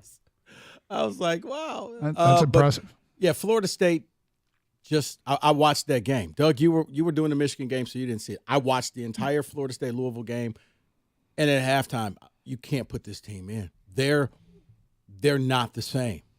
Without Jordan Travis, it would be a blowout. But how fair is it when you're looking at it's not Brock Glenn? Oh, hang on. The Brock Glenn, who's the third string quarterback, would not be the quarterback in the playoff game. If you had another few days, Rodemaker's probably the quarterback. Right, but then I saw Rodemaker against Florida, and Florida's not a good team. I'm like, it's a rivalry game. This is not. Is Auburn a good team? It's not the same game. Is Auburn a good team? No. And Alabama needed They did. 4th and 31. They did. Alabama also beat the number 1 team in the nation. Yeah. And you want to talk about precedent? There's never been the number 1 team going into the final weekend not make the playoffs. This is the first time. And there's never been a undefeated Power 5 team to not make the playoffs. If you put Florida State in, you might as well give them the participation trophy because it won't be a good game. It's going to be another one of those semifinal games. But it's opinion-based. That's the thing. How do you know? You don't know for sure. Gator, they can't score. It's like putting Iowa. Florida State's Iowa on steroids. They couldn't score Saturday night. Okay, they racked up 58 points a few weeks before. They beat the rival in Florida on the road and scored, 20, was it 25? 25-14 was the win, I think? Or was it 24-15? Florida gave the game away. It wouldn't have been a good game. And Auburn gave the game away to Alabama. Okay, you know what? You're right. It's speculation. It's speculation. It's speculation, It's speculation not to put a mortgage payment up on. That's how sure I am with that speculation. It would be a dog crap. Would you have bet on the Eagles winning the Super Bowl with Nick Foles at quarterback instead of Gator? This is two different things. It's not, though. It's about giving a team a chance to prove to themselves that they have a chance. No, sometimes injuries happen. It's how MSU got the favorable draw in 2000. Kenyon Martin snaps his leg. Cincinnati's the number 1 team overall, but they said he's not playing. We can't make them the number 1 seed. So MSU, guess what? You're up. Yeah, and Michigan State. Did you think Michigan State was going to beat Ohio State with Tyler O'Connor on the road? No, Gator. No, but they had the opportunity. And what happened? Michigan State won. Yeah, this is you can go with these types of arguments. That I watched the game. That team's but you're judging it on a third-string quarterback and not on what a second-string quarterback with a full month of practice would have been. I watched the second-string quarterback, and he's just as awful. Oh, he's better. He's really not that much better. Okay, one's awful, one's mediocre.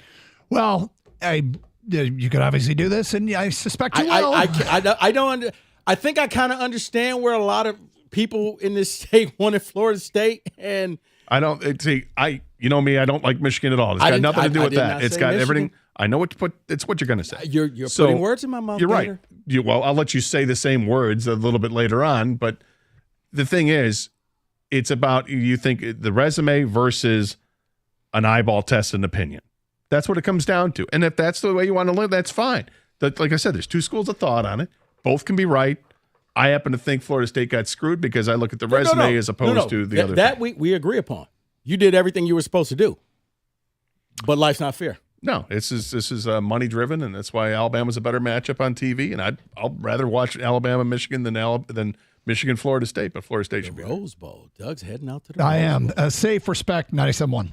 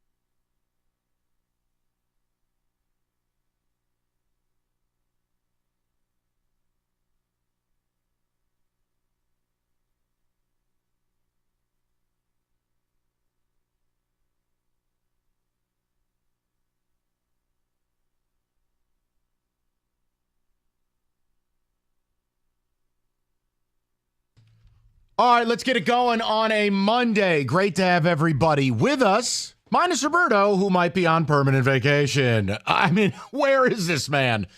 I have a PSA. So what I'm going to do is this. A, Kenny, you can't say the words you just used during the break. But B, Rico, you may as well pull up Game Time. Pull up, go buy those tickets for Team Privilege. I want to just start the show. I'll rewatch the Washington game. Yeah, go ahead. Chart the plays for everybody. I want to start the show with something, and it's the terms of service. We made a deal. I thought we had a deal. See, this is going to be real easy for me. Since the scandal broke at Michigan, I told you guys the terms of service. I wasn't going to get on the air and talk about shutting your season down or taking you out of the playoff because I live in the real world. You weren't going to get in the business of begging for validation or being upset that everybody views you as cheating scumbags. That was a deal we had. And I think we've gone down the road very well together. That's until yesterday happened. And a lot of people who call into these shows, some people who are on the air, and certainly the eunuchs in the national media, we have a problem. We got a real problem on our hands. And I'll tell you why. You chose Michigan versus everybody.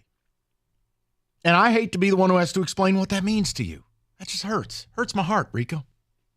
See, when it's Michigan versus everybody, you circle the wagons, you deflect, you deny, you gaslight, and you do your thing. Now, I told you. Book the trip with your dad to the Rose Bowl. Take the pictures. Enjoy the memories. Go to St. Elmo's. Try the shrimp cocktail. But what you don't get to do is get mad at other people's responses. And what else you don't get to do is to play the do what's right card. Oh, the irony. Like this morning, I heard John all bent out of shape about Eli Drinkowitz dropping a Connor Stalions line. Yeah, you don't get to do that. Sorry. Or you get people now crying their crocodile tears for Florida State. No, you wanted a free square. Everybody saw your players and their reaction. They thought they were getting a freebie. See, you don't get to talk about what's right because you don't want what's right. What's right is you wouldn't even exist. So I want to play for you a clip to show you the type of nonsense you're getting from the national media. And I mean, it's just eunuch behavior. I mean, like we'll play you some Booger McFarland. The national media. I knew he would make it. The national media may as well be hanging out with Jerry Falwell and his wife. Wow. I mean, honestly, these people wouldn't say the word scandal or cheating, but now they want to get into doing what's right and disgrace. Really? Take a listen to this live from the Falwell suite.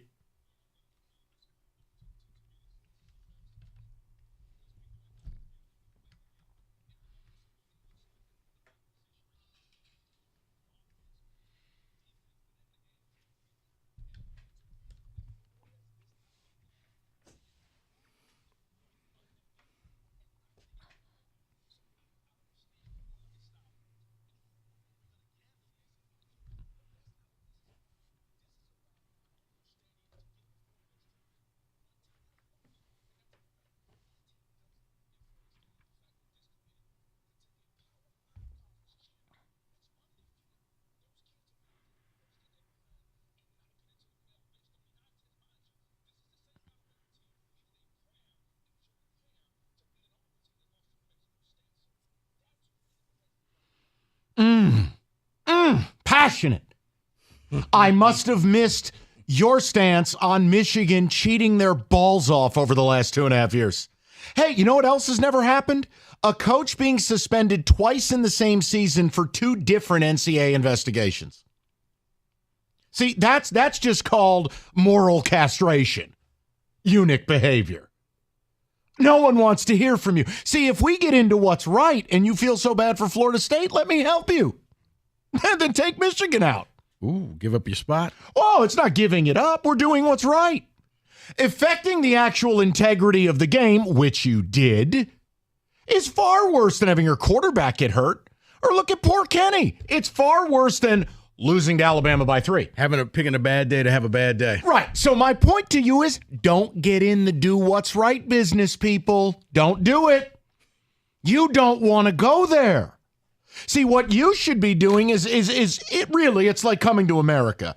You should be asking Alabama, is the royal penis washed? Because you're just so happy you're playing. You got away with murder. Don't bitch that you had to bag up the clothes and dump them in the river. You don't get to play that game. No, you don't care what's right.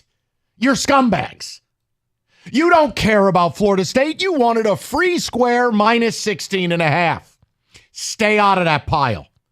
We made a deal. And I may be your devil, but we made the deal. I let you be happy. I let you call this show, and I talk football. What you don't get to do is now act like anyone cares what any of you have to say, specific to morality or ethics. That's like Frank Lucas, a crack dealer, joining the DARE program. Stop. You deal smack for a living. You don't get to turn around and tell me the dangers of drugs. Just stop. Stay in your bubble. The rest of us, Eli Drinkowitz, me, every other college football fan in America, we know what you are. And you chose Michigan versus everybody. You doubled, tripled, quadrupled down. Bet. You did this. We're going to win in court. No, you're not. You did that. So keep doing it. I beg you, book the trip with your dad, your son, your brother. Go to the Rose Bowl. Savor your memories. The rest of us view you as what you are. So what I don't need is the same media locally and nationally who won't, in their articles, do what they did. Look, straight up. MSU still has Larry Nassar attached to them. There are people, including yesterday in the Free Press, writing articles with no mention of scandal. The BTN getting instructed not to talk about it. Hey, hi. Right to your spine. You don't get to have a voice.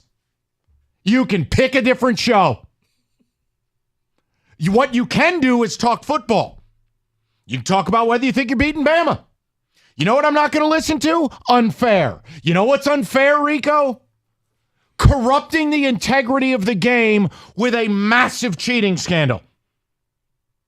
Deal crack, can't join DARE. Right. You're out. You're out. Because if you're that aggrieved that Florida State is in, give up your spot. Right. Because after all, you want to do what's right.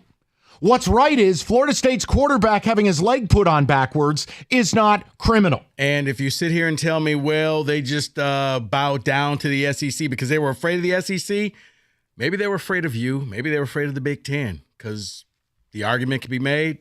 You could have gave up that spot. Here, you want another trip to the Falwell Suite? Go ahead. Let's hear another one of these gutless cowards.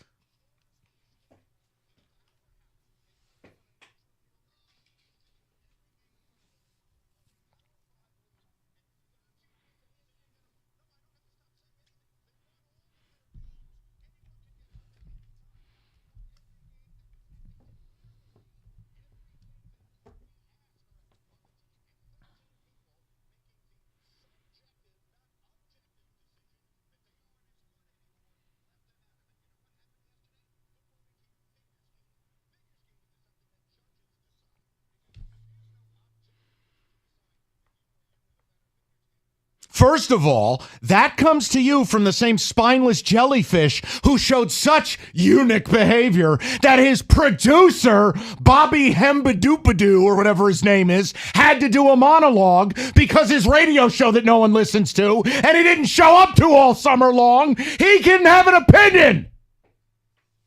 Mike Greenberg's next big opinion will be his first. He's a nothing.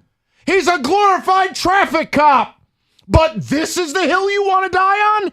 Second of all, Mikey, save the babe in the woods routine. Oh my God, college football's more reality TV than substance? Hold on, Rico. Surprise FaceTime. To the spine. Are you serious? Man, you've been hanging out with Falwell's pool boy too much. Get the hell up out of here. Mike Greenberg, Booger McFarland, the best thing he could do is pick his nose. These opinions are nonsense. These people won't call Michigan out for what they did, but now they want to talk about the sanctity of the sport? They had a guy in spy glasses. The coach has been suspended twice. He finally coached more games this season with the use of the conference title game than the games he missed under 2 suspensions. The guy in all likelihood won't be eligible to coach them next year. Won't say it, but oh baby, cry for FSU. I mean, you must be kidding me. But see, this is where we're at. This is why I hate this business. This is why I hate what we've become. It's idiocracy. Mm-hmm. We put out idiot content for idiots. That's what we do. Face it. There's a reason they don't say this. Oh my God, it'll upset Michigan fans. So here's my advice to you. Book the trip. Go. Enjoy it. Do you. And for the love of God, beat Bama. You want validation? You should be tying your balls in a knot. Thanking God above you played Bama. Why? Because it gives you at least a shot at validation. That you played teams that were real on the level. Not cheating. Not the brazen, ridiculous, layered, extensive cheating you did. You made the deal. Stick to it. You wanted Michigan versus everybody. You wanted bet. You wanted to defy it. Play the villains. Good. But what you don't get to do, and what these absolute Falwellian media don't get to do, is that you don't get to talk about what's right, because what's wrong has been in front of you the entire year. The entire year. Do not cry because a team's quarterback had his leg surgically reattached when you said nothing about the integrity of games being irreparably affected. Don't do it. Stay in your lane. Pretend you're Gus Johnson. Hug a Wolverine today, but don't do that. Guy's producer had to talk for him because he couldn't. No offense, David, but the day you talk for me because I can't, or I'm scared, or I'm too much of a pinhead, I retire. I walk, and I bequeath this show to Rico. I'm out. So if you want to talk, we'll talk. You made the deal. Don't come up in this Humpty Bumpty talking about, oh my God, FSU got screwed. No one's listening. Not here, we're not. The committee told you we're taking the best 4. There's no planet FSU's the best 4. I'm not even sure you're in the best 4, but you're there. So thank God above. Hold a rosary. Man, they're the number 1 team. The point I'm making is Georgia has a gripe.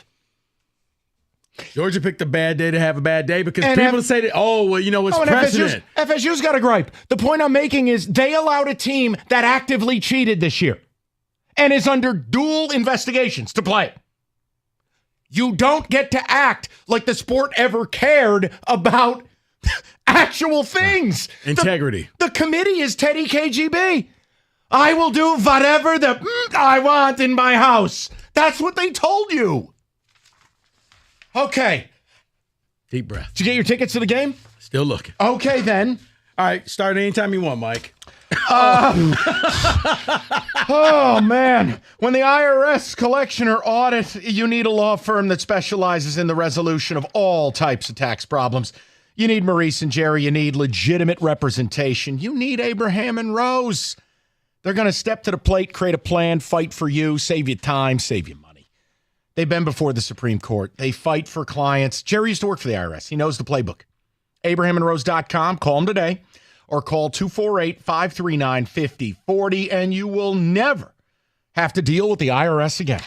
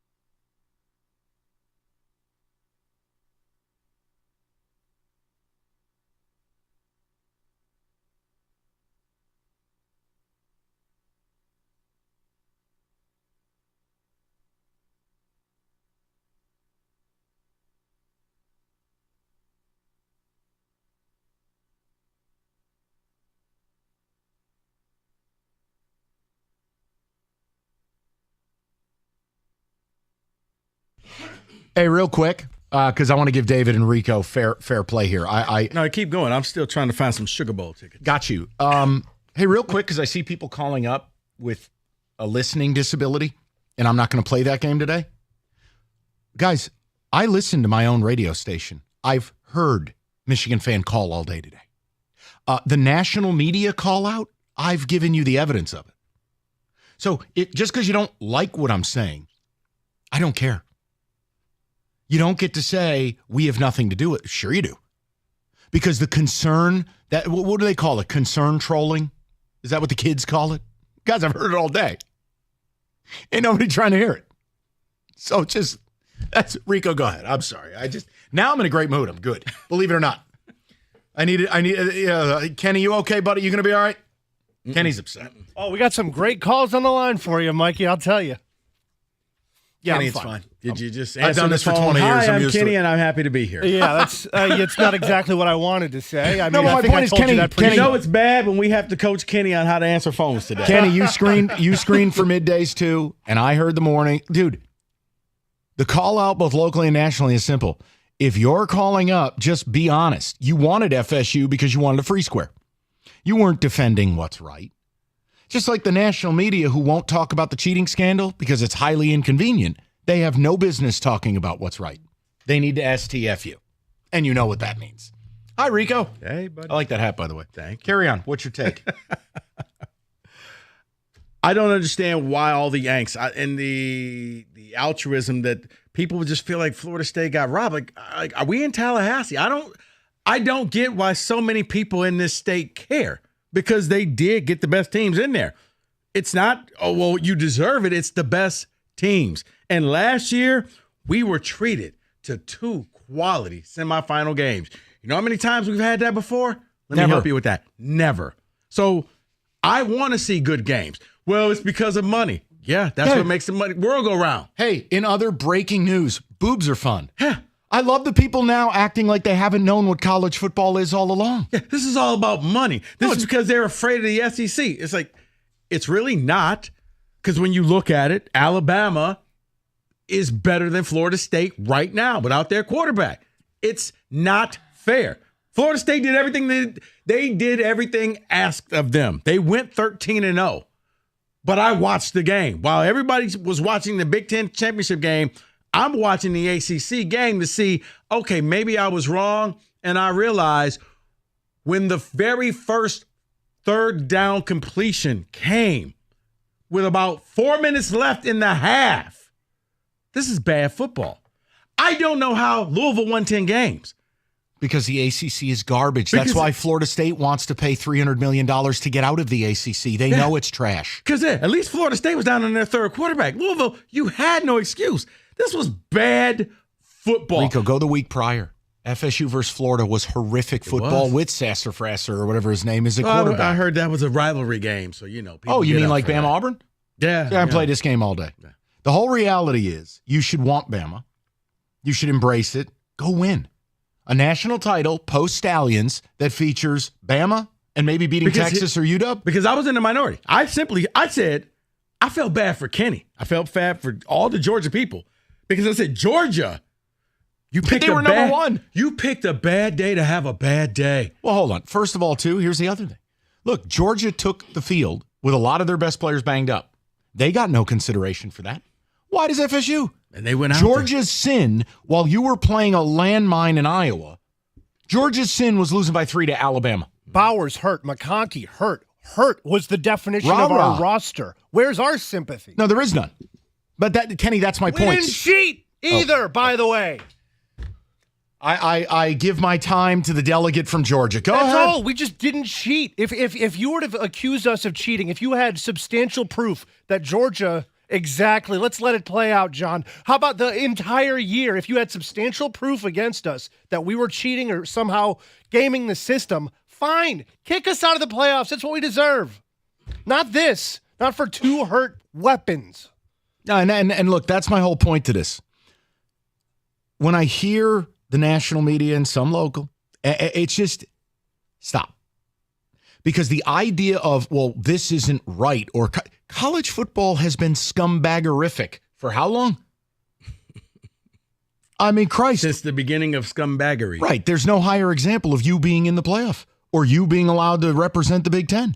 But I never protested that much. Why? Because I live in the real world. And just know this. This isn't the first time the committee has manipulated matchups and teams. They do it every year. Every year, you fall for it thinking, oh, it's fair. It's not fair. In the end, they put in the 4 they want to see. They create television. Right. I remember, what was it, one year, TCU wins the Big 12. Got left out. Baylor. Yeah, it was like, hey, sorry. We deserve to be in. You do. No, because they're not a big enough brand. But you're and not I hate to going break in. it to Florida State. You're not a big enough brand. But we knew that. I've been telling you, this is the best part. Rico and I have been shooting you straight on this thing from the beginning.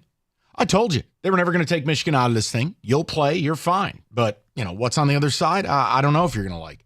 The point is, for 2 weeks, I told you, the minute Travis went down, they're dead. It doesn't matter what they do. They're dead. Now, the committee wanted Louisville to do their dirty work for them. Louisville's terrible. But, yeah, I was just like, how did Louisville get here? Because they play But then I realized they didn't play Florida State. They didn't play any of the big boys of their conference. As you have put it before, they hit the schedule lottery. They did. So what I'm not going to do is act like I don't live in the real world. They were never getting in. But if you call, remember I said... No, they had one shot at getting in. If they would have did what Ohio State did under Cardale Jones. 59-10. And you just... Mike, I think if they would have went out there and won 34-6. Maybe. You know what? They're still good. They're in. But when you're struggling, when one touchdown is all that gets scored between both teams, if you couldn't do that, if you could barely beat Louisville, what are you going to do against Michigan? What are you going to do against Washington? What are you going to do against Texas? They would be 16.5-point underdogs against Michigan. But if that's the case, then let Vegas pick the teams. That's what I Which heard. I'm also fine with. Look, here's the bottom line. I'm excited. It's Michigan versus Bama. It's a game. Game on. Theater. Texas UW. Theater. And you're going, well, then you're just as bad as the committee. Yep. Because I live in reality. Hey, real quick. Yeah, buddy. Are we finally going to put some respect on UW's name? Well, how do you do that stupid thing? There you go. Is that a little purple rain? I'm still waiting for the zip up. Hey, buddy. Oh, by the way, you did win the GIF Olympics. Him sending me Dave Chappelle as Prince at the end of the game, and it just said game. That I said to you. Done. Mike, just know that Michael Penix and UW, they never meant to cause you any problems. They never meant to cause you any pain. Rico, do the read. They only wanted to see you laughing. I do the play. I beg of you. You can play Prince. You can play Prince bumps all day long. I have no argument. Carry on, and we will get to the people next. I'm sorry, guys. All right, you've heard me talk about Specs at LTU because the winter semester is coming up, and you want to reserve your spot in that class. If you're looking at changing your career, going into radio, where you can give your opinions and your takes on the air, Specs could help you get there. Or if you want to be a DJ, you want to go into TV, you're a graphics design artist, Specs at LTU is here to help you make that transition into your new field. It's very simple. You need to be curious. Go visit the website, ltu.edu/specs, to learn more about the broadcast media arts, digital media arts, and graphics communications program taught through Specs at LTU right here in Southfield on the campus of Lawrence Tech. You're going to be instructed by instructors like myself who actually work in the business. We're not going to waste your time. You're going to learn from day one what it takes to make it in your field. So once again, what are you waiting for? Be curious. Go visit the website, ltu.edu/specs, to learn more. Then make magic by enrolling in Specs at LTU certificate program today.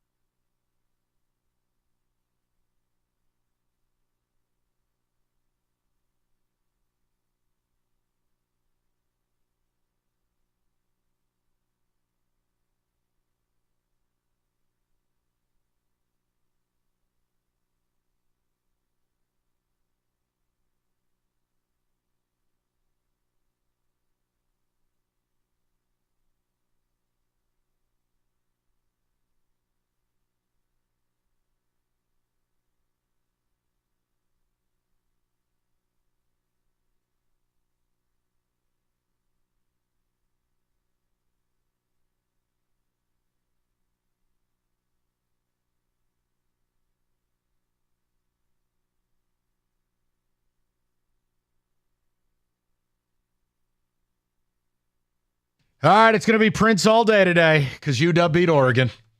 It's deserved. To the people. Okay. That's enough. Let's go to the people. Never meant to cause you any pain. Cameron is going to lead off today. Cameron, what's going on, brother? Yeah, so I wanted to come at this with a different perspective because I am a Michigan fan.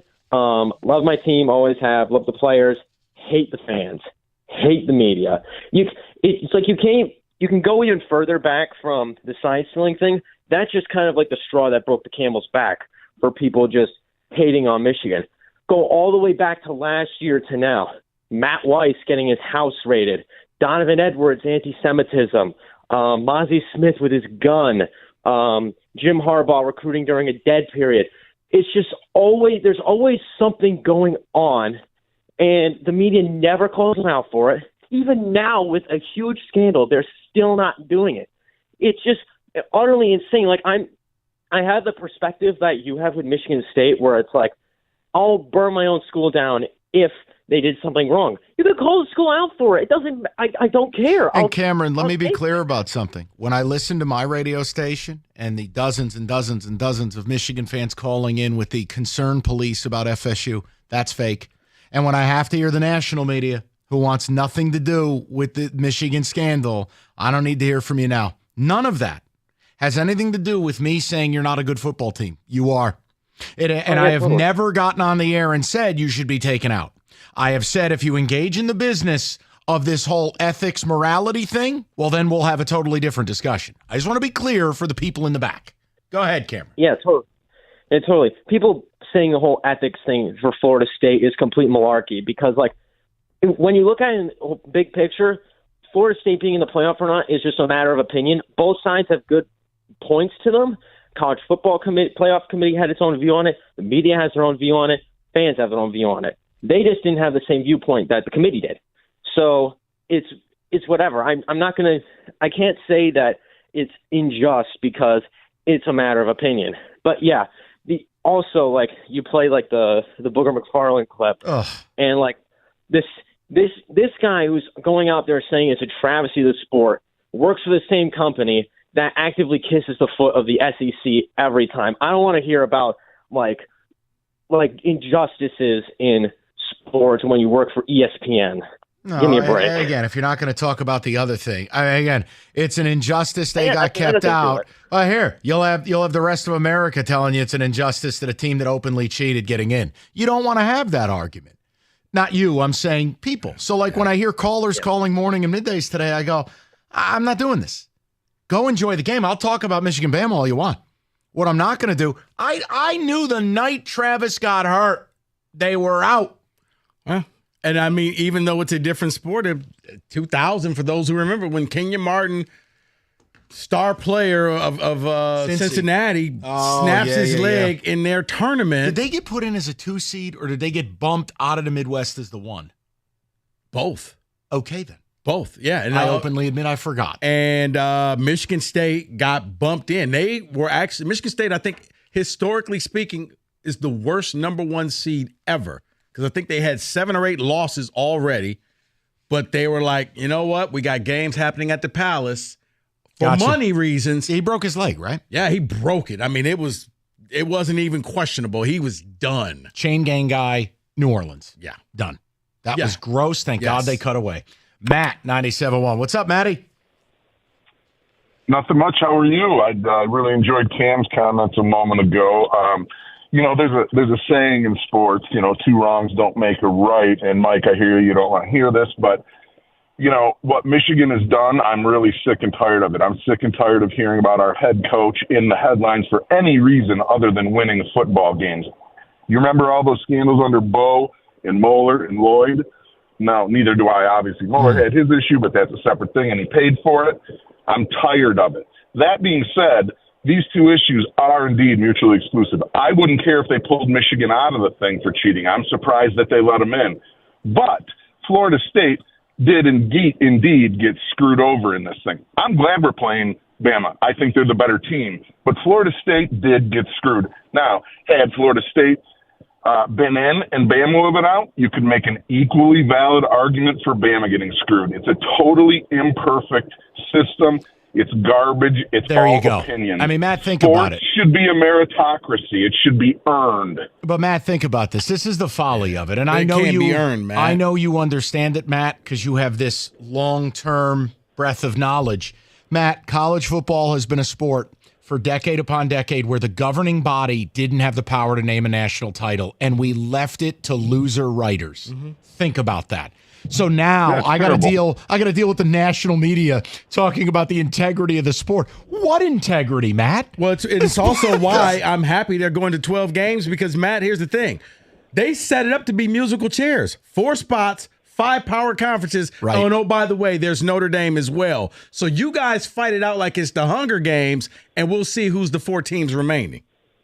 All the BCS is a new and different set of arguments from the old bowl That's system. right. The only way to do it is to have a tournament like next year, like every other major sport has. Hockey, baseball, basketball, all have a tournament. Let's declare a champion. Meritocracy. Now, 12 and 13 might argue. Marshall might be arguing with Idaho State or something. But Matt, that's like but like March Madness. Like, do you care to hear the argument about the 68th team? I don't. But I'm yeah, with you. I'm with they you. were bro. 17-9, but they had some good wins. See, Matt, I don't know why you think I didn't want to hear what you had to say because I agree completely with you. Yeah, this might be the first time, Mike. I've been listening to you guys forever. This is the second time in my life I've called. So, Well, don't be a more stranger. often, man. Intelligent and conversation. just so we are clear, too, that was a bad look on TV the way Michigan reacted to getting Bama. But I think this is the greatest thing ever. It's It was, Matt. Michigan may not deserve to be there. You can make that argument, but this is going to be an awesome match. Let me be clear. Let me be clear. I want to, Rico. I'm going to say Go this for ahead. both of us. I have not said you don't deserve to be there. I live in the real world. If you choose to go to the ABC After School Special World hosted by Michael Landon, well, then I'll tell you don't. But Rico and I don't live there. We're on a different block. No. I have never said you shouldn't be in. You're a very good football team. You 13-0. You won the Big Ten, pretty much running away. I mean, it was, once again, Saturday was a coronation. It wasn't a game. Correct. It was just how many points are you going to beat Iowa by, and will Iowa score? The answer was 26-0. And spine. By the way, I mean, we're having fun with it. I mean, Michigan wins the game. They could play it 100 times. They win it 100 times. What was that call? Dead ball. I have never in my life. The Michigan player picked the ball up to hand it to the ref and go, all right, well, the play's over. They go to replay. They give Michigan the ball. I'm going, well, that's a first. I've never. David, David can't even look at me. It was weird, man. And It again, was. you win the game all day, every day. But David, I have never seen something like that. Well, you know what? Thank you for handing me the ball. How about you keep it? Matter of fact, Michigan's ball. When did you meet Will Smith? David, can we get some ticket text to start the day? Quickly. And by the way, I'd like to applaud Harbaugh and Michigan. You handled the trophy ceremony the right way. With grace, as Noah Eagle likes to say. The With right grace. way. You know what? Yeah, we're gonna don't give it to me. Give it to our injured lineman. Let him hold the trophy up. Smartest thing ever. Don't poke the bear, Jim. I feel dirty, but I'd like to tell you, I actually thought that was cool. I did a slow clap at home, like right there. Never. Rico was the gif of Morgan Freeman stick. Yes, because deep down he couldn't. You're gonna say or do something. Just no. Just. Zach Zenner. And they give it to him. shook hands before the ceremony started. And I'm he good said, with it. Yep. Before we get up here, before the cameras are on, Behave. Santa's Santa's was watching. like, "Oh look, Santa's watching, y'all." Look, he's yelling at him like that's not how it went down, Rieger. He simply said, "Boy, Rieger loves to troll." Rieger, that's not what that photo was. And it was very nice. And I'm like, that's what you were supposed to do. That meant an adult stepped in and said, no. Keep all the bet comments. Keep it to yourself. Tell it to Klatt. Don't do this to Petiti. You talk about a guy that needs to get off social media. It's Jeff Rieger. He believes everything he sees. I'm going to stay away from this one. David, yeah. I like Rieger a lot. I told him. This is best if I don't know. Oh, yeah, we talked about his dream playoff sequence, and I was just like, Rieger, you couldn't handle yourself. We'll get ticket Spoiler text. alert, Lions versus Rams. Ticket text momentarily. It's football time. Can you imagine driving the length of a football field at 55 miles an hour blindfolded? No, because it's madness. But that's what you're doing every time you answer a text while driving. About 4.5 seconds. Guys, you need life insurance. Distracted driving amongst all of the other risks out there. Get life insurance so your family is covered. There's no such thing as I was almost insured. Get affordable life insurance from the best in the game, Mike Papura, National Benefit Plans. He'll take care of you ASAP. 877-734-2200. Michael shop over 70 different life insurance carriers nationwide. Guarantees you the best possible rate. And in the event of that accident or devastating diagnosis, your family's covered. Go to nbphealth.com or call the number 877-734-2200. It's National Benefit Plans.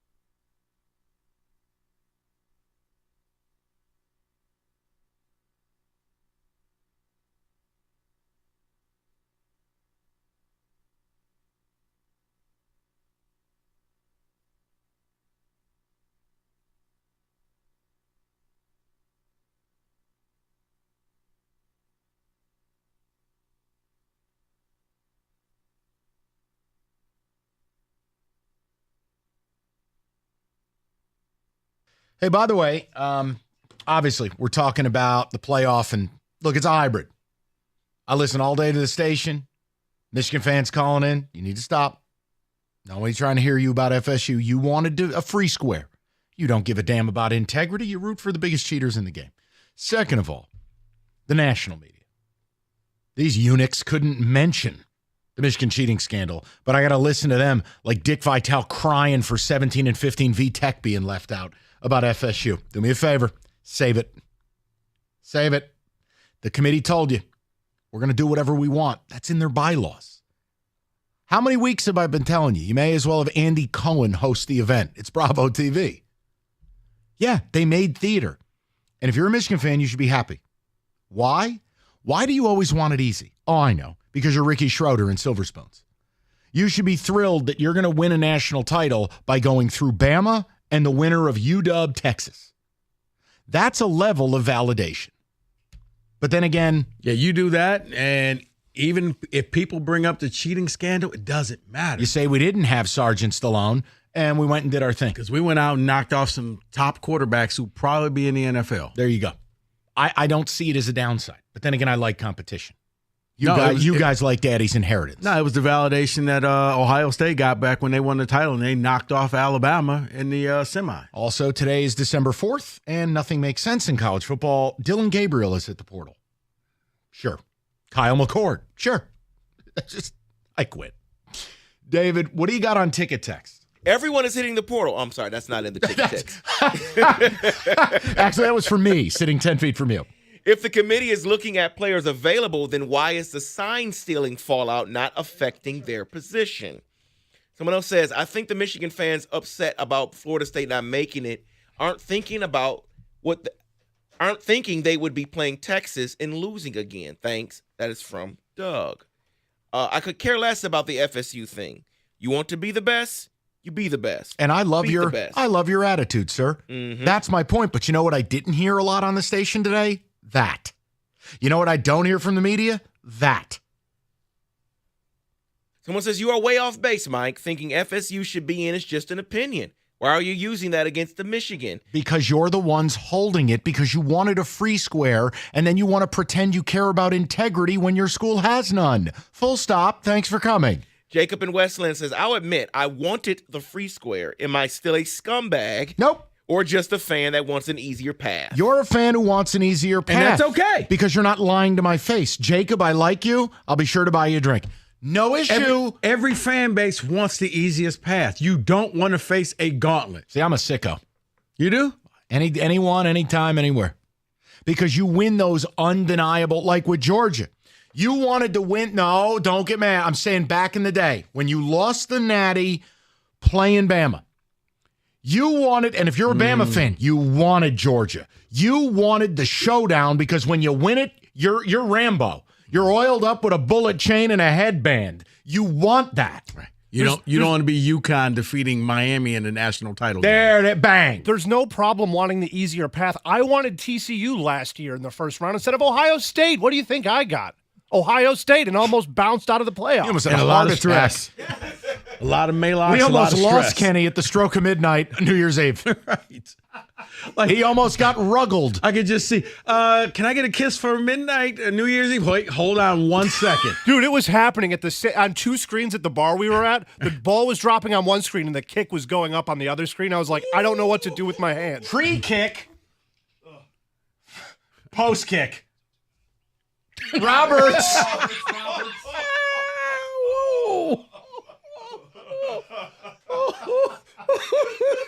Happy New Year. Let's go on the board. Back to your calls in a moment. David.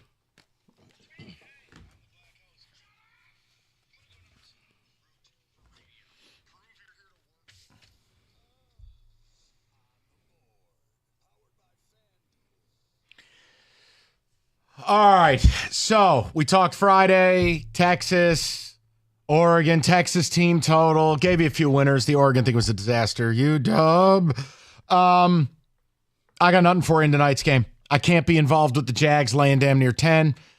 The Bengals with Jake Browning. If you want to follow the primetime unders routine, you could. I'm not sure I can get there tonight. Jags may put up 30 by themselves. I'm out on this one. I'll wait for Kenny's hockey pick. Rico, if you've got another same game parlay, a hitter, we can get to it. I do. What do you got? I do. Christian Kirk to get over 50.5 receiving yards. Christian Kirk to score an anytime touchdown, and Trevor Lawrence to pass for at least 225 yards at plus 360. People, I laugh, but the man has a knack for this. Hit 2 of them last week. Kenneth, light card in the NHL. I'm sure tomorrow there'll be 15 games. Tonight there's like 3. Yeah, I'm not sure what they're doing. I like a couple of games. I'm emotional. I don't have many nice things to say about anybody at the moment. The Canadians plus 140 at home against Seattle. I don't hate that. The Lightning even money at home against Dallas. I don't hate that either. The Jets plus 122 at home against the Canes. Take your pick. I'm staying away from tonight's card. If I'm betting tonight, I'm betting with my heart, and that's never No, a winning don't formula. do it. And look, there's no real opportunity with a live dog. I mean, at best, you're getting maybe minus 120 in a couple of these. I don't love it. I don't love the card. Not enough games, not enough value. Sit it out. Relax. It was a big weekend. I gave you the BGB, the game of the year, with the team privilege. And I felt privileged just to be allowed to bet on a team that good as they bodied the Eagles, and you just hate to see it. David. So if anybody's interested, if you want to bet on the in-season tournament winner, you have I'm sorry. David, please. That's a no. Who's playing it? I don't Celtics, Bucks, Kings, Suns, Lakers, Knicks. Only seeing that because I see the teams right here in front of me on Pelicans and Pacers. Forgot about that. I saw the Warriors keep dropping last-minute games and 20-point leads. I think tomorrow could be the bet of the century. Pistons, Memphis. Oh, my Lord. That ranks right up there with Eastern versus Central. Rico's parlay. If you want to stick with primetime unders, I'm not mad at you. Kenny rightfully skipping the night in the NHL. Light card tonight. Primetime under. Wow. Wait. It's been hitting at over 70%. So if I added that in there. I just don't do it. Be careful. All right, Be careful tonight with that, man. All right, I won't. You may be seeing a team that's given up versus one of the hottest teams in the league. May I repeat to you, Jake Browning is starting for the Bengals. That's hard to hit 40 if one team doesn't score. Right, that's the under. So, I'm not responsible for this. I'm staying away from it. David, bump back with some Prince for this man. UW's in the playoff. I owe him that much. I'm still waiting for this hoodie. You tell me what you need. I'll buy it today. I think I found it. It's an old school logo. Okay, just send it along. Okay. Maybe I'll get you that Don James Rose Bowl hat the fans were wearing too. You want that? Oh. It's the Christmas season, huh? They're going to the sugar, but I get you. Ho, ho, ho, bitch. Whatever you want, send it over. I'm your East Bay catalog. Back to your phone calls next. 97.1.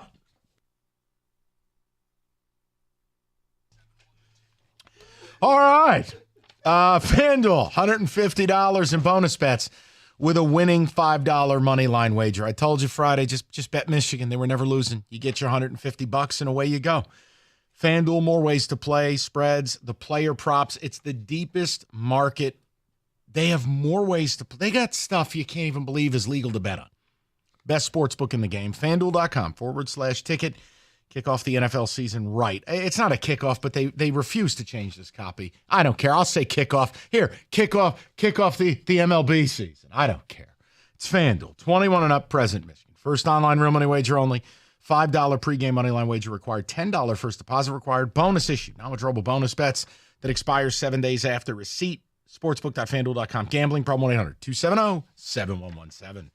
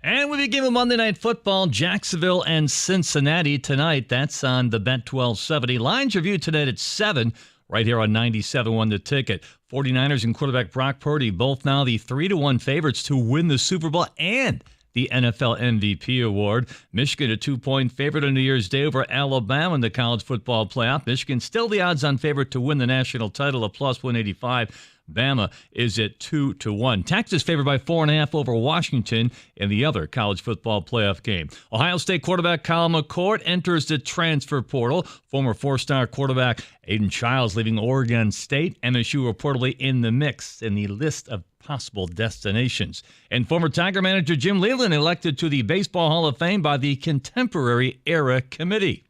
At the Ticket Update desk, I'm Jeff Lesson. For more 97.1, the Ticket or Odyssey.com.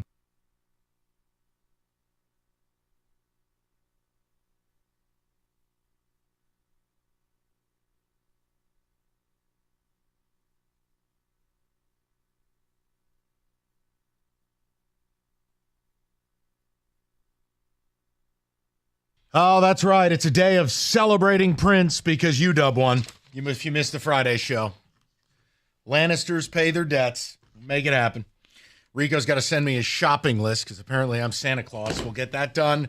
Okay, all right. That's enough.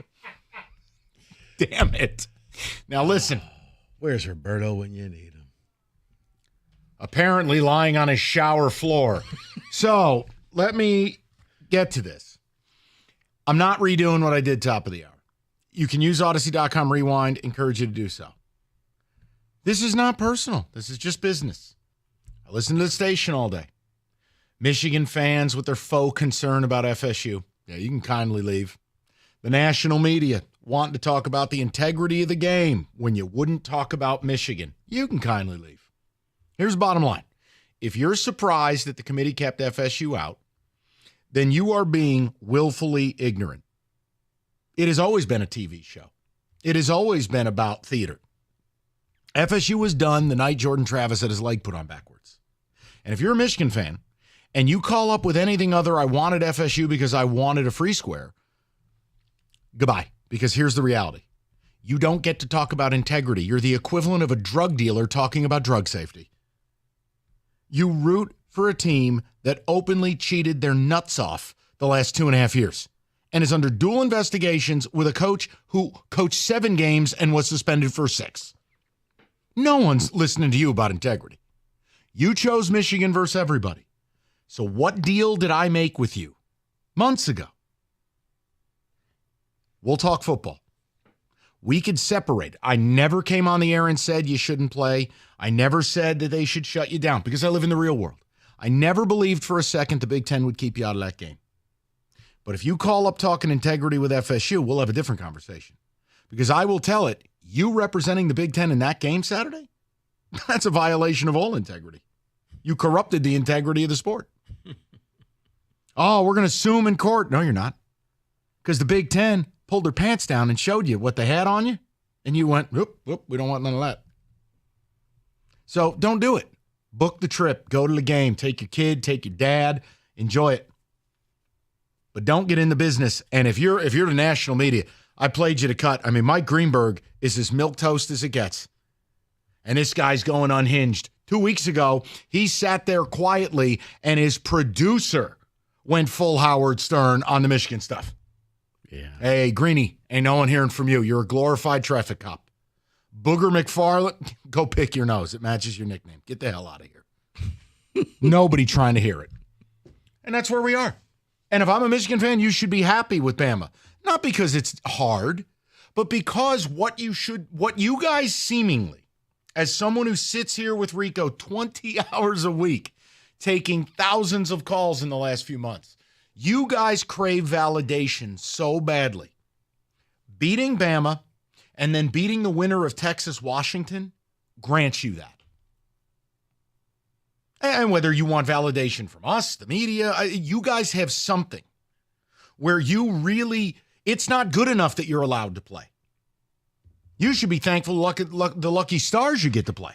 The point is, this is the path forward. Beating FSU is a joke. The team was going to be a 2-touchdown plus underdog to anyone they faced. That's why you wanted them. Now, if you call up and say that, I got no problems with you. Cheers. But don't do integrity of the sport. Look in the mirror. Look who you support. Yeah, that's the funny thing is, oh, no, this is wrong, and feeling aggrieved. If we were in Tallahassee, I would get it. If we were in ACC country, yeah, Florida State fans should be angry. The players should be angry, but I didn't understand what I was listening to all day today of why are everybody else angry? Guys, life's not fair. This was one of those not fair moments. Jordan Travis goes down. If he's playing, they're probably in, and Alabama's out because Alabama lost to Texas. But situation was you could just see, yes, it was the eyeball test. Watching that team struggle to score points against Louisville. And spare me, what was the third-string quarterback? Your backup quarterback wasn't that great either. Go to week before against Florida.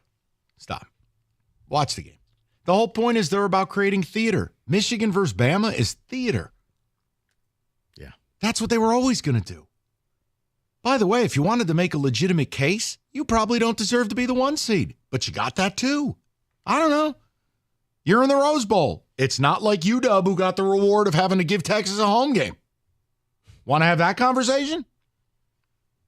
So just stick to the football, will you please? Do us all a favor. David, did I cover it all? We good? By the way, Dylan Gabriel to the portal. McCord, Ohio State to the portal. Who else did I miss? Kenny, you lost your backup, Vandergrift. I know. I don't know. He's another 5-star on Georgia's roster. Who cares? You're replacing him with Raiola's kid, aren't you? Yep. Kenny's disillusioned. He's had enough. All right, let's get to the people. Let's see what everybody's got to say. And yes, we will get to the Lions later. Winning allowed us to open with the playoff. I listened to the station all day. The other shows were getting incredible traction with playoff talk. So we're not ignoring the Lions. We're going to get there. But they won, which is a conversation. It's not panic. Let's go to Dre, 97.1. What's up, Dre? What's up, man? No, bro, you know I'm a huge fan of yours. Call me for years. But we about to get into it right now. We about to get into it. So, you know why I love you? It's because you one of the main people that I think, as you would say, you put your nuts on the table and you just shoot people straight.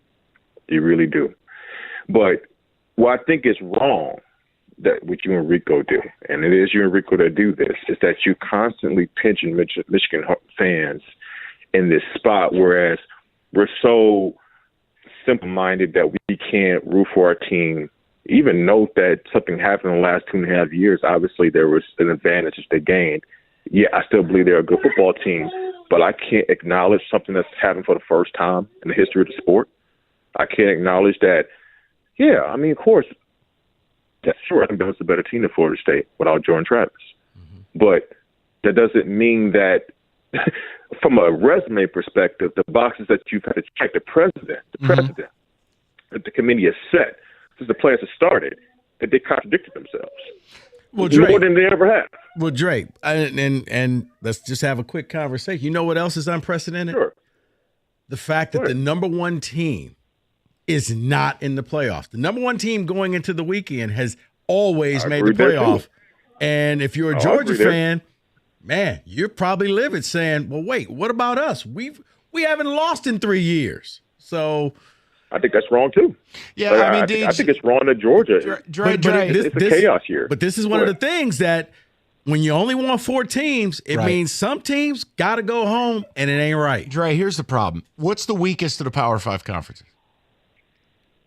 Oh, I agree with ACC. All right. For sure. So then let's go strength of schedule. Florida State's was 55th. Bama's was 5th. Okay. Then we go, all right, best win. Now, you're right. Bama lost the game. Well, they lost the game because the best win in America was what? Texas going to Tuscaloosa. Meaning beating Bama means a lot. What's the second best win in America? It's Bama beating Georgia. Then you get to the eyeball deal. See, and I would say now the second best. Dre, you watch the games like I do. Come on, man. You couldn't put Florida State in this thing. You couldn't. Oh, I agree. The eye test. See, here's the problem. Like, the eye test is non-negotiable, really. There's no doubt that Florida State is probably the fifth or sixth best team now without their quarterback. I'm saying that as a Michigan fan, I can know my team's involved in something. I still think with Stallions, without Stallions, they were always good. Yes, and Dre, things to be true. But Dre, know this. Not Florida State got screwed. It's not for people like you. It's for people calling up saying, "Oh, well, Florida State got screwed because they just wanted the easier path." So, look, man. Look, oh yeah, you're right. Look. I can't look, man. It's another thing too, bro. It's like every fan base has got kooks. You know what I'm saying? Like, and Dre, I don't think you're a kook. Just for the record, we're not calling out you, but I do think that a lot of people were like, "It's a travesty." I was like, "What? Why are you so upset that Florida State got left out?" And it took me about half a day, and then I was like, "Oh, that's why you're upset." I mean, look, bro. And I thought, cause my friend, boy, he's a Bama fan, bro. So we talking trash to each other. Look, I think it's a natural reaction to go from Florida. I mean, let's keep it real, bro. Let's if a State was in there, bro, and you expect, even though I never expected Florida State to get in, really, because I even though I know what's right, like you guys, I admit I know what's real, right? So I wasn't shocked when Florida State didn't get in, but it was like. I mean, any Michigan fan was like, "Oh, Bama, that's tough." But Dre, we lived it. Dre, we lived it, and I remember talking about it. I mean, it happened when they reseeded the deal, and MSU never should have been playing Bama, but they moved it around. As a matter of fact, and they made television. As a matter of fact, I remember the AD at the time was like, "Yeah, we're going to the Orange Bowl." We all booked our flights to Miami. Oops, they were supposed to play Clemson, and it was like, "Wait, what just happened here?" It was Saban versus whole team. Like, guys, they always play TV. And Dre, I know you're still listening. It's not about you. But when I hear it all day on the station, or when I hear John this morning all out of shape because Eli Drinkowitz makes a joke, no, you got to own that. You don't get a choice. You don't get a choice. Michigan versus everybody has a cost. The cost is everybody's going to mock you. Now, your way out of that, beat Bama. Beat the winner of Texas Washington. You'll never turn certain people, but you'll get respect. But that was just it. You knew going into this, no matter what happened, there were certain people who would just be like, "Yeah, this is always going to have an asterisk next to it. You can't get angry." But it was just, wait, why is everybody just pounding the table? This is so wrong. And you know why I get mad at the national media. This is not a new thing, people. You guys know me. You know the show we do. I don't have time for intellectual dishonesty and cowardice. These national media types who are it's kryptonite to talk Michigan cheating scandal. Yet here they are talking about the sanctity of a sport. Man, acting as if that integrity took a backseat to money, that's suggesting integrity was in the car in the first place. You know what the sport did to integrity? They opened the passenger door and went, boop. Please. And integrity went out the door at 60 miles an hour. Please, they put integrity up on eBay and said, you can go ahead and bid on this. Highest bidder can have our integrity. But hey, I'll get lectured by Mike Greenberg and Bob from Wyandotte. No, we ain't playing that. All right, good times. Big truck accidents that result in a fatality or serious injury in this state, the numbers are off the charts. The attorney you choose to help you has got to have specialized knowledge and expertise in this arena. That attorney is David Feminino. Him and his team, they've helped victims of accidents for over 25 years. They're at the ready to help you. And if you've been injured in a big truck accident, just call 855-65-CRASH or go to the website, getpaid.com.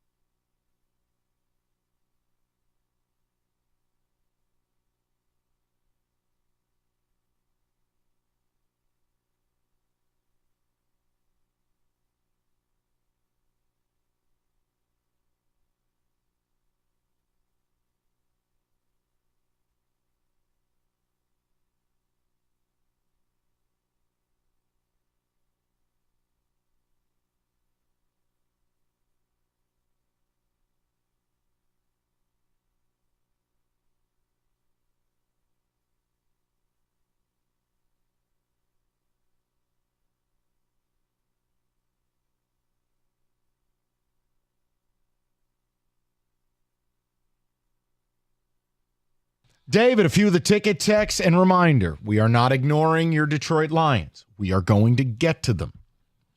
The way I view it is this. This is putting a capper on college football, the playoff, Michigan, until or unless we get news about your scandal and or injury news or something big. You're in, and it's about kind of setting the table. And then there's a dead period. You get those couple of weeks where it's just prep. That's it. Lions will dominate this week, and we'll get to them later. Winning was key. Now, that doesn't mean it's all back rubs and bubble bats. Because I'm going to have to tell the guy to my left he was right about something, and that just hurts my heart. But I'll do it because That feels mean and hurtful. Unlike some in the media and many of you Michigan fans, I am a man of integrity. I have no idea where you're going with this. You don't need to. All I know is somehow I'm going to take a strike. No, I don't know why. No, not at all. I don't know why. You won't. I promise. Cookies was upset with me. He was like, no matter what happens in that Philly Niner game, you win. Cookies was upset with everyone. Either if the Eagles defense dominates, you could say Jordan Davis and all of that. And if the Niners win, you could say, oh, look at your team. So I was like, look, man, Jim was mad at everybody. I'm just here to do the Lions pregame. David, ticket text coming in, please. Can we please stop painting a picture of all Michigan fans? I'm a Michigan fan, and none of my family or friends thought Florida State should be in. We wanted Bama. Stop. Hold on. I didn't paint a picture. I said to you, listening to this station today and what I heard, then I attacked the national media. If you're taking offense to it, maybe it hits close to home. Because if you didn't share the opinion I have said to you, we're good. I'll buy you a drink. This is not a hard game, guys. First of all, it's not life or death. This is sports. But I just laughed. A bunch of people rooting for the biggest cheaters in the sport wanting to bring up integrity. I mean, that's a crack dealer talking about drug safety. No one trying to hear it. Bernie Madoff talking about financial responsibility.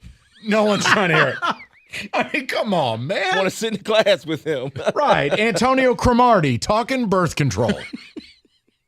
Stop. I got him. I knew I'd get him once today.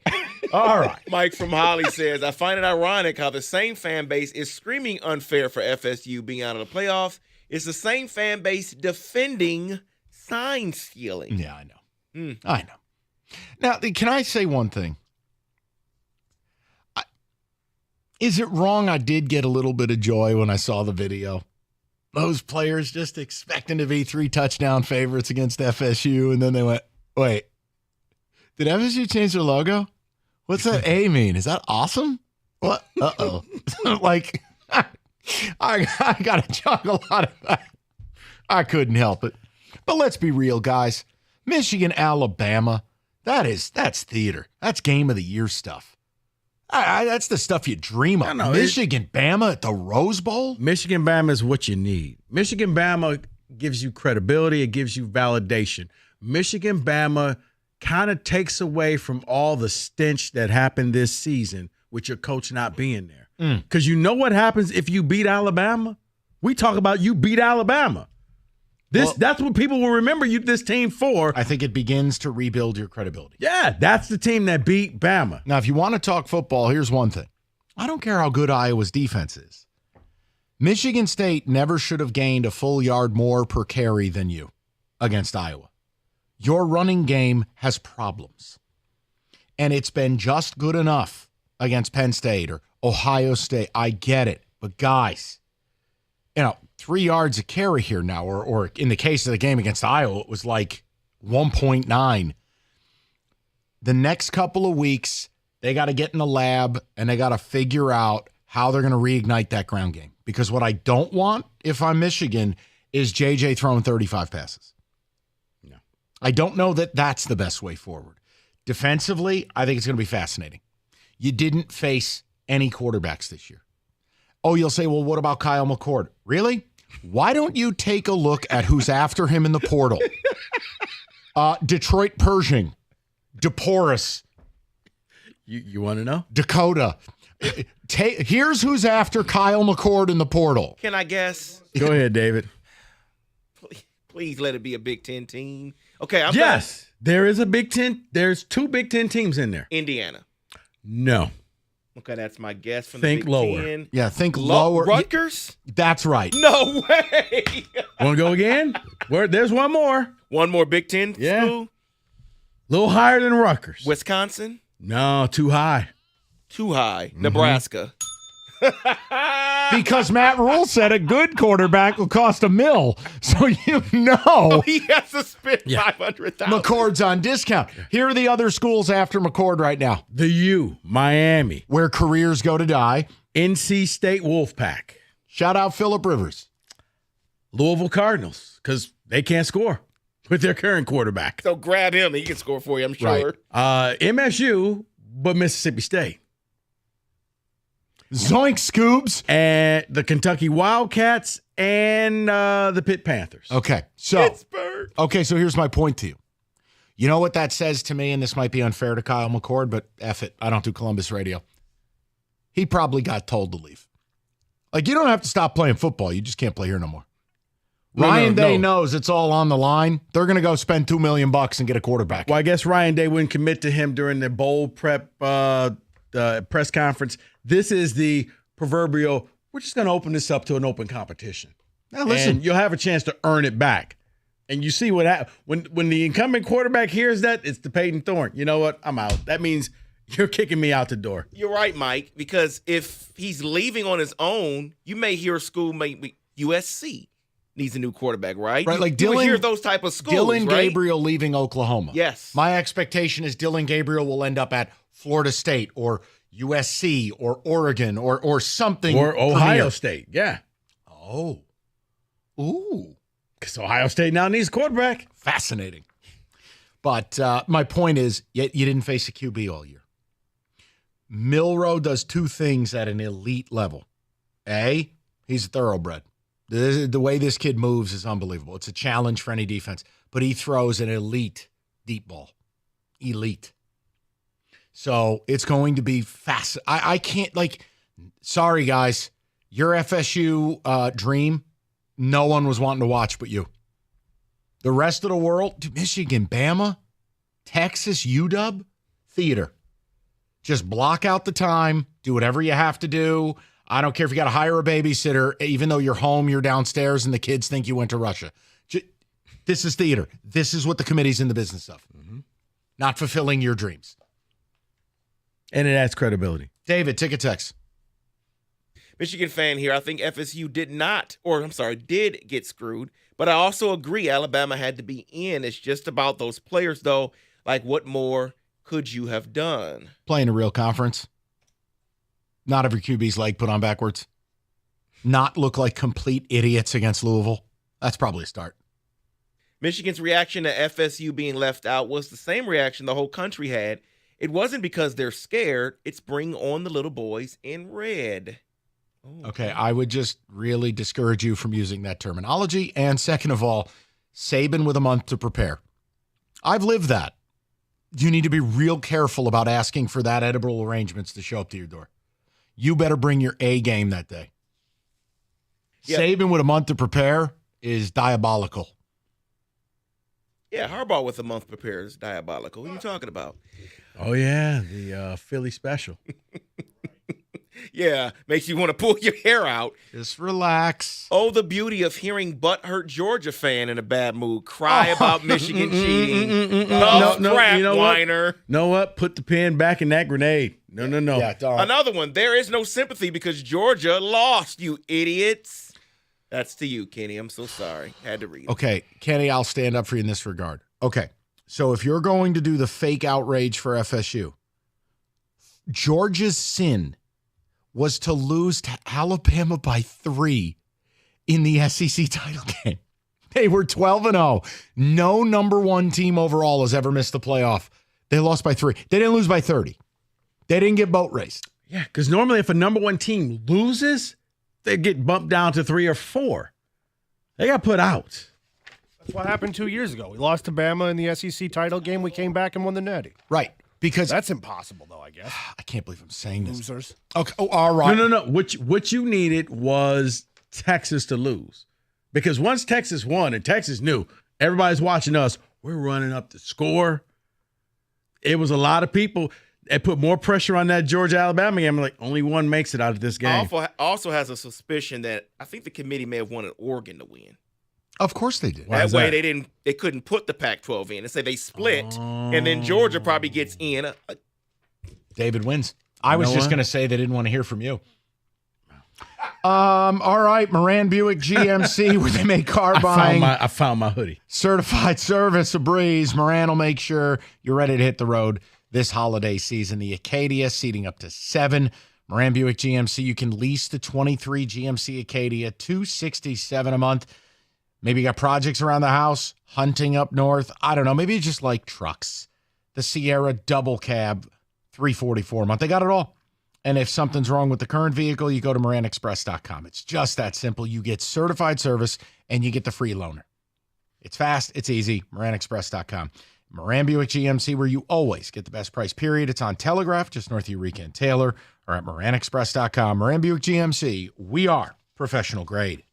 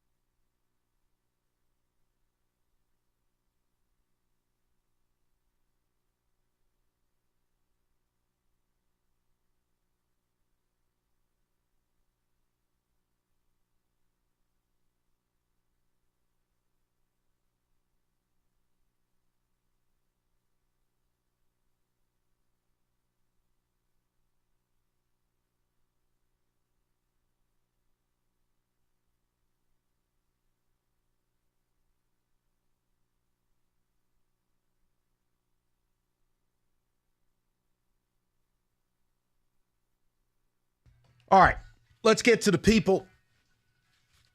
Michigan, Bama. I think this is one of the best playoff fields ever from a viewing standpoint, and that's what the committee does. Odyssey.com rewind if you want to hear me lose my mind to open, but I think I'm right. The national media, ain't nobody trying to hear you talk about the integrity of the sport. You were nowhere on this Michigan scandal. Second of all, listening to the station all day. Man, don't do the fake outrage about FSU. We know what you wanted. You wanted a free square. Because if you want to start playing the integrity game, don't do that. You don't want to have that conversation. But no, I mean, let's get into it. I'm excited as a viewer. Michigan, Alabama is something you circle and you settle in for. Texas and UW. We don't get good playoff games. Oh, and by the way, people, Mike is a man of his word. Oh, yeah. Lannisters, what is it? The Lannisters always pay their debts. Yeah, here we are. Yeah, I just got confirmation. So your UW zip-up is en route. Thank you, Mike. That was a one-off. That was not meant to turn into that. Oh, all right. Let's get to the people, though. People have been very patient. Steve being the one who has held the longest. Steve, sorry it took so long. Welcome. What's going on? Oh, no worries, guys. How's it going? Good, man. What's up? Good. Well, first off, Mike, I don't ever want to hear you slander Prince again. I've heard you do that in the past, so I'm glad we're getting all the Prince music out today. And one other quick thing. Yeah, that is one of your worst opinions you've ever had, Mike. Sorry. One other thing I want to say, Mike, we had this conversation before we get to business. About a year ago, I think you said, after Christmas, if the Wings are still in the place they are, we'll start talking hockey. Is that right? Just want to make sure. Well, you broke up there for a second. What about the Wings? After Christmas, if the Wings are still winning. God, yeah. Yeah. Yeah, I mean, Steve, we've tried to bring it up a couple of times because I think people should be watching them. They're worth it. Like, they're solid. Big week this week. I don't think Kane's going to play tomorrow, but he'll probably play in the next game. We'll start having those conversations. I'll be calling in a lot more after Christmas, my brother. More than You'll be fair. hearing a lot more from me. I'm ready for a playoff drive, Steve. I'm ready for it. We need it. Color flags up, baby. Anyways, all right, let's get to business. I like Michigan. I don't love Michigan. You know, I'm a Wings guy and a Lions guy. I like Michigan. I'm more of a Central Michigan fan. But I do think FSU got screwed. You're right. I wanted a freebie. And, of course, they aren't a top team. They're definitely not a top 4 team. But let's not even argue about that. There's no sense. You don't want to hear it. So I wanted to ask you a couple of things here. If this same scenario plays out with a different SEC logos on the helmet in that championship game, the SEC still make it in? I mean, if it's Georgia, if the Saints, Florida, LSU. Now, what if we get further down the conference? I'm just curious, does this have more to do with the brands on the helmets? Oh, yeah. If you want to do like anecdotal and it was Mississippi State with Dan Mullen, then the answer is probably no. But you know who would be in? Georgia. See, because here's the reality. The number 1 team has never been left out, and they played a really good football game. I thought Mike Bobo had a terrible day as OC, but whatever. The point is, but Steve, it's always been this way. Think about what the AP national champion is. And for 100 years, we allowed lazy, compromised writers to name the title. That's insanity. That's the dumbest thing I've ever heard of. And you know, you said some things at first that made my blood boil, and then the more I listened, the more I thought, you're not wrong. Because I suspect this has to do just as much with money as it does with who actually earns a thing. Yes. I mean, I guess I understand now that FSU isn't even in the same league as Michigan or as Bama when it comes to just a pure brand. Correct. From a national aspect. Yeah. So, and I would look to you and Rico, you guys are really the big college guys. Again, hockey is my wheelhouse. But the other question I wanted to ask you, what then, and you already touched on it a little bit, what's to stop FSU from leaving the ACC at this point? Again, I don't know a lot about They're trying. They're looking to. I think for FSU, it's the fact that there's no room at the end. There's no place for you to go. You have to wait for the next round of expansion. Do you want to go into the SEC, or are you waiting for the Big Ten to fill in their last 2 spots? It's also the Bill of Rights that the ACC has. They signed their life away. And the lawyers checked it out. I think it would cost them $300 million to leave. Yeah. And I don't know if you're aware of this, but FSU is kind of a poverty school. Oh, and by the way, to go back to what you were saying, if it were Mississippi State, Georgia would be in, and we saw precedent for that last year. It was TCU. Correct. TCU lost to Kansas State in the Big 12 championship game, still made the tournament. Yeah, no, I mean, it's there. There's just, I don't know. I'm cynical. I had this argument with Cookies on Cash the Ticket, and like his head was exploding, and I didn't even raise my voice. I'm like, Jim, I told you 2 weeks ago when you texted me that Travis's leg was on backwards. I said they're not going to the playoff because I choose to live in reality. It's why I've handled Michigan scandal the way I have, that I can talk football and I can say, look, enjoy it. They're not going to shut you down because it's never been about what's right. It's about what's real. What's right is you should be launched out of a space cannon. Your president's an embarrassment. Your AD is a laugher and your coach is a nut. And it's just what it is. But it's not about what's right. It's about what's real. You're a massive brand. You drive viewers. You're worth tons. Oh, and by the way, you're a really good football team. You're Barry Bonds pre-roids. You never needed to do it, but you did it. So I don't know. Maybe I'm a weirdo. I can just separate the two. And that's why Rico and I have never said you should be taken out of it. There was no point because Rico and I live in reality. No, I was actually wondering if you were Michigan, did you want to get the 2 seed to get Texas? Or did you want the 1 seed and you get Bama? David, which one would you have preferred? Okay. Because, you know. Outside of what you just said, I wanted Washington, but that was never going to happen. You almost got Washington. Yeah. Had Georgia won the game, you were playing Correct. Washington in the Rose Bowl. And I think Michigan would. Well, I'm not allowed to speak on UW. Washington's defense is so bad. I'll speak for you. It would be really who scored first. If Michigan can do what they did against Penn State, they can beat Washington. Fair. If you ball control and you held the possession of the ball for 6 long drives, you beat them. You throw Penix off of his rhythm. But if you get into a 7-on-7 game with them, ball game, over, done. David, go ahead. Okay, because no one asked about UW. He asked about Texas. Oh, I didn't answer that If you question. could You're right. I trade- gave the other answer. Right. You basically pretended to be Rico. He said Texas. Rico, ketchup or mustard, Texas. Because here's what else factors in. Yeah. If you played Texas as the 2, you're giving Texas a home game. Correct. You don't get to choose venue. Correct. You'd be down in New Orleans. Correct. Yes, because Washington was going to take the Rose Bowl. Yeah, you're right. It'd have been fine. I would take Texas. It's cool. Now, is that just a shot at me? No, it's not at all. No, not at all. By the way, is Texas back? Am I allowed to say it? No. I still don't get to say it? No, they beat Oklahoma State. No. David, they went 12-1. They beat Bama by 10 in Tuscaloosa. They won the Big 12. They made the playoff. Back. Oh. What? We get a double down bet. I just thought about that. UW in Texas. Yeah. I already pressed purchase. You know what? How about this? Texas wins. I burn this zip up in front of you. Okay. No. You have to wear this thing. I just bought it. But if Texas wins, you get your money back, and no, and you can go out and find some burnt orange, whatever you want. No, I just want you to wear. Oh no, I'm the going to Coach wear Prime hat for the show. Oh, if Texas wins, okay, I'll do the Coach Prime hat with sunglasses. Where do you find it? That hat's like what? like $2,000. It's sad to say, my old man had a bunch of them. Oh, wait a minute. Yeah, he was a big Cowboy fan. Wait a minute. Hold. We are. He loved westerns. You know what? So it was like the Christmas gift. We would just chip in and buy him a cowboy hat. We're stopping right there. The week's made. All right. NFL FanDuel. New customers, $150 in bonus bets. Any winning $5 money line bet. So, I don't know. Maybe you believe the Pistons are going to break their losing streak. You play 5 to win 150. It's there. Spreads, props, over-unders. Nobody has more betting markets than FanDuel. It's FanDuel.com/ticket. FanDuel, official partner of 97.1 The Ticket. You got to be 21 and up, present Michigan.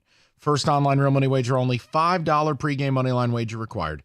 $10 first deposit required. Bonus issue. Non-withdrawable bonus bets that expire 7 days after receipt. See terms. Sportsbook.fanduel.com. You got a gambling problem? 1-800-270-7117.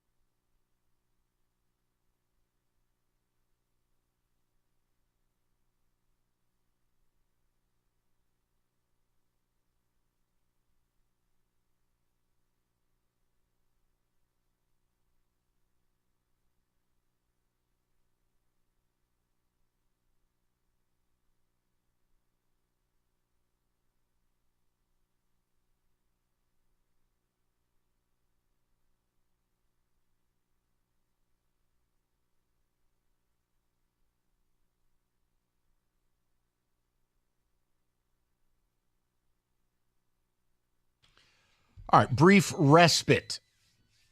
We got to go around the league. There's so much to talk about. A quick break, a little pit stop. It's in football today.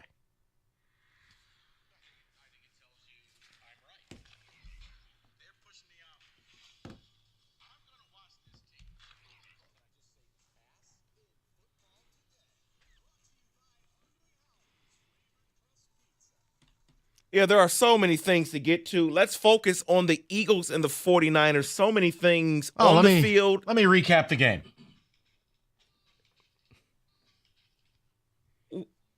Well, And then the Niners got on the plane. Yeah, before we even get to the game, let's talk about the incident with the head of security. Sure. For the Philadelphia Eagles. Right now, Adam Schefter is reporting the NFL is reviewing the sideline incident and that there is expected to be follow-up with the Eagles this week. If you didn't see the game, Dre Greenlaw got into it on the sidelines, and then the head of security for the Eagles, and it was a back-and-forth situation. Head of Eagles pushed him out of the way, and then Greenlaw put his finger in his face, and I thought it was a coach at first. Greenlaw got tossed, and he's like, wait, but this guy got it. He grabbed me.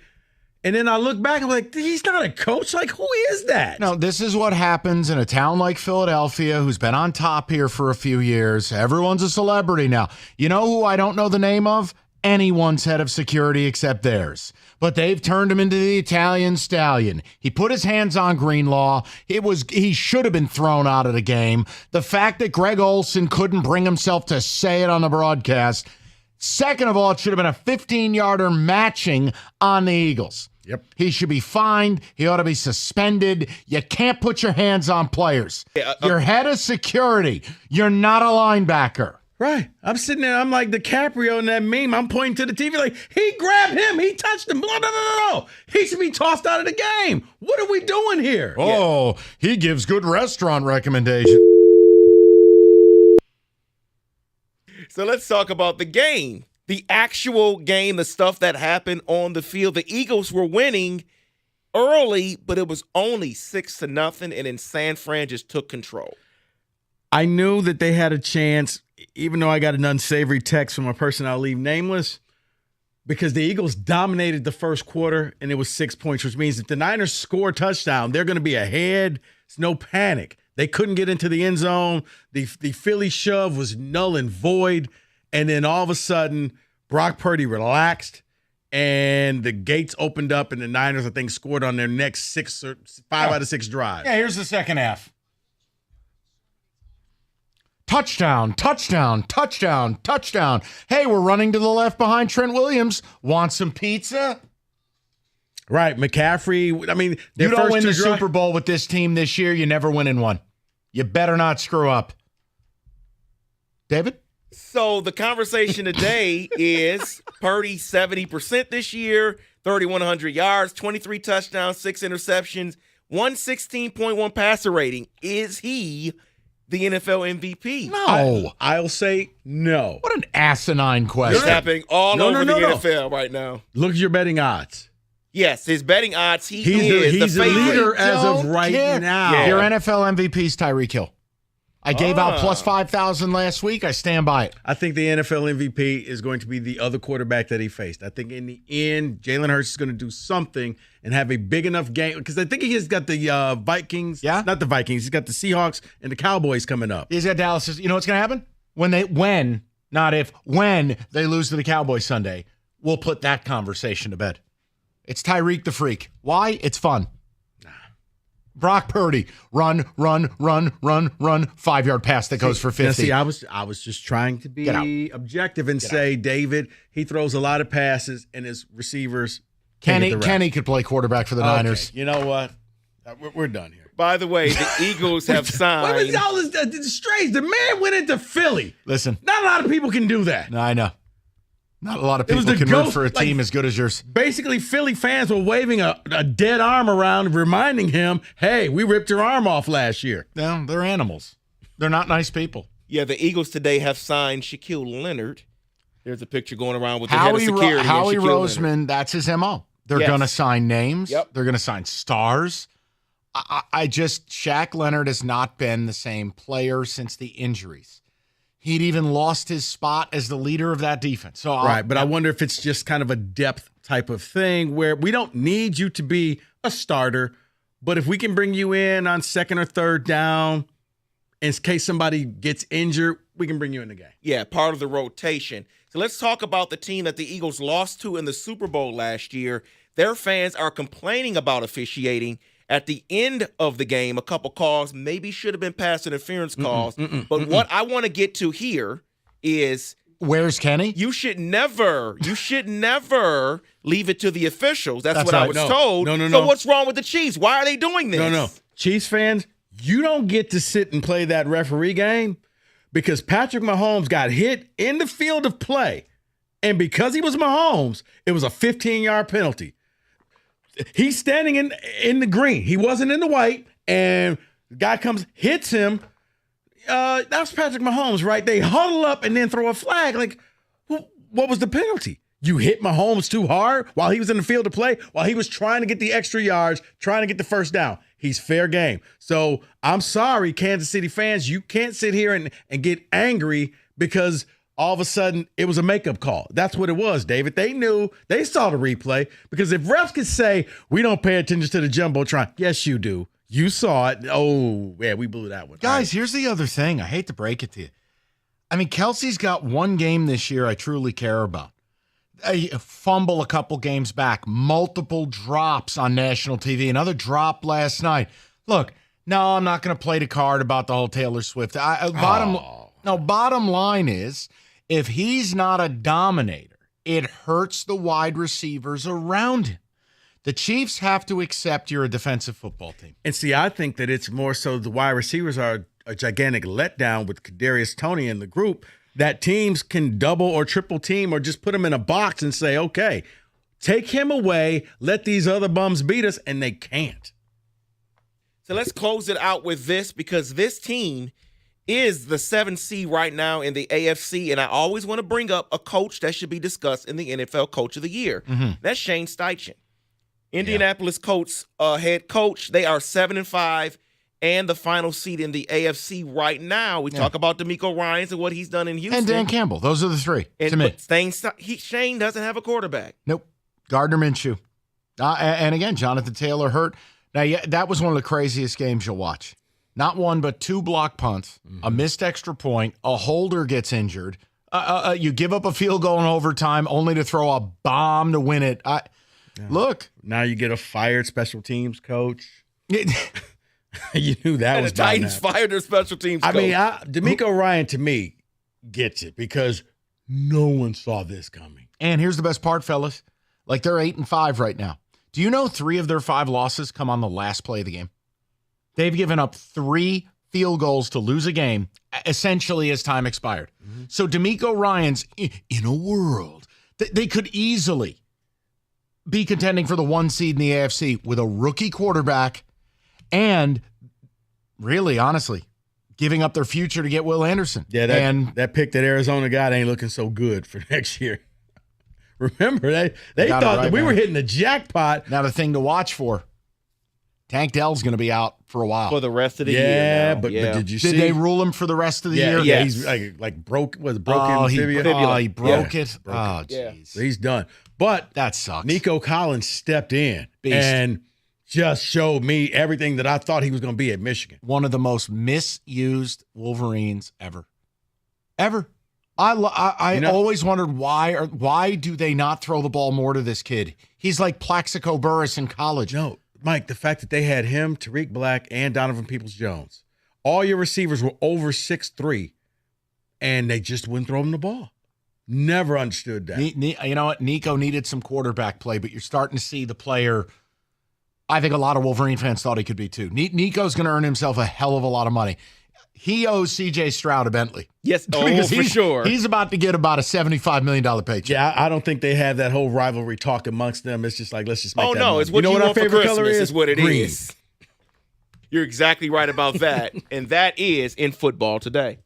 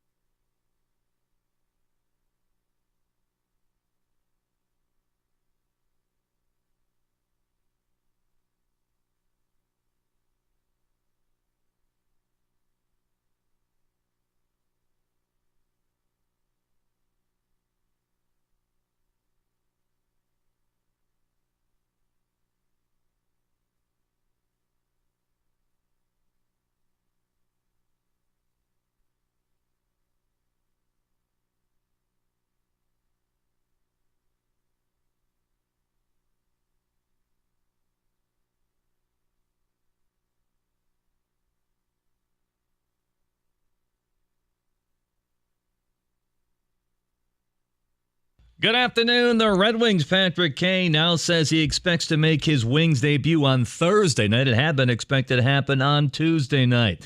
Former Tiger manager Jim Leyland expected, or elected that is, to the Baseball Hall of Fame by the Contemporary Era Committee.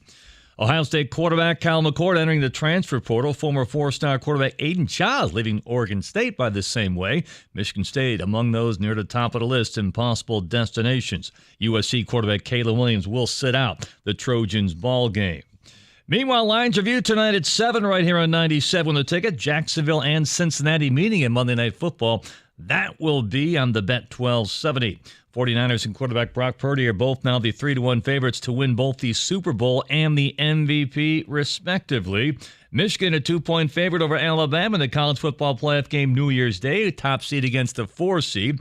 Michigan still the odds-on favorite to win the national title at plus 185. Bama at 2-1. Texas favored by 4.5 over Washington in the other game. Look-ahead lines to the national title game. Michigan is a would-be 4.5, make that 6.5-point favorite should they play Washington, and a 3-point favorite over Texas should both advance to the national title game. At the Ticket Update Desk, I'm Jeff Lesson. For more 97.1 The Ticket or Odyssey.com.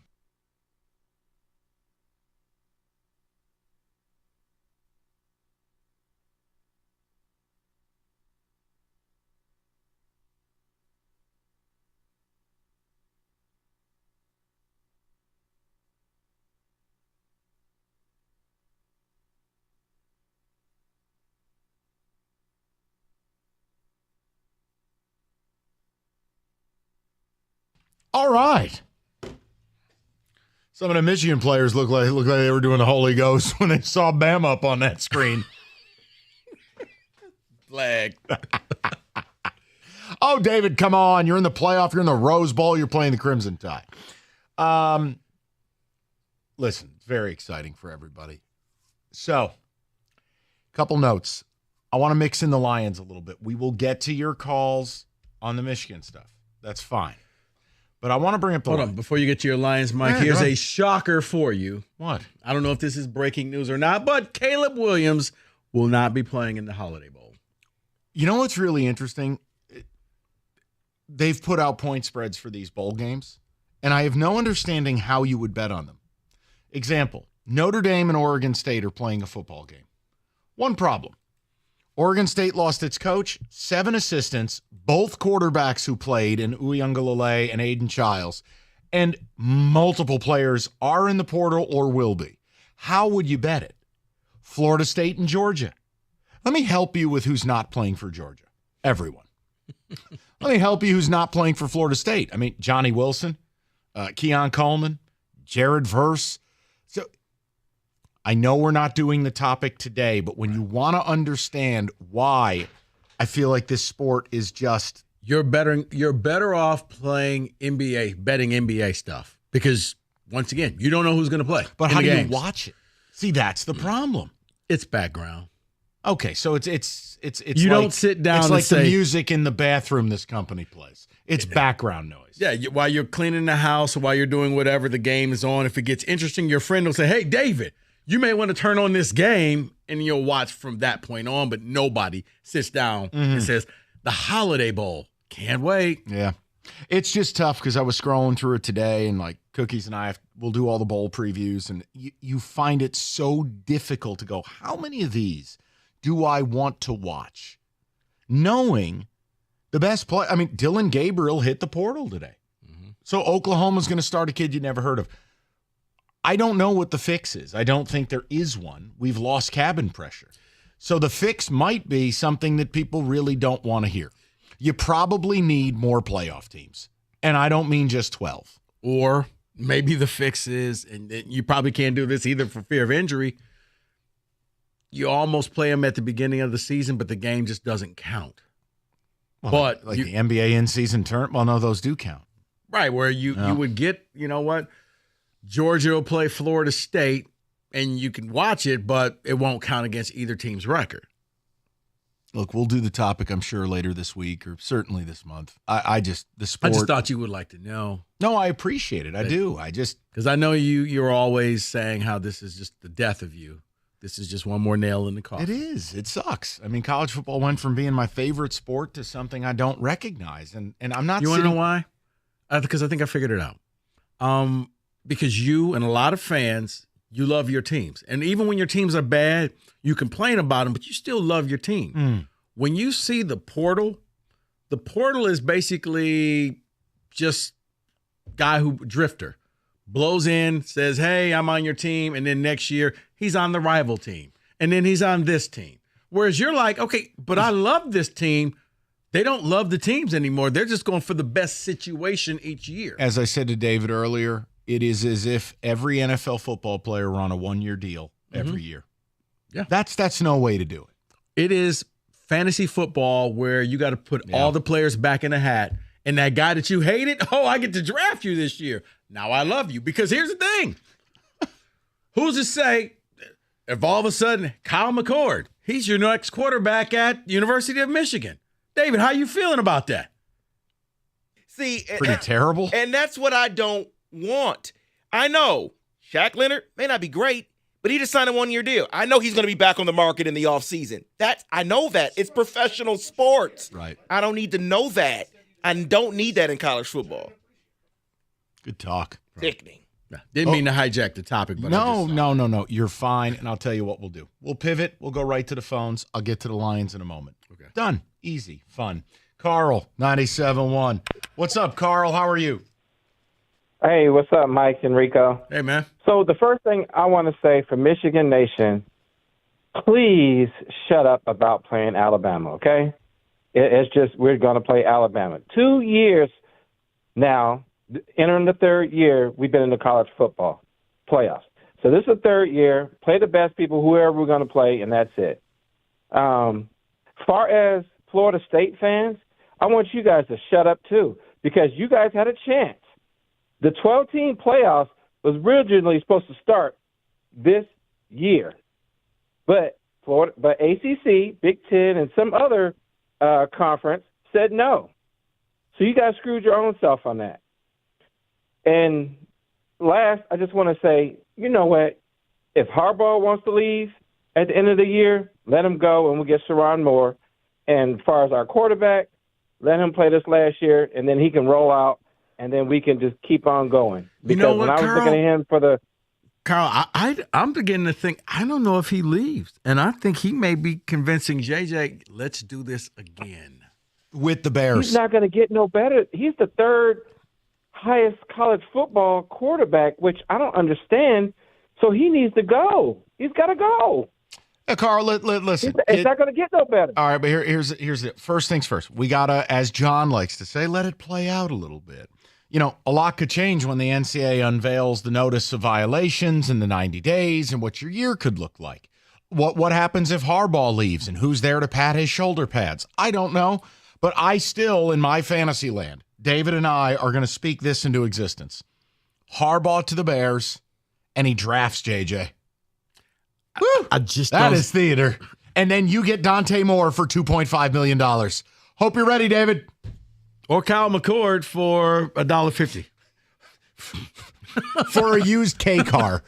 Right.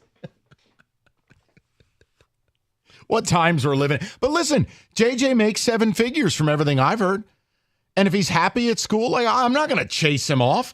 I would be very scared to take him based on a lack of true. And I was about to say, next year he can improve his draft stock because you have Texas.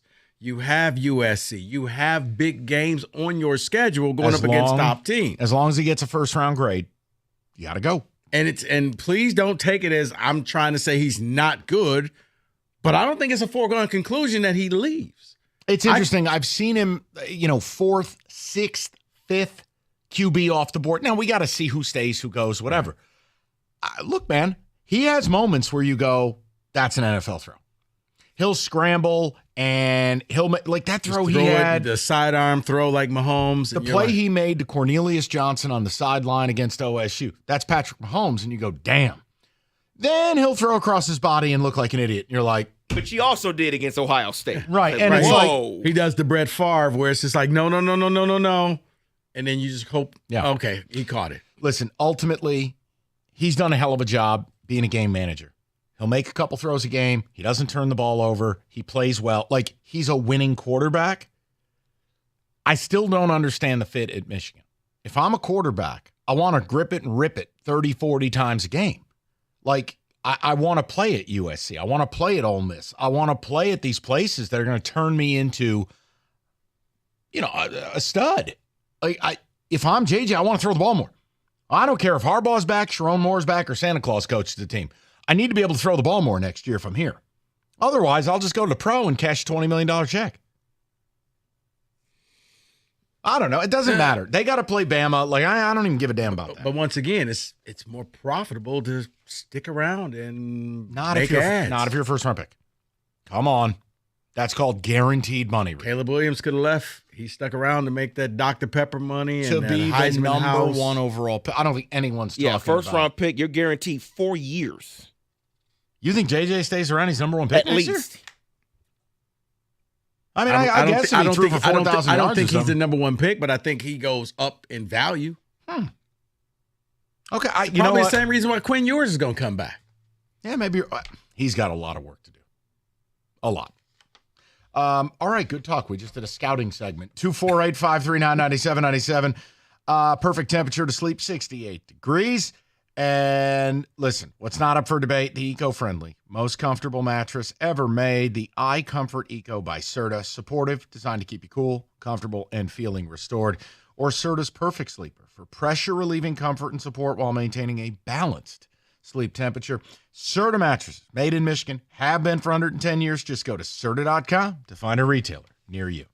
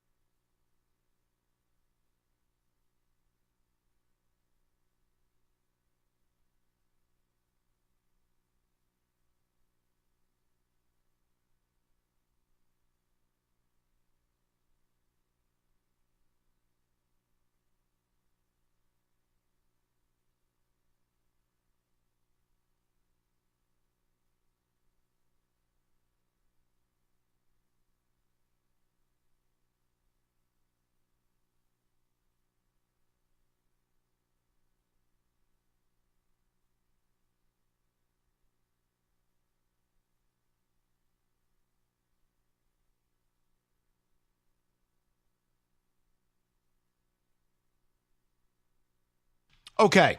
So I was going to do this last segment, but we got sidetracked in a good way. I want to just bring up the Lions and mix them in. I don't feel appropriate on a Monday after they win not bringing them up. We'll get back to Michigan stuff later. Look, the headline is you won, and for the first time since 1962, you're 9-3. Now, no one, let me do the PSA. No one is saying they're not a good football team. It's not what it's about. But as Rico and I talked about, you're either taking a glass half full approach or a glass half empty. Meaning, half full is we're 9-3. I know we're not perfect. I'm having a hell of a good time. We're going to win this division. Half empty is, oh my God, this defense is killing us and we're not going to win a playoff game. See, I'm not ready to go half empty, but Rico is right and has been right about this defense. Yesterday was another example of this defense. Look, if Derek Carr doesn't get hurt, I think you actually lose that game. Can't prove it, but what I can prove is Jameis Winston's a horse's ass. No, he was awful. Jameis Winston's awful. Olave was open. But you have no pass rush. You struggle in coverage. And that combination is real dicey. And once again, someone would have to tell me if Aiden Hutchinson played. This is Rico was ahead of the curve. And I'm nothing if I'm not honest. Like, I'll always tip my cap. I'll argue to the death on stuff. But when I'm proven wrong, I'll just, here you go. This defense is horrible. And here's what I'm saying to you. It is a calibration of expectation. Any discussion of Super Bowl, gone. Any discussion of the 1 seed, gone. Any discussion of you residing on the same planet, much less at the same dinner table of San Francisco or Philadelphia, and likely Dallas, gone. But the good news is, what did we start the year out with as the goal?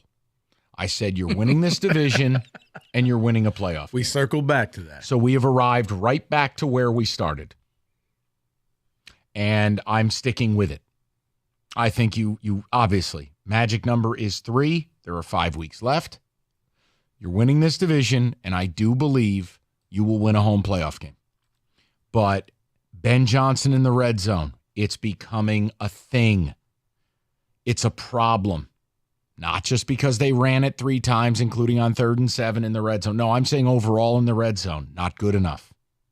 Defensively, what? There's no pass rush. Win rate. Win rate means if I line up Kenny and David, and I say Kenny has the 28th ranked win rate in the league, it means David is able to protect his quarterback, and Kenny sucks. Your defensive line has the 28th ranked win rate in football. It's awful. I begged you to make a deal. I know. Here you go. But that is what is going to end your season. In today's NFL, if you can't get to the quarterback, you can't win. You can't win things of substance because you're not going to stop people. Sacks are stops. Sacks are punts. And I guys, here's the one thing. No one is saying I'm not happy to have Aiden here. Of course I am. Hard worker, high motor, by all accounts, great kid.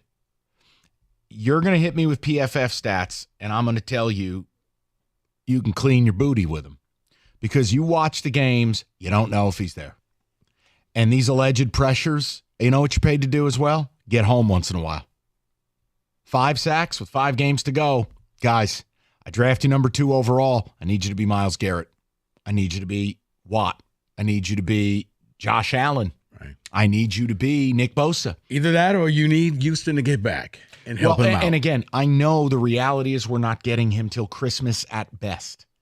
So I just want to know, are you glass half full or glass half empty? I think if you went into the game like you, Rico, worried, I don't think you come out not worried.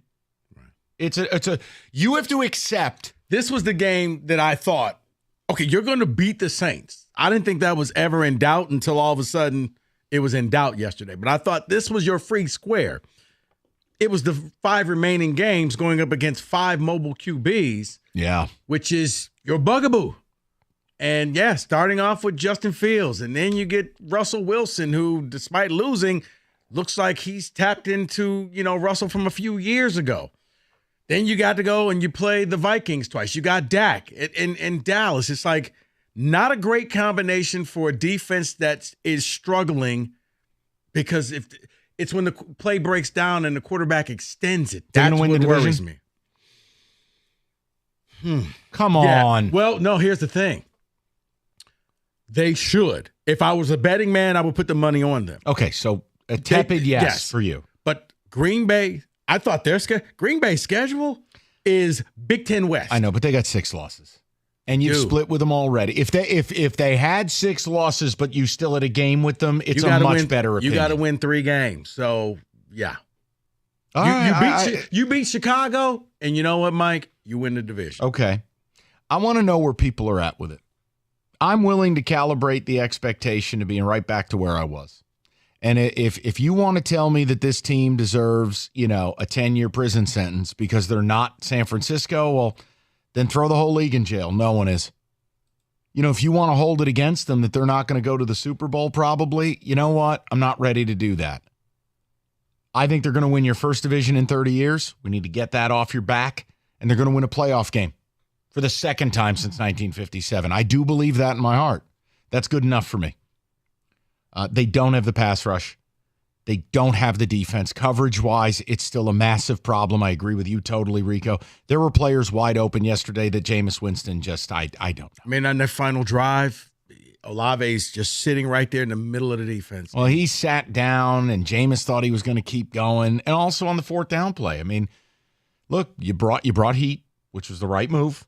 Aaron Glenn. The best play of the game, unfortunately, I mean, he got injured, was Bruce Irvin knocking the quarterback out, because that solidified the game for you. Because even, Mike, I couldn't figure out at the end of the game where you had the lead and you have a nice tandem at running back and you were throwing the ball with 5 minutes to go. Like, you're stopping the clock. Well, look, Ragnow getting hurt. Look, we've talked about this. The Lions, when their line is healthy, they're a juggernaut. But, Rico, I swear to you. But it was just still like milk the clock. I know. No, we need an update on Ragnow. Ragnow left that game, and you got Bobby Serpentine or whatever, Swarsdal, whatever. Swarsdal is Norwegian for can't play. Like, they have an issue on their hands here. Let me give you an update that Dave Burkett sent out. Dan Campbell speaking to the media on Frank Ragnow's condition. We got good news, but that doesn't mean he's going to be available this week. So, don't really know yet, but it ain't this week, looks like. Glass half full, glass half empty. Talk to me. It's okay if you're bummed out. We were all, myself included, guilty as charged. There was a time this year, probably sitting at about 6-2. I go, guys, why not? Tony Romo got to me. This team can win a Super Bowl. I got to everybody. Yeah. And now, and please don't take it the wrong way. I want this team to succeed. I want this team to do well. I just look at these next 5 games and the quarterbacks that you're going to face, and it worries me when I see Derek Carr, yeah, you can contain. He's not going to beat you with his legs, but from here on out, you're going to see this. It's wash, rinse, repeat with the different quarterbacks. And let's do this too, because I heard this morning. I just want to save myself the frustration. Yes, it's a penalty on Bruce Irvin. You got to stop. You cannot power bomb the quarterback into the turf, put your full body weight. You can't do it. Well, what's he supposed to do? Guys, I didn't make the rule. It's a penalty. It's a dumb rule. But is 15 yards worth getting Jameis Winston in the game? Well, it worked out for you. I'm not telling you intentionally try to hurt a guy. No. It wasn't a dirty play. No. It's just the new nature of the rules. It's a penalty, but it worked out for you because you take that trade-off. Yeah. 248-539-9797. I want to get to your calls. Obviously, we've spent a lot of time in the playoff. Happy to continue with that as well. Hungry Howie's, always developing something new. I have no idea what's going on. I don't know how it's now December 4th and this thing is still around, but here we are. Kenny Cott eating his feelings pizza of the month. Georgia lost, but Kenny still wins. Oh, that's the next bet. Kenny treated a mac and cheese pizza after that loss like Bruce Irvin treated Derek Carr. He just slammed it. He ate his feelings. $10.99, $2 more, add buffalo chicken or jalapeno bacon to it. Apparently, limited time only extends into December. I don't know. I thought there'd be a new pie this month. Who am I? I'm just a guy. If you like the more traditional stuff, that's fine. The mix and match, $6.99. They've got you covered with the regular menu items. Offer won't last forever, I think. Limited time only, so head on over to Hungry Howie's and get yours today.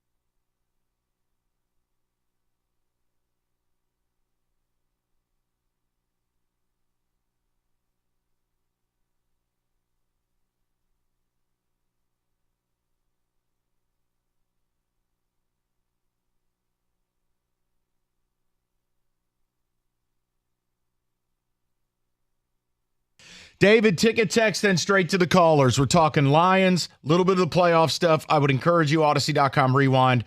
I'd had enough of the ESPN media, and I'd had enough of the callers from mornings and middays, and basically gave them one of these as it would pertain to the faux outrage on FSU.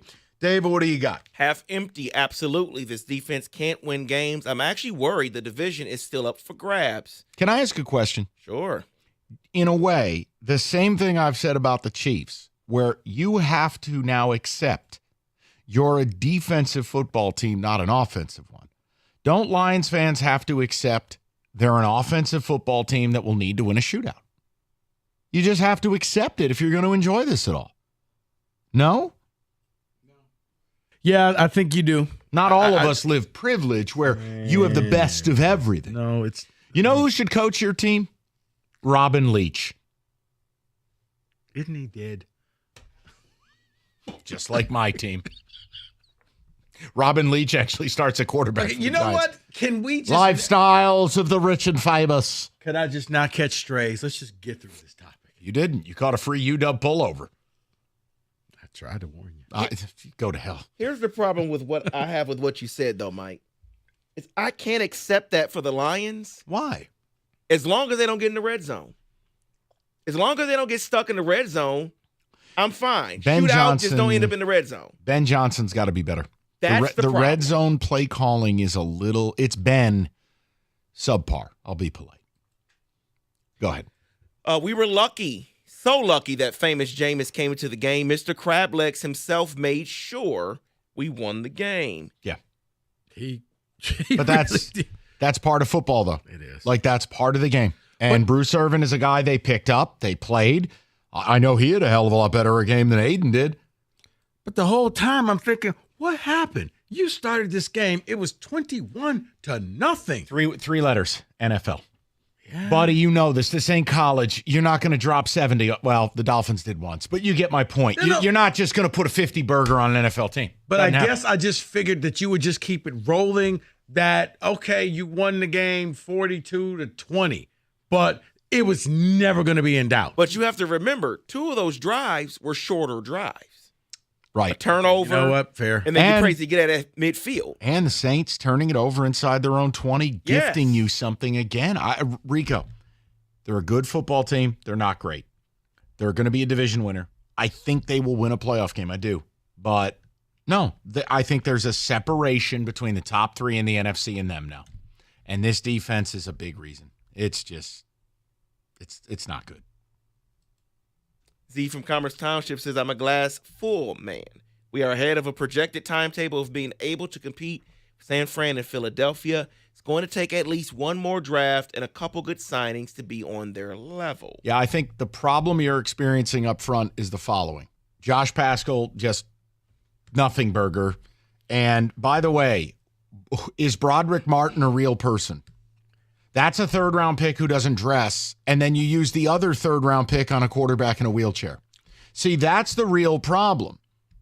Had you drafted a couple of D linemen who play, this is a different story. And that's why I've been so difficult and so tough on this team, saying you needed to go and get some defensive linemen because, guys, it sounds great to say, okay, well, in a few years we'll be ready. In the NFL, when your window opens, you may not be thinking it's going to open, but it opens and you better be ready and you better go through because nothing is promised to you in the next 1 or 2 years. Sign the Buffalo Bills. Okay. Seriously, I'm not being sarcastic. No. You're going to be playing a more difficult schedule next year. You're going to be playing tougher teams. And to say, well, you know what? It's a step-by-step process. No. When you get that window of opportunity, you have to seize it. Go. And that's what I wanted the Lions to do in the draft. How good would Montez Sweat look with this team? Look what he's done for the Bears. How good would he look here? Yeah. How good with Chase? But he was, he was bad in the locker room. But you know what cures the bad locker room culture? Winning. Okay, then. Let's go to Dave, 97.1. What's up, Dave? Dave? Oh, yeah, I'm here. Can you hear me? Yeah, you're good. Dave, breathe. We're good. Say, were you out rowing in the Detroit River? I'm sorry. Okay, I wanted to tackle the Michigan, Florida State issue from two angles. The first angle was Sunday. What I thought was so crazy, the most telling part about them wanting the easiest path, was that most Michigan fans wanted Florida State to make the playoff at 4, and that made absolutely no sense to me. I'm like, the playoff argument is either Jordan Travis matters or it doesn't. So if Jordan Travis matters, then Florida State, if Jordan Travis' injury does not matter, then Florida State should make the playoff at 3, because there's 5 Power 5 conferences. 3 of them had undefeated champions. So you put the 3 undefeated champions at 1, 2, and 3, and then you put Texas at 4 to be 12-1. But Michigan fans were trying to get Florida State to get into the playoff at 4. And I'm like, that makes no sense. The committee cannot play both sides. Oh, no, they wanted a free square, and I heard it all morning and all middays today. They wanted a free square. That's all. And then my second part about that was just this entire year in general is what made me so mad about that. This entire year, it started off with the first game when LSU lost Florida State. They've been acting like they're on this level above the rest of college football that nobody can touch. LSU loses to Florida State. Oh, we'd blow them out. They suck.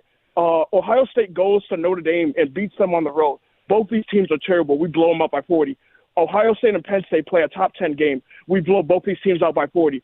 For you guys to be running around front running like you're on this level above everyone else, for you to be on your knees on Sunday night begging for the team with a backup quarterback is absolutely insane to me. Why is your nose in the Florida State conversation if you are the best team in the country? You should not give a damn who was lined up across from you on January 1st because you are so much better than everybody else. But guess what? They see the same thing the rest of us have seen. J.J. McCarthy hasn't had a passing game over 150 yards in a month since Purdue. Trent Ewers threw for more yards in the first half of the Big 12 championship game than J.J. McCarthy did in his last 3 games of the regular season. Yeah, Dave, Blake Texas Corum came out to play that game.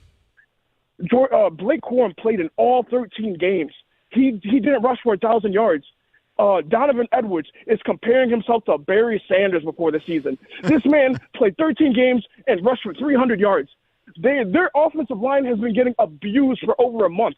They want no parts of Alabama or Texas, and I wish they could just admit that. Don't give us this BS about, Florida State got screwed over. You guys know that Mike, earlier today you said you don't want J.J. McCarthy throwing 35 times against Alabama.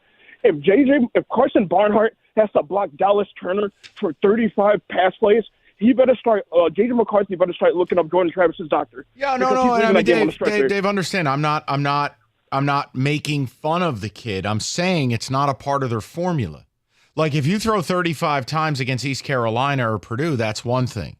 But in the biggest games they've ever played, it is best for them when JJ keeps that closer to 20. I was about to say, 15 to 20. Yep. Yeah, or in the case of Penn State, 7.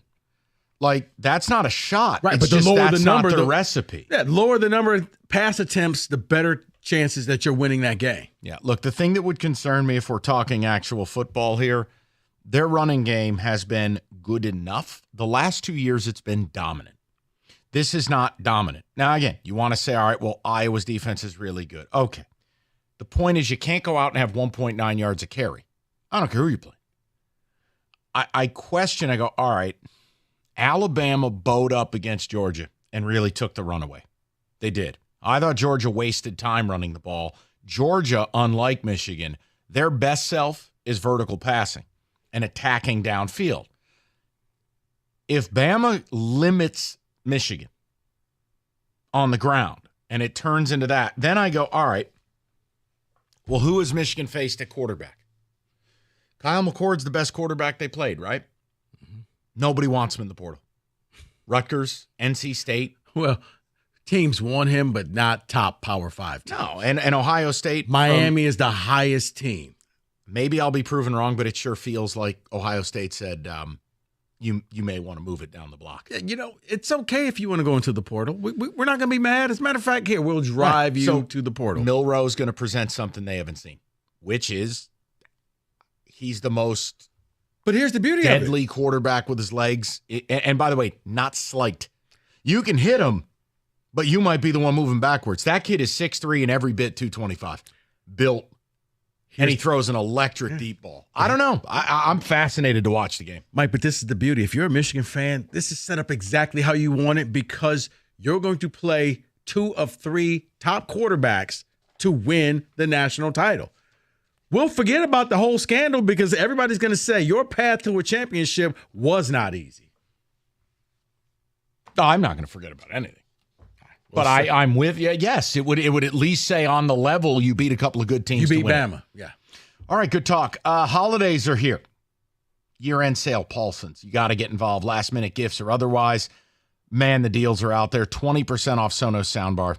25% off Paradigm speakers. $1,000 off Sony laser projectors. They got more deals than that. Just go to paulsonsav.com. The holiday gift guide. You can make all your selections. You'll see what's in stock. And if you don't remember anything, look, we've always told you, Paulson's prices, less than Amazon Prime or Best Buy. They'll show you the prices in the store, so you know you're not paying more. It's right there for you. It's Paulson's Audio Video. It's the toy store for grown-ups, Northwest Corner, a 12-mile road in Halstead.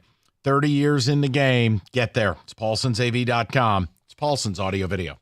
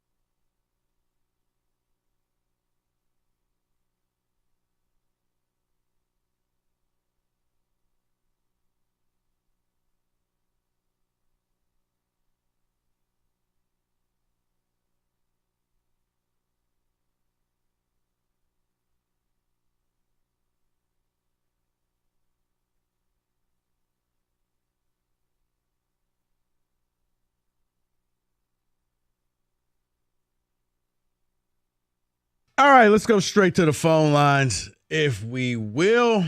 Let's see, who's been waiting the longest? Dave, you're on 97.1. Hey, guys. This is the Stone Cold Stunner guy, Nagsmanian Devil. How's it going? Oh, all right. You remember on Friday when I told you I wanted Jim Harbaugh to Stone Cold Stun Tony Petitti? Oh, yes. Now I remember. Yeah, Who yes. could forget? Yes. Well, I was hoping for more fireworks between Harbaugh and Petitti, but it is what it is. But he took the as best who I wanted choice, to play, I think. Yeah, great choice. As far as who I wanted to play, I was hoping Georgia was going to beat Alabama. That way, Michigan could play the top team and beat the champs. They're the two-time champs. And as they say, to be the man, you got to beat the man. Like the great Nature Boy Ric Flair, would say. Well, that's what I was hoping for, okay? So I was hoping we would get to play Georgia in the finals after we got Washington at number 4. I was hoping maybe they would put Texas at 3, but that's not what happened. I don't want to duck anyone. The last caller is talking about we want to play Florida State because we want a free pass. I don't want a free pass. Like you were saying, Rico, after the scandal and everything going on, we needed to prove that we could beat the best teams. We didn't need no free pass against Florida State. Unfortunately, the ACC got shut out, and it is what it is. Yeah, I mean, and I appreciate the call. You want to be able to go out and say we knocked off Jalen Milroe, and then we took Michael Penix or Quinn Ewers out, and we won the title. How about this? You need it if you want any. And again, guys, if you don't care, I'm not talking to you. But for the vast majority that I hear call this station over the previous months and now today with this faux outrage with FSU, if you want anyone to validate what's gone on, considering your coach finally coached his 7th game after being suspended for 6 games and 2 different investigations, yeah, you probably want to play real teams. I don't know if you're aware of it, but the Big Ten was pretty ass this year. So, yeah, you know what? You should want it. Go get it. Yeah. Go play real teams. Go beat them. Go beat them at their own game. And then we'll have a discussion about, all right, the validity of the title. The bottom line is, in your world, I've told you from the beginning, you don't need to care about the outside world. You want to do Michigan versus everybody, do it. But you don't get a right to tell other people that they can't view you as scumbags and jokes. Like Eli Drinkwitz, the Missouri coach, mocked you on national TV. Yeah, he's got a right to do it. Everybody in the sport knows what you did. Now, you don't have to care, but you can't be upset by it. But what I'm not going to listen to is, ESPN goofball, the eunuchs going out on. These guys have been castrated. They won't say a word about Michigan and scandal and cheating, but they want to talk about the injustice of FSU. Shut up. Just shut up. You want to hear that audio from Mike Greenberg, that spineless coward? Go ahead. Guy's never had an opinion in his life. Oh, Booger McFarland wanted to take a big stand. Where were you with Michigan? Nowhere. And then I'm listening to Michigan fans with faux outrage about FSU on our morning and midday shows. I'm like, oh, no, we're not doing this. No. If you want to call up and say, hey, I wanted to be a 20-point favorite, cool. I'll disagree with you because credibility is everything. And you need this. But to me, book the trip. Go with your kid. Go with your dad. Go. Never told you not to. Enjoy it. Do your thing. The scandal, I can separate the two worlds. Because what I'm not going to do is do this integrity routine. The minute you play that game with me, we'll have a different conversation about this school. And it's just silly because you don't have a leg to stand on. Signed, your TRO. Up next, amicus briefs. I was wondering. How about the dossier? I was wondering if Florida State was going to file a TRO. I mean, you got senators on the side of Florida State saying this right. is a travesty. Like, because, what are we doing? And again, what did we say when government and politics got involved with the Michigan thing? Do me a favor. Don't.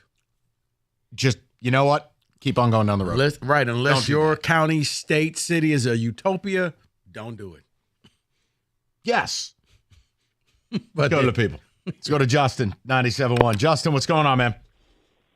Hey, thanks for taking my call. Yes, sir.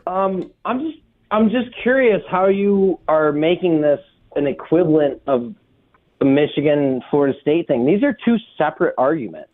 This is an argument about an undefeated team, Power 5 conference champion, making the playoff. This is not about Michigan playing the weaker team. I don't know how you're well, to me, it's you're okay. making the arguments two separate. They're two separate arguments. And I would generally agree with you, except what I listen to on my station all day. And the ESPN thing is separate because of my animus towards the same people who wouldn't comment on your scandal. Mike Greenberg, who let his producer go on a monologue because he was too much of a coward. Oh, today's the day we're going to talk integrity of the sport. Justin, I think I pretty clearly laid out the separate cases. No, I agree with you, but I don't think that Booger McFarland and Mike Greenberg, they're not Michigan alumni. Like, they're not, if anything, they're SEC people. Like, they're not sitting there in Michigan's defense. So I don't Time out. get Let me explain. where you're making No, this I don't defense get like where Booger I and don't Mike. get where you're going. If you're not going to call out a violation of the integrity of the game, then I don't want to hear from you, not you, Justin. I'm Mike, saying you're also holding on to this way more than anyone else is. It's over, dude. You're still. Now we get to the truth. Here we Okay. go. Yeah, here we go. All right, so Here let's we go. Justin, first of all, relax. Okay? This is clearly more important to you than it is to me. I'll talk to you, but I'm not going to start yelling with you. It's simple. The NCAA hasn't even dropped their investigation yet. It's not over. I don't know where you're getting that. So I don't know why you're blaming me. You're making this into a Michigan thing when it's not a Michigan thing. Florida State, like, can't you just like remove yourself from Michigan for a second and say that Florida State deserves to be in because they're undefeated? But they don't deserve to be in. And second of all, Justin, I didn't make it a thing. I listened to my station and heard your fan base with fake outrage about FSU. All you have to do is call up and say, I wanted a free square. Respect. That's not what I'm saying. I'm saying Florida State deserves to be in, and you. Why do they deserve to be in? No, Justin, want a I can have an argument about Justin. FSU separate. That's fine. I'm happy to. Why does Florida State deserve to be in? Because why do you play the games, Rico? They're 13-0. Like, why else would you play the games? Right, but they're not the same team as they were earlier this year. When you lost Jordan Travis, this team is now struggling to score points. Bama isn't the same team that they were at the beginning of the year. They're Jalen actually Milroe better. Isn't the same quarterback. Yes, he's actually better. You're making my point here. Yes, he was no Cardale Jones for Florida State. You're right, but you can't use both sides of the argument. Like, Florida State, 13-0, they won their conference. No. They won their conference, and it's unfortunate because when you have five Power 5 schools, somebody's going to always get left out, and somebody's going to always feel like this isn't fair. For Florida State, you're not one of the 4 best teams. It's not the 4 most deserving Why did they teams. play this season? Okay. So they could have just lost their game. Justin, Like, here's the one thing you're leaving out. And I'm not saying you're doing it intentionally. I'm just saying you haven't said it yet. The committee has told you for the last few weeks, we are putting the best 4 teams in. You can go look at the interviews. They get to do whatever they want. Now, I will agree with you, Justin, that while that's not right, it's real. They've always left themselves the ability to choose the teams. Manipulate it. Because this is a made-for-TV product. Justin, I have left the whole integrity of the sport. I left it years ago. The committee's going to do what they want to do. Because I think the committee was begging. If Florida State would have at least scored 24 points, they would have been in. That game was an atrocity to watch. Yeah, and to be honest, I'm going to contradict myself, but I was, as a Michigan fan, was rooting for Florida State, so I think they got it right by taking Bama. So. Okay, and Justin, you're fine. See, Justin, the difference is you're mad at me. I'm not mad at you, and at least you're honest. We're good. But the whole, you're hanging on. I ain't hanging on to nothing. The NCAA's investigation is going to end, and they're going to hit you with a notice. I don't know, Justin, I don't know why you're mad at me for speaking the truth on it. I don't have to let it go. The Big Ten told my school they didn't have to play the game against you. Think about that for a second. I have a right to be annoyed. That idiot you guys hired was on our sideline trying to dime us out. Justin, I think I got a right to be a little annoyed, no? No, you're definitely right. And honestly, I'll still buy you a drink. I'm not mad at you here, it's man. all good. It's all good, buddy. I just, No, thanks. No, I appreciate the call. I appreciate you guys listening to me. And we're good. I just got to air my grievances. And respect. And I hope to hear from you before the Bama game, and we'll talk. He was getting heated. I'm like, yep, let's bring it down now. I mean, we can go that route, but that's not. It's a holiday season. We're not doing that. 248-539-9797. Merry Christmas? No. Hit the button.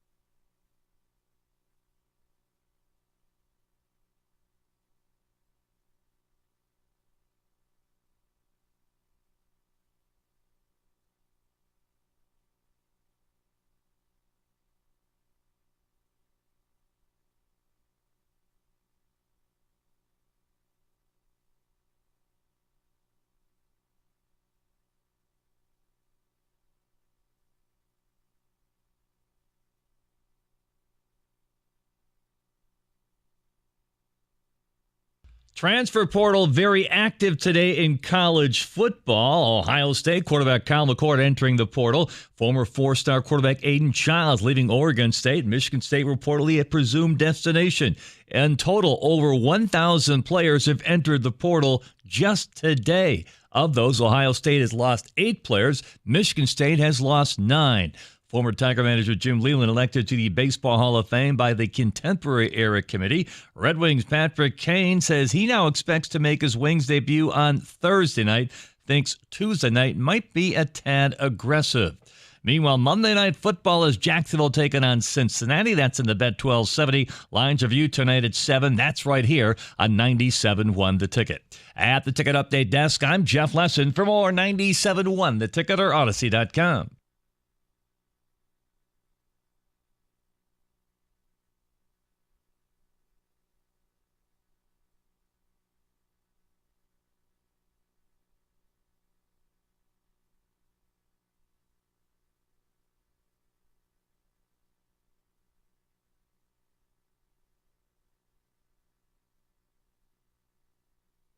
Well, we've got breaking news on multiple fronts. Rico telling me an incredible story. And second of all, I almost killed our update man, Jeff Lesson. David, you panicked and said, we're back. And I almost assassinated him with a door. Let's talk line. Real quick, 5 o'clock, we're going to get back to the phones. Over 1,000 kids have hit the portal today. Fun. We're talking Michigan. We're talking Lions. The Michigan stuff, it's the playoff. If you want to go back to the beginning, you're welcome to. I'm not going to be angry. I just told you how I see it. I was tired of hearing your fan base call the other shows with fake outrage about FSU. Stop it. You don't want to talk integrity. You lost the right to talk integrity. Look at the school you root for. Full stop.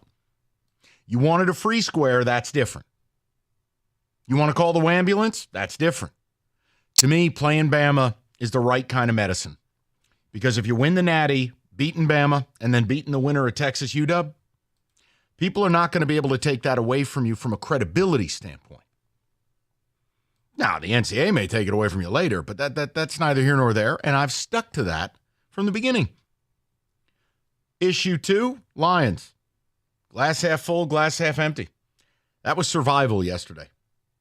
And look, good team's going to have to do it, but Rico was right about your defense, guys. And I think it's absolutely going to end your season. I think you'll win the division, and I still think you win a playoff game. But you have to accept you're an offensive team that's going to have to win shootouts because this defense is trash. The D-line does not win. They do not get pressure. Aiden, I don't want to hear about, he's ninth in pressure. Where are these pressures? I watched the game. You may as well stuff Kenny's bulbous head into a helmet and put him at end. I don't know if Aiden's there. I can't blame the rest of the guys. We know they're no good. Oh, but he's double teamed. You know what? So's Josh Allen. Josh Allen has 14 sacks. They need James Houston back. Or there needs to be some form of schematic change. And I don't think you can remake yourself. Not this late in the season. Right. You don't have a pass rush, which leaves your secondary to cover for too long, and your secondary is already down arguably the best corner. Right. Guys, it's just... Branch hasn't been the same since he came back from the injury. You got to be better in the red zone. You got to score more points. And I'm okay. Like, I'm not mad that they're not San Francisco. Nobody is. No jokes.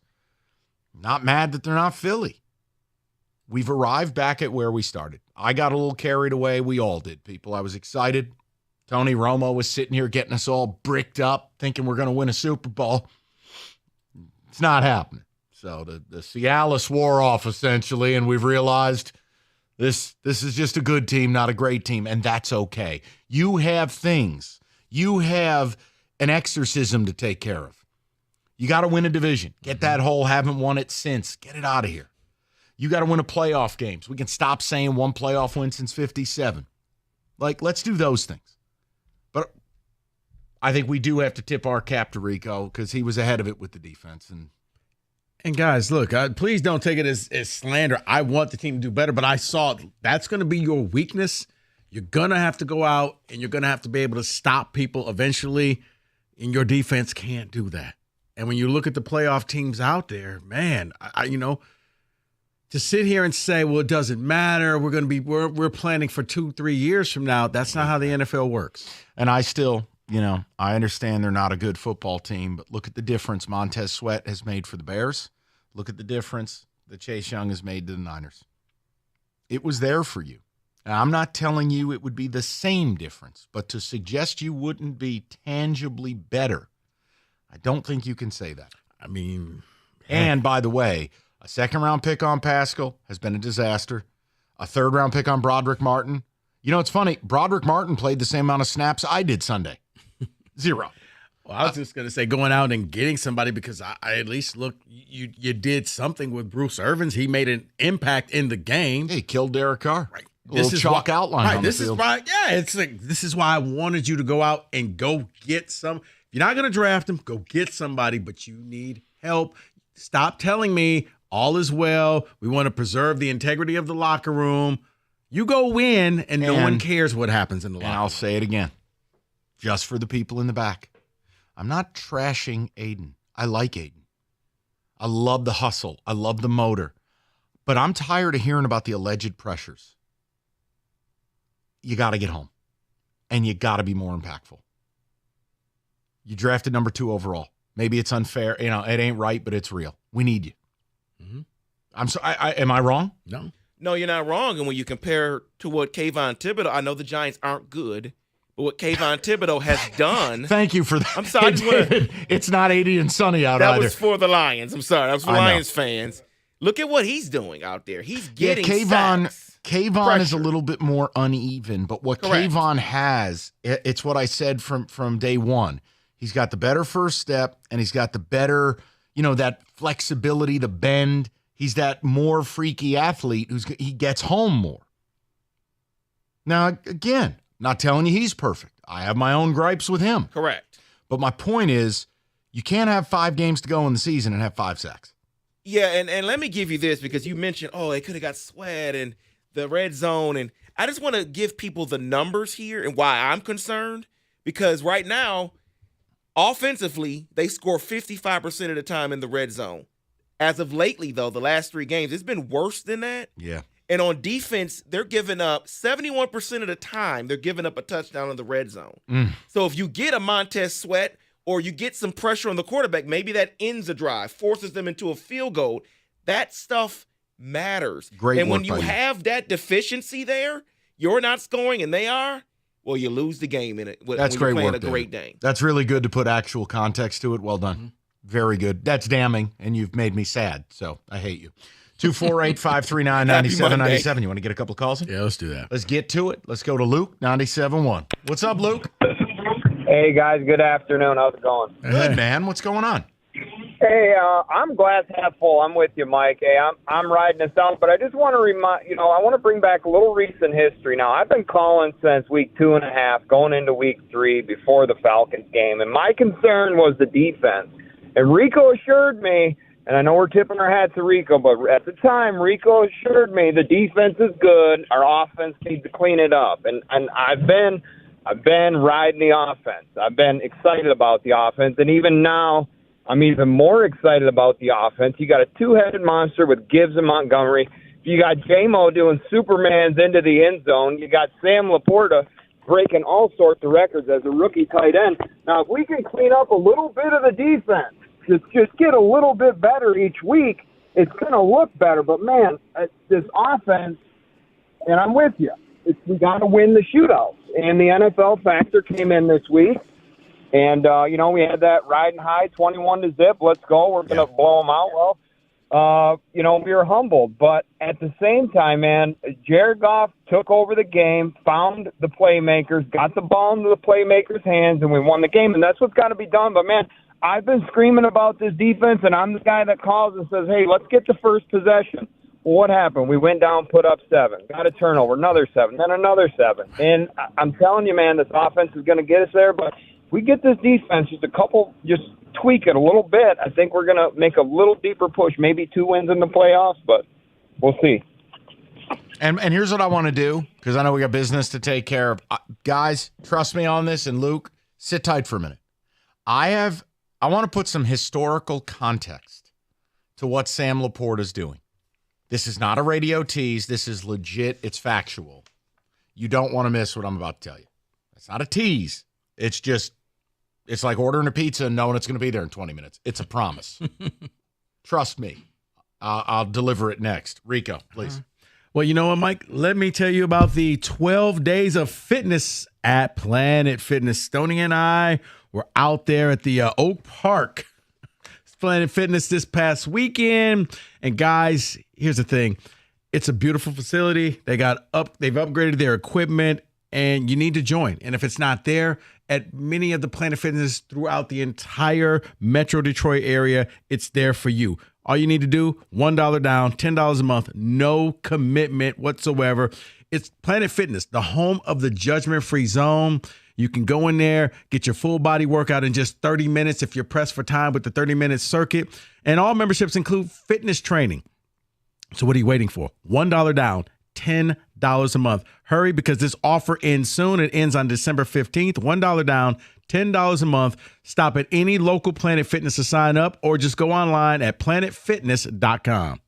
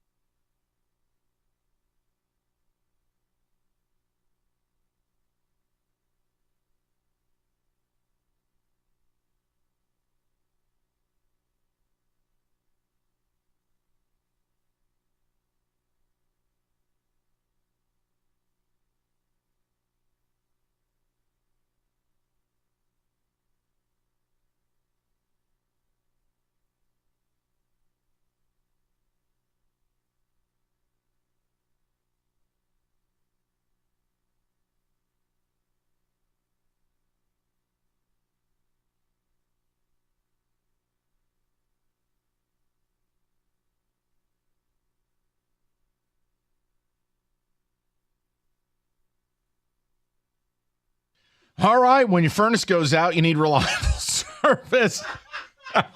Rico and I were talking about something. Mastercraft Heating, Cooling, Plumbing, Electrical, they got you covered 24/7, locally owned for 40 years. They're going to back their work with a 5-year warranty.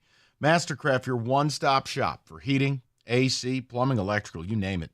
Generators in stock, too. If Mastercraft can't get you same day, they'll take $100 off that next day service call. Visit mastercraftheating.com.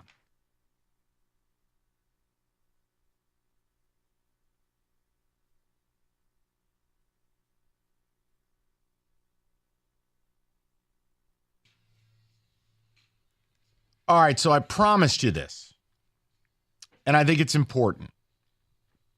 So Laporta, yesterday, an explosive game.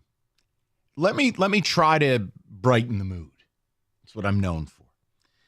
This comes by way of Lions PR. The only players in NFL history to produce 60 or more catches, 675 or more receiving yards, and 6 receiving touchdowns through 12 career games.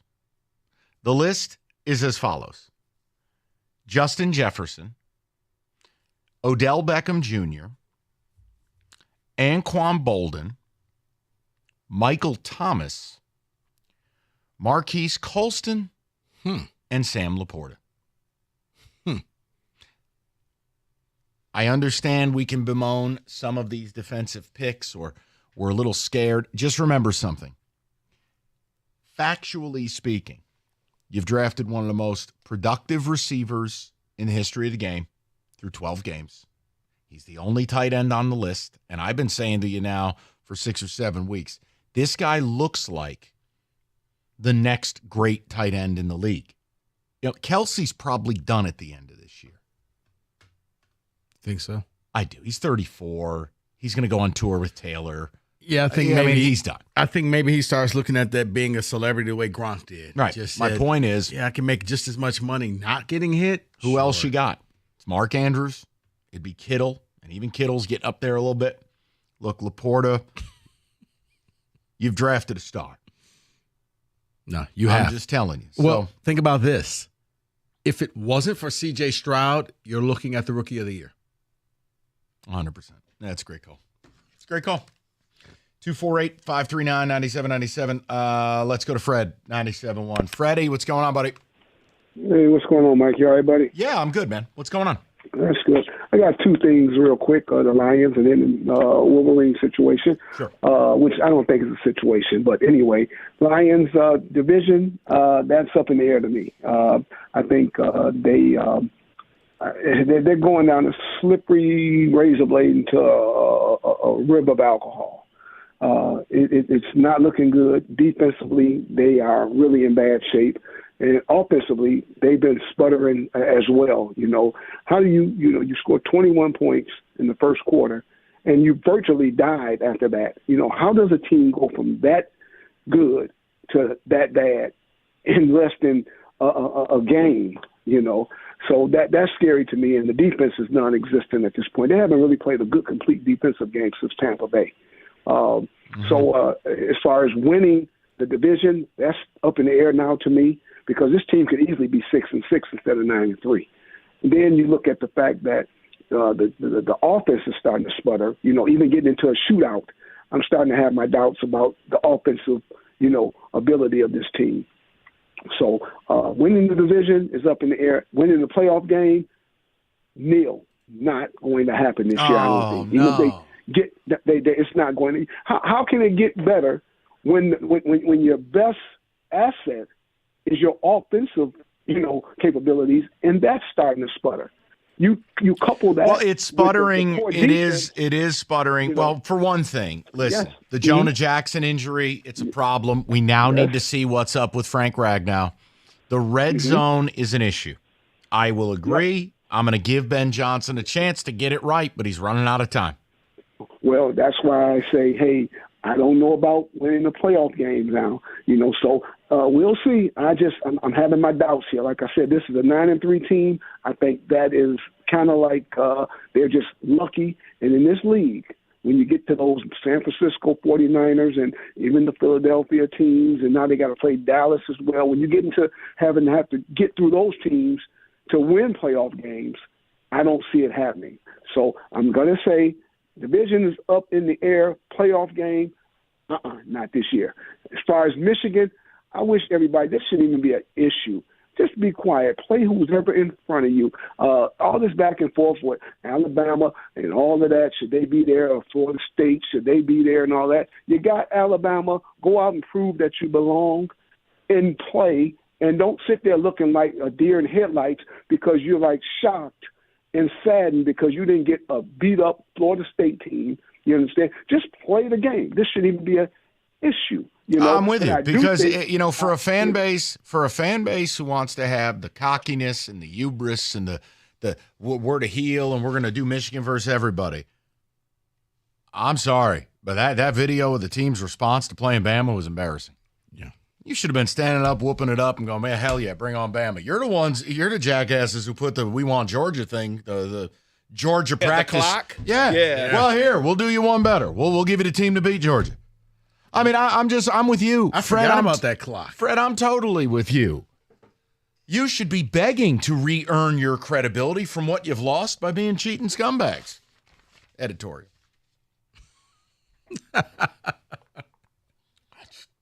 It's a chance at credibility. You beat Bama and you beat Texas or the winner of Texas Washington win the national title. I can't take my hat off. I have headphones, but you tip your cap. Oh yeah, it's what you need, because at that point, I do think that a lot of people won't even remember everything that happened during the season. They're only going to remember you beat Bama and you beat Texas, or you beat Bama and you beat Washington. You got the title. And even if you didn't, okay.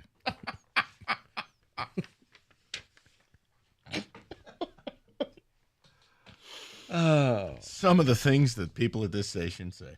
It's remarkable. Let's continue. Let's go to John, 97.1. Johnny, what's going on, buddy? Hey, guys. Good evening. Evening to you. Hey, first of all, can I just enjoy that win for tonight? I mean, I thought they played a halfway decent game yesterday. 100%. I just want to enjoy it. I'm with you. And I'm, not looking forward to playing Chicago again next week. I guess we're like a 4 or 5 point favorite, but I don't know about that. Yeah. The only thing you're now down to 3. I did like. Yeah, I mean, the only thing I can maybe hope for is that Bruce Irvin, man. Wow, I thought that was just an incredible hit. It was like a textbook tackle, if you ask me. Mm-hmm. He put his head on the side and just drove him into the ground. Well, I'm sorry, that's a great tackle. And and I think he had sack, and I don't know, he only played about 8 or 9 plays, right? Yeah, listen, right at this point, John, I don't care who does it. I don't care how it happens. They need that type of result. Yeah. They need – and look, John, I think here's what I'm resigned to, and I don't know if you are. I'm not expecting any more dominant wins. I'm not expecting this to be easy or stress-free. They are a team that is going to have to win shootouts, close games, because I don't think this defense, barring some incredible turnover luck, is going to allow them to separate from teams. Now, what you don't want to do, John, is you don't want to make habits of winning these close games, because now you start to feel a little bit like a certain team from last year in Minnesota. Yeah, well, like you guys said, we got guys like Laporta on our team,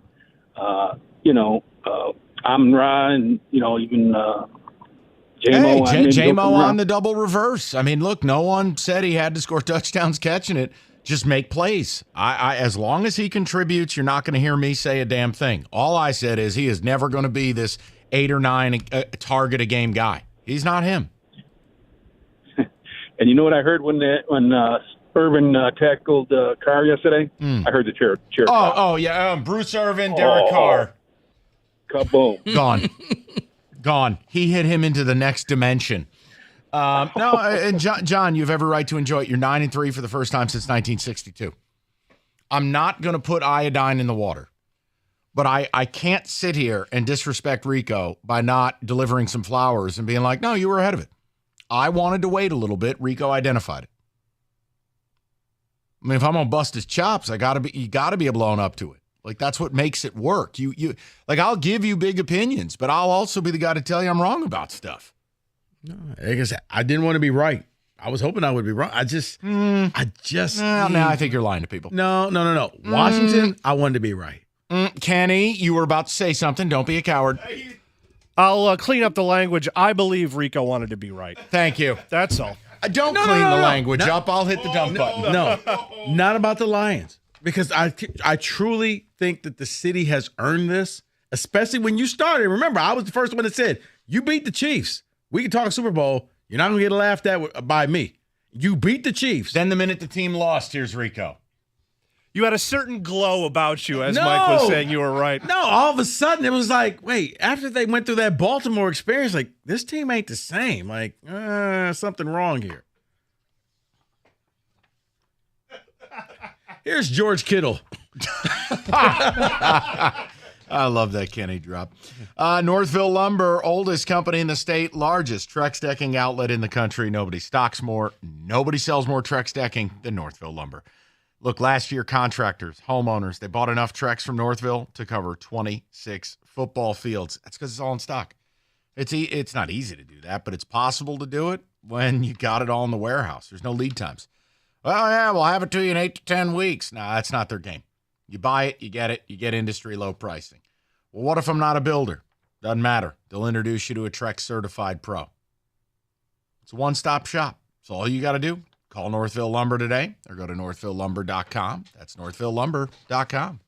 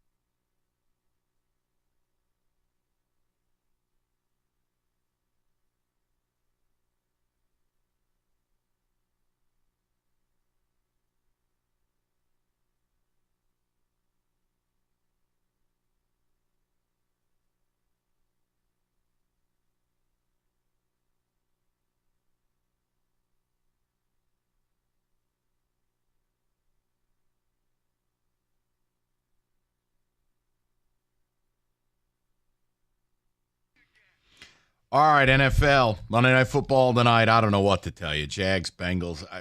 Jake Browning. FanDuel will give you a way to play. Maybe a player prop's a way to go tonight. I'll have to ask Rico because good luck. $150 on a winning money line wager. So, example, tonight, grab Jacksonville. I mean, are they really going to lose to Jake Browning? You bet the 5 as a new user, you get the 150 in bonus bets. Spreads, props, over-unders, you name it, they got it. FanDuel.com/ticket. And get ready to roll on Monday night. It's FanDuel, the official partner of 97.1. Must be 21 and up, present Michigan. First online real money wager only. $5 pregame money line wager required. $10 first deposit required. Bonus issued. Non-withdrawable bonus bets that expire 7 days after receipt. See terms. Sportsbook.fanduel.com. Gambling problem? Call 1-800-270-7117.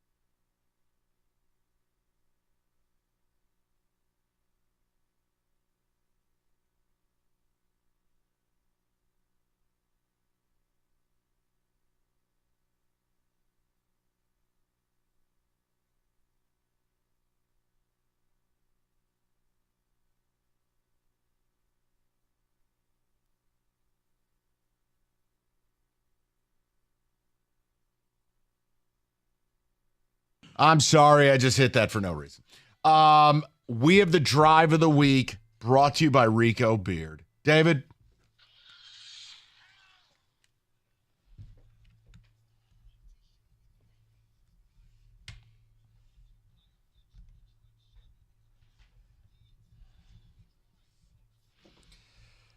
Rico, this one's for you. David?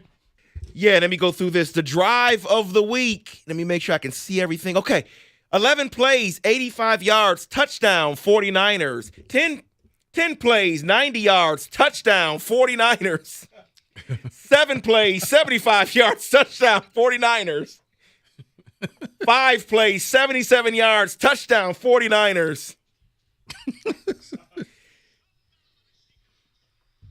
12 plays, 75 yards, touchdown, 49ers. 2 plays, 48 yards, touchdown, 49ers. Not including the final drive, because that was the end of the game. 8 total drives for the 49ers, 6 touchdown drives. Gov, please. Yes, I think. Yes, Debo is. And yes, he does. Oh, sorry. You don't get just one drive of the week when you drop a bomb on Philly and just keep running that touchdown play. Woo! That's the drive of the week. It's called all of them. All right. David, a few ticket texts, and then Woj is here. I don't know if Rieger is. No, Rieger is not here. Someone's saying, Jason in Heartland is saying Glass is 3/4 full. 5-1 on the road. I'm not scared of anybody anymore. Goff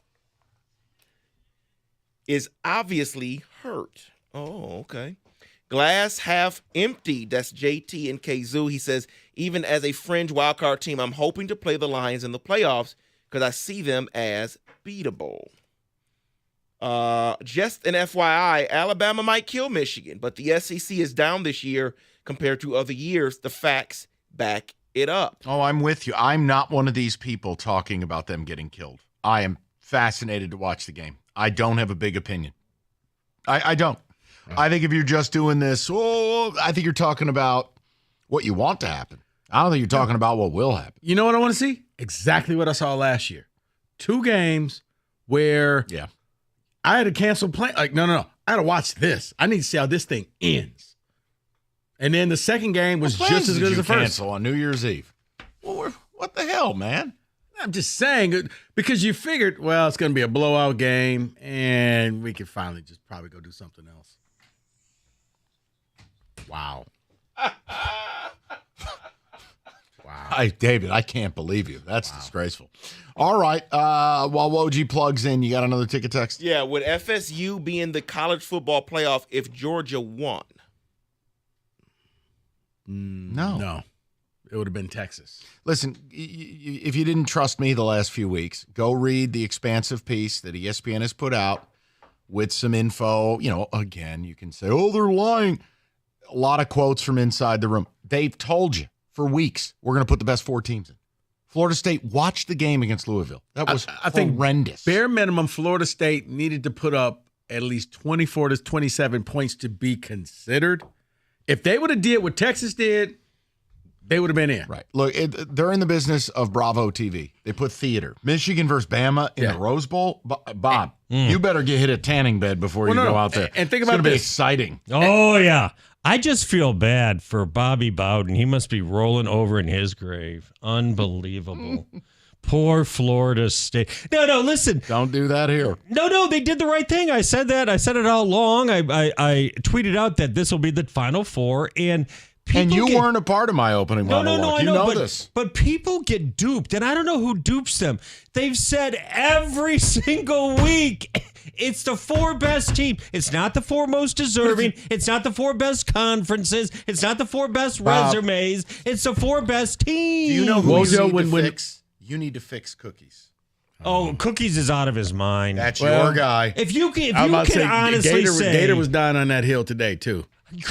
How could you, with a straight face, look at Alabama and Florida State and say, "Well, I think Florida State's a better team right now"? No, here's what happened. Texas went into the clubhouse with 49 points. They dropped on Oklahoma State and said, "Okay, Florida State, what can you do? We just scored 49." Yeah, I mean, we scored 14, 16. Yeah, is that good enough? No. Well, people question it. Well, why didn't they drop? Why did they still have Florida State up there? Why didn't they drop them when Trev? Well, they were being fair to see maybe their backup quarterback is Cardale Jones or something. It's also a TV show. I know it's a TV show, but people just misconstrue. They're not the most deserving. They have a loss. People have arguments they want to have. Yeah.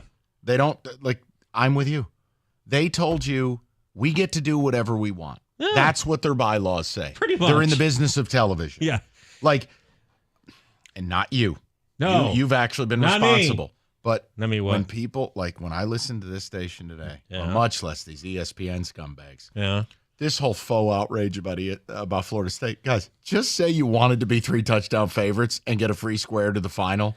Don't play the integrity card. I don't think Michigan people are. I think people were just surprised, but I don't know why they were. I really don't. Bob are being dishonest. Yeah, no. I haven't heard That's who a called good use in. of that drop. Do you want to play? We should do this. Mad Libs with Donovan Edwards. Okay, let's go. Like if you play the drop, you fill in the blank. Yeah. Here, you can just do this to Rieger next time he's around. Or an idiot. Or a troll.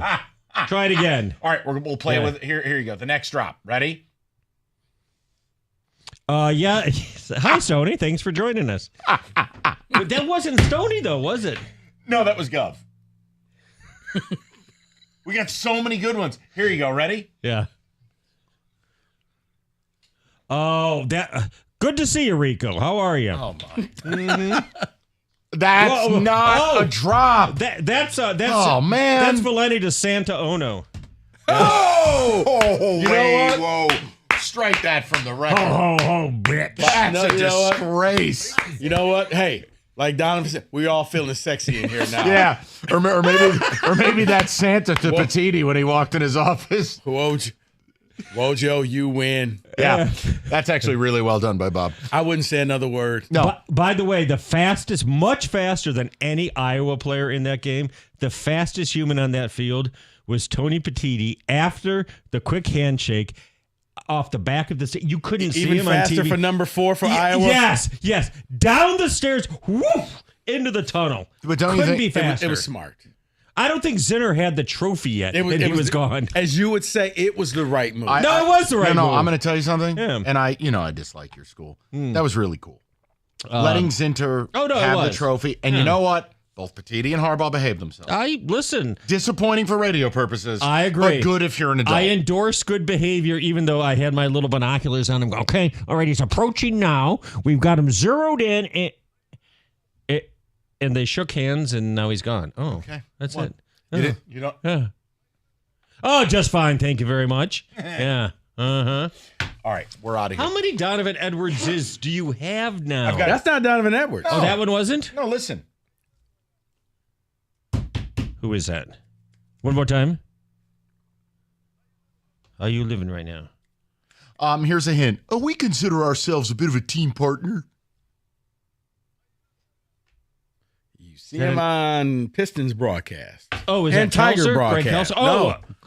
And Tiger I didn't broadcast. play one of the Golden Girls. Take a listen to this. Mr. Kane. That's Johnny Kane? I thought it was a... That was him going up to Donovan Edwards. Honest, I thought it was a black guy. No, I did. Play Kane and tell me that doesn't sound like a black guy. well, when he was going up to a group of young African American men, He switched his tone. all right. Right? You know what? Where's everybody going? Everything is changing so fast these days. where's Like Mike walking out of the studio. Why- That may be a great I thing. cleared out the room. Back in the day, we're lucky to get one video to download on our desktop computers. Now, there's Xfinity 10G network. That means the fastest internet with the fastest speeds rolling out all the time. An internet that can power a whole house full of devices at once with an ultra low lag. So when one person is streaming a movie in his room, another is playing video games in the basement. Somebody's doing the latest TikTok dance in the kitchen. It's the next generation 10G network only from Xfinity. The future starts now. And now, through December 21st, new customers can get a 75 megabit internet on the next generation 10G network for just $20 a month for 12 months with no annual contract. You go to Xfinity.com/10G. Call 1-800-XFINITY or visit a store today. Requires paperless billing and auto pay with a store bank account. Restrictions apply. Equipment taxes and fees extra after promo. Regular rates apply to internet service. Actual speeds vary.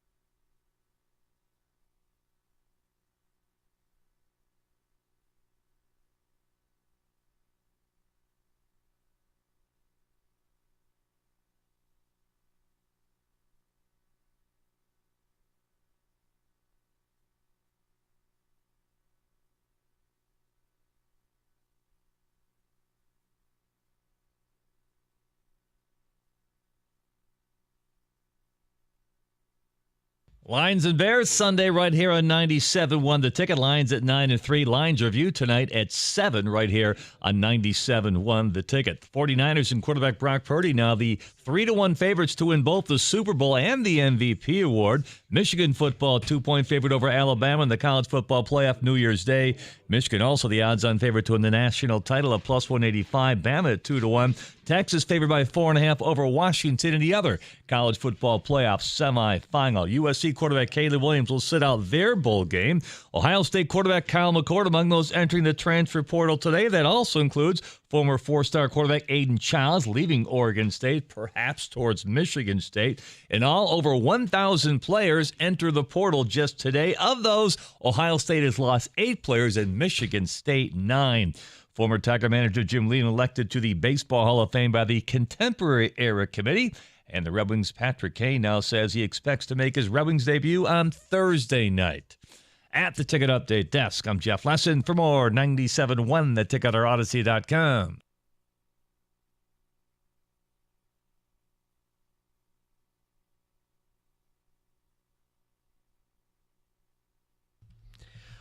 Well, what do we have? Here it is indeed, the Wojo and Rieger Show on 97.1 The Ticket. No little Jeffy today. Jeffy's off. It's Woj until 7 p.m. when we do Lions Review. Lions coming off the biggest win of the year. Or one of the 9 biggest wins of the year for them. I'd put them right there in the top 9 of the wins that they have so far. Interesting game, to say the least. Interesting weekend. Since we'll be talking Lions at 7 o'clock, why don't we go ahead and talk college football the first hour, 6 to 7 with Woj, and you don't need to be bothered by Rieger with his little trolling tactics, okay? We'll hit all the major issues on the college football playoff, Michigan, Iowa, the post-game trophy presentation, whatever you want to talk about. Florida State got screwed, but somebody was going to get screwed either way. I think they made the right choice.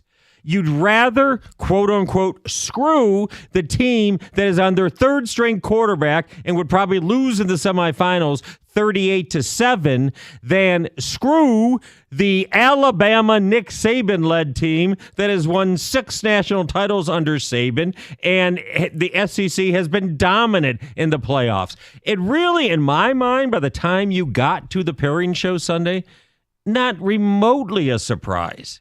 And people that were shocked by it have not been paying attention because the committee has been setting it up. Every week, a different member of the committee or former committee, they all say, remember the keyword best teams, not most deserving teams. Just keep that in mind. Best teams, not most deserving teams. Of course, you could argue an undefeated team, Florida State, is more, quote-unquote, deserving than Alabama. That's not the mandate when you're trying to have a 4-team playoff where all the teams have a chance to win. All right, the phone number is 248-539-9797. That's also the little ticket text. And let's just dive into it, okay? Issues to figure out. Did you think Iowa had a good offense? Okay, no, that's been so. You know what? Honestly, and I've seen this enough now. No matter how much people tell you that Iowa has no players on offense, I know a lot of them were injured. Cade McNamara, Eric All. I know they lost a lot to injury. No matter how much people prepare you for what you're about to see, you still can't fathom it. You really can't. How awful their offense is. And that said, they were, down to the Michigan 30, 32, whatever, when they fumbled the ball, a few fumbles. But that's what happens when you have a bad quarterback. Whatever. We don't care about the Iowa thing. Michigan took care of business 26-0. I do think, and I did think after that game, because Washington was very good, obviously, in beating Oregon, but they've had a lot of close games this year. I figured it would be Michigan 1, Washington 2, Texas 3, and Alabama 4, and that is what it is. Now, we do need to straighten out one thing, and you people can help me out. By you people, I mean you Michigan fans or any college football fans in general. A, you're really not bent out of shape about Florida State, right? I mean, unless you went to Florida State or a big fan, nobody is weeping for them. I mean, you could feel bad. You go, oh, that's true. But yeah, they would have gotten killed. And you know what? If the backup quarterback or the third string quarterback had looked really good, even in brief bursts and stuff, maybe they would have gotten it. But they do have to do what's right to make 2 competitive games if they can. And that's what they did. But if you want to argue the other thing, fine. If you want to say, this is why college football is dying on the vine, I think you're overreacting. First of all, it's going to go to 12 teams next year. And trust me, you're going to have big arguments then, too. And you say, no one's going to complain about not getting it. Are you kidding me? With 12 teams, there's probably going to be 18 teams that think they should be in. With 4 teams, there are only 5 teams that thought they should be in. There was only one argument, Florida State, right? That's it. You're not going to argue Ohio State or Georgia. With 12 teams next year, I'm just warning you, nobody pays attention to me, even though I forecast everything that's unfolded in college football, okay? When it goes to 12 teams, it's going to get uglier because more teams will think they deserve to be in. Just warning you, this is not the end of the argument, and it's not the end of college football as we know it. But Michigan drawing Alabama. I know there's been a little discussion as to what that means, as to how the Wolverines view it. Let me just give you, and you can make up your own mind. But as somebody who is there in Indianapolis, okay, who witnessed it all, this is exactly what I think happened when the announcement was made. All right, and I'm just going to say it exactly as it unfolded. My first impression, and talking to people afterwards, this is what it was. Big ballroom in Indianapolis, all right, at the Westin. Big ballroom, maybe 350 people in there, all the Michigan players, the coaches, the players' families. It wasn't just the team. I mean, if you look at the videos, there's all sorts of, not fans per se, but players' families and everything. They were having breakfast. I took a look. There was hash browns, scrambled eggs, bacon, sausage, and it looked like a little French toast, and some biscuits and gravy. All right. And they were getting ready to watch the big show, ESPN, 12 noon. They knew they were getting in, so they weren't nervous. The only question was, who would they play in the 4th seed? So it popped up, of course, and ESPN drags it 1, 2, 3, and then, maybe we'll show 6 first before we show 4. And watching the anticipation, I do think because people hear what they want to hear or know what they think they know, but it's been very clear all along that the committee, I thought, was going to end up going with Alabama once Florida State looks so god-awful against Louisville. And understand, god-awful. Like, couldn't get a first down. Well, defense matters too. Well, of course it matters too, but it's not like Louisville was some juggernaut. Louisville just lost to Kentucky the week before, so that was not a surprise. But to the average person, and probably even the members of the Michigan team and their families, they maybe still thought, Florida State. And of course, nobody should be fake about that. Of course, Michigan would rather play Florida State. Duh. And if somebody says no, then they're lying, okay? Not that Alabama is insurmountable. I mean, technically, Michigan is favored by 1.5, although that could change. Who knows? So, of course, they'd rather. But when it popped up on the screen, this is the reaction I heard from the 300 or so people in the ballroom. They're like, there was like a gasp, like, what? And then a little bit of a murmur, and then kind of muted applause. I really think the gasp was first and foremost, they really didn't do it. They really gave it to Alabama. They really did screw Florida State because they weren't as in tune with what the motivation was of the committee. So I think that was the first gasp surprise. Whoa, it is Alabama. Was there some element of, oh no, we didn't want... Maybe a little bit, but not really. Does anybody really express, like, when you watch the NCAA tournament brackets, does anybody really express, like, oh, no, we got Duke. Oh, no. I mean, nobody really expresses that. So I don't think that was the overriding impression. Well, apropos of nothing, not that it matters.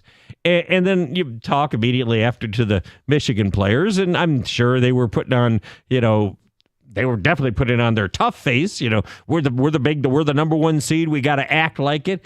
And they seem genuinely giddy about getting to face Alabama. And it's not a classically great Alabama team with an NFL defense all over the place. So it's not some incredible obstacle to overcome.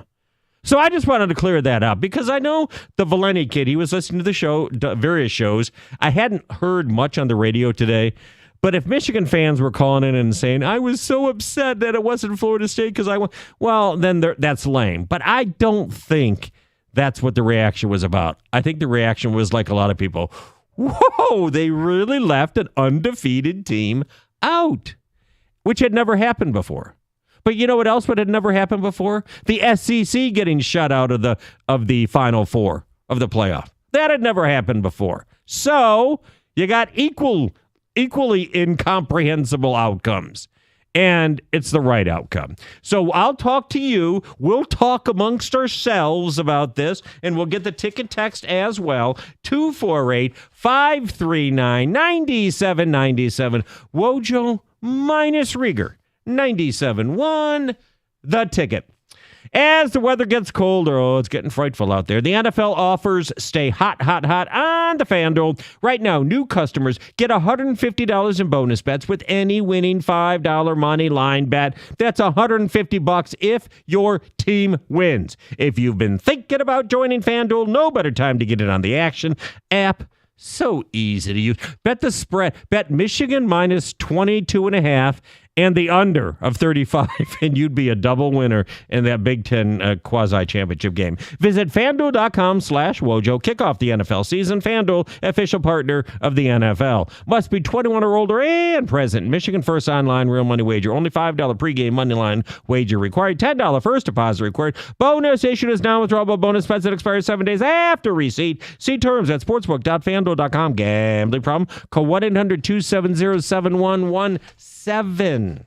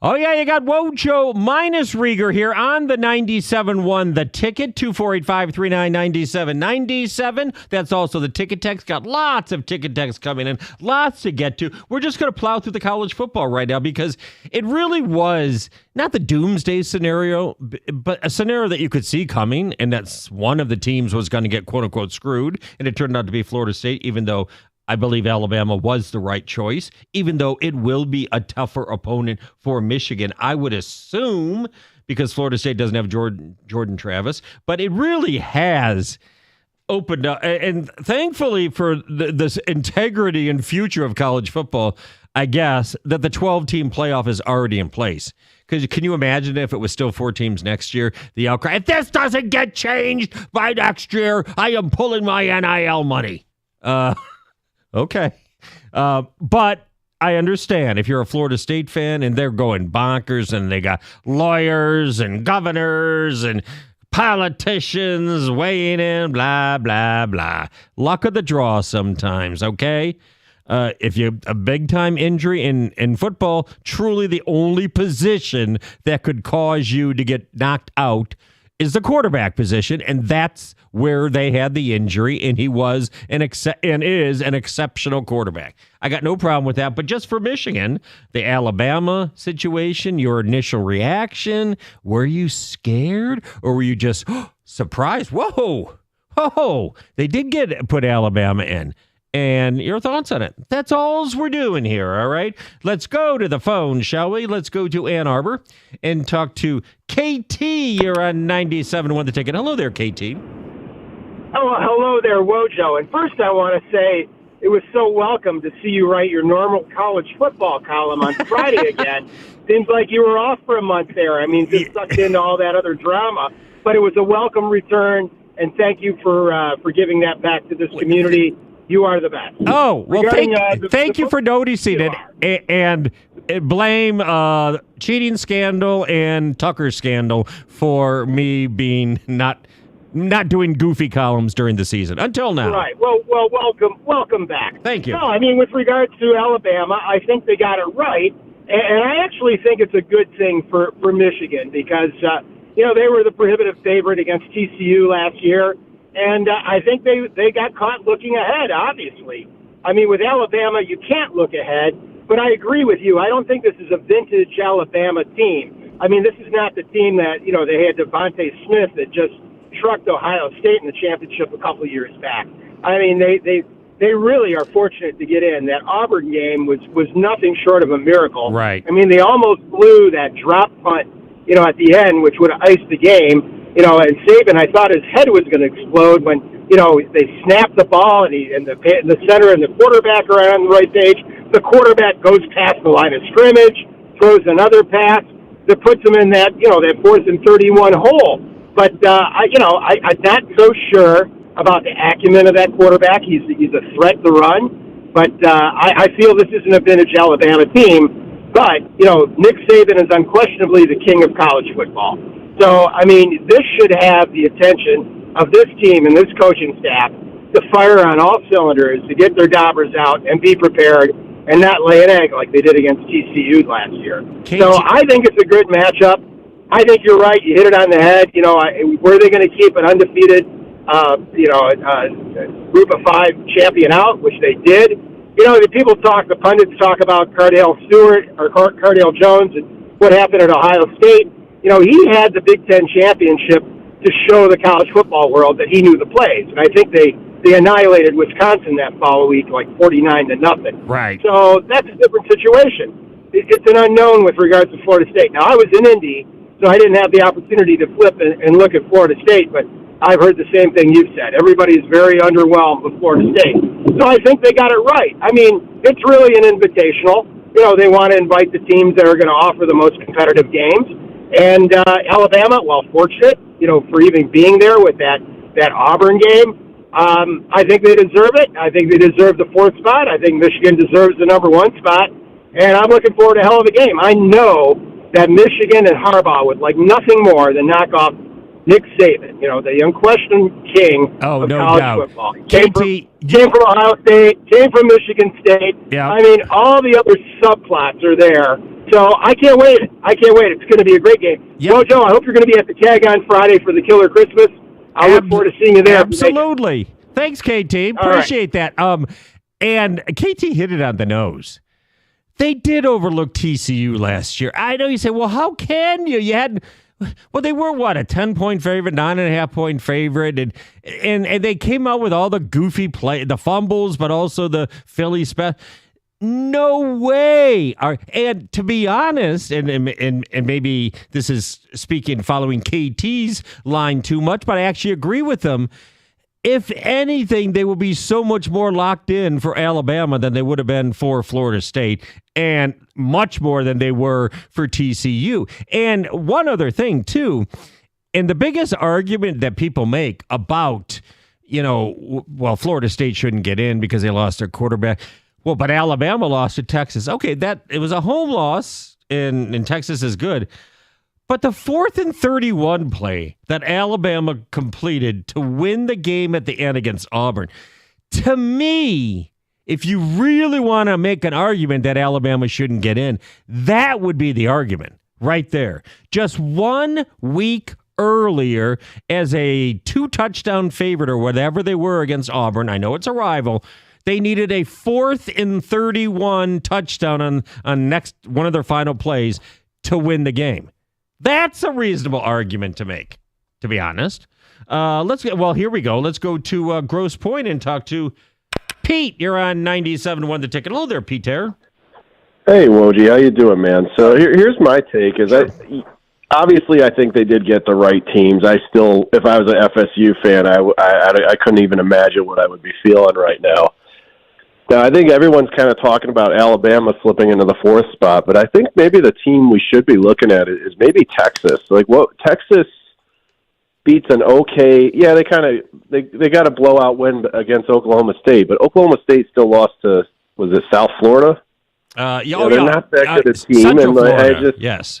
Excuse me. Yeah, whichever one it is. And it's just yes, they have the big win in Tuscaloosa, but they also have a loss against Oklahoma, and Oklahoma's not that good this year either. And I just kind of felt, bad loss and not that great a win. And it is interesting to me how Texas leapfrogs up to number 3 after, I think they were coming in number 6, number 7. I guess if Texas gets in, then. Well, Pete, in a weird way, yeah. You know why? I mean, they have probably the best regular season win of the whole year at Alabama by 10 points. And I know it was the second game of the season, and Milroe was just getting acclimated. But that's still a tremendous win. And they were always you couldn't put Alabama in and not put Texas in. So Texas had that in their back pocket the whole time. Package deal, right? But yeah, it is interesting to me.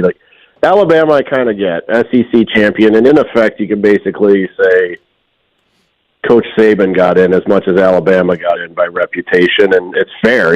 He's getting another bite at the apple, and as KT said, he's the king, and it's good reason for that. Yep. But at Texas, I mean, I don't know if I quite get it. We'll see what happens, but hey, it's an exciting playoff, and we'll basically go to D3 rules next year with a real playoff of 12 teams. But yeah, no, it is. It'll be great. An interesting way to send things off with 4 teams. That's for sure. Thanks for the call, Pete. Appreciate it. And the other reason, because some people, not that much, but some people say, well, Georgia, they were number 1, and they drove from number 1 to 6 and out of it, and that's not fair. Well, I would say this. Georgia can't say not being fair, because unlike Florida State didn't really get a chance to play its way in, because they did win, but they still didn't get in. Georgia had their chance to play their way in.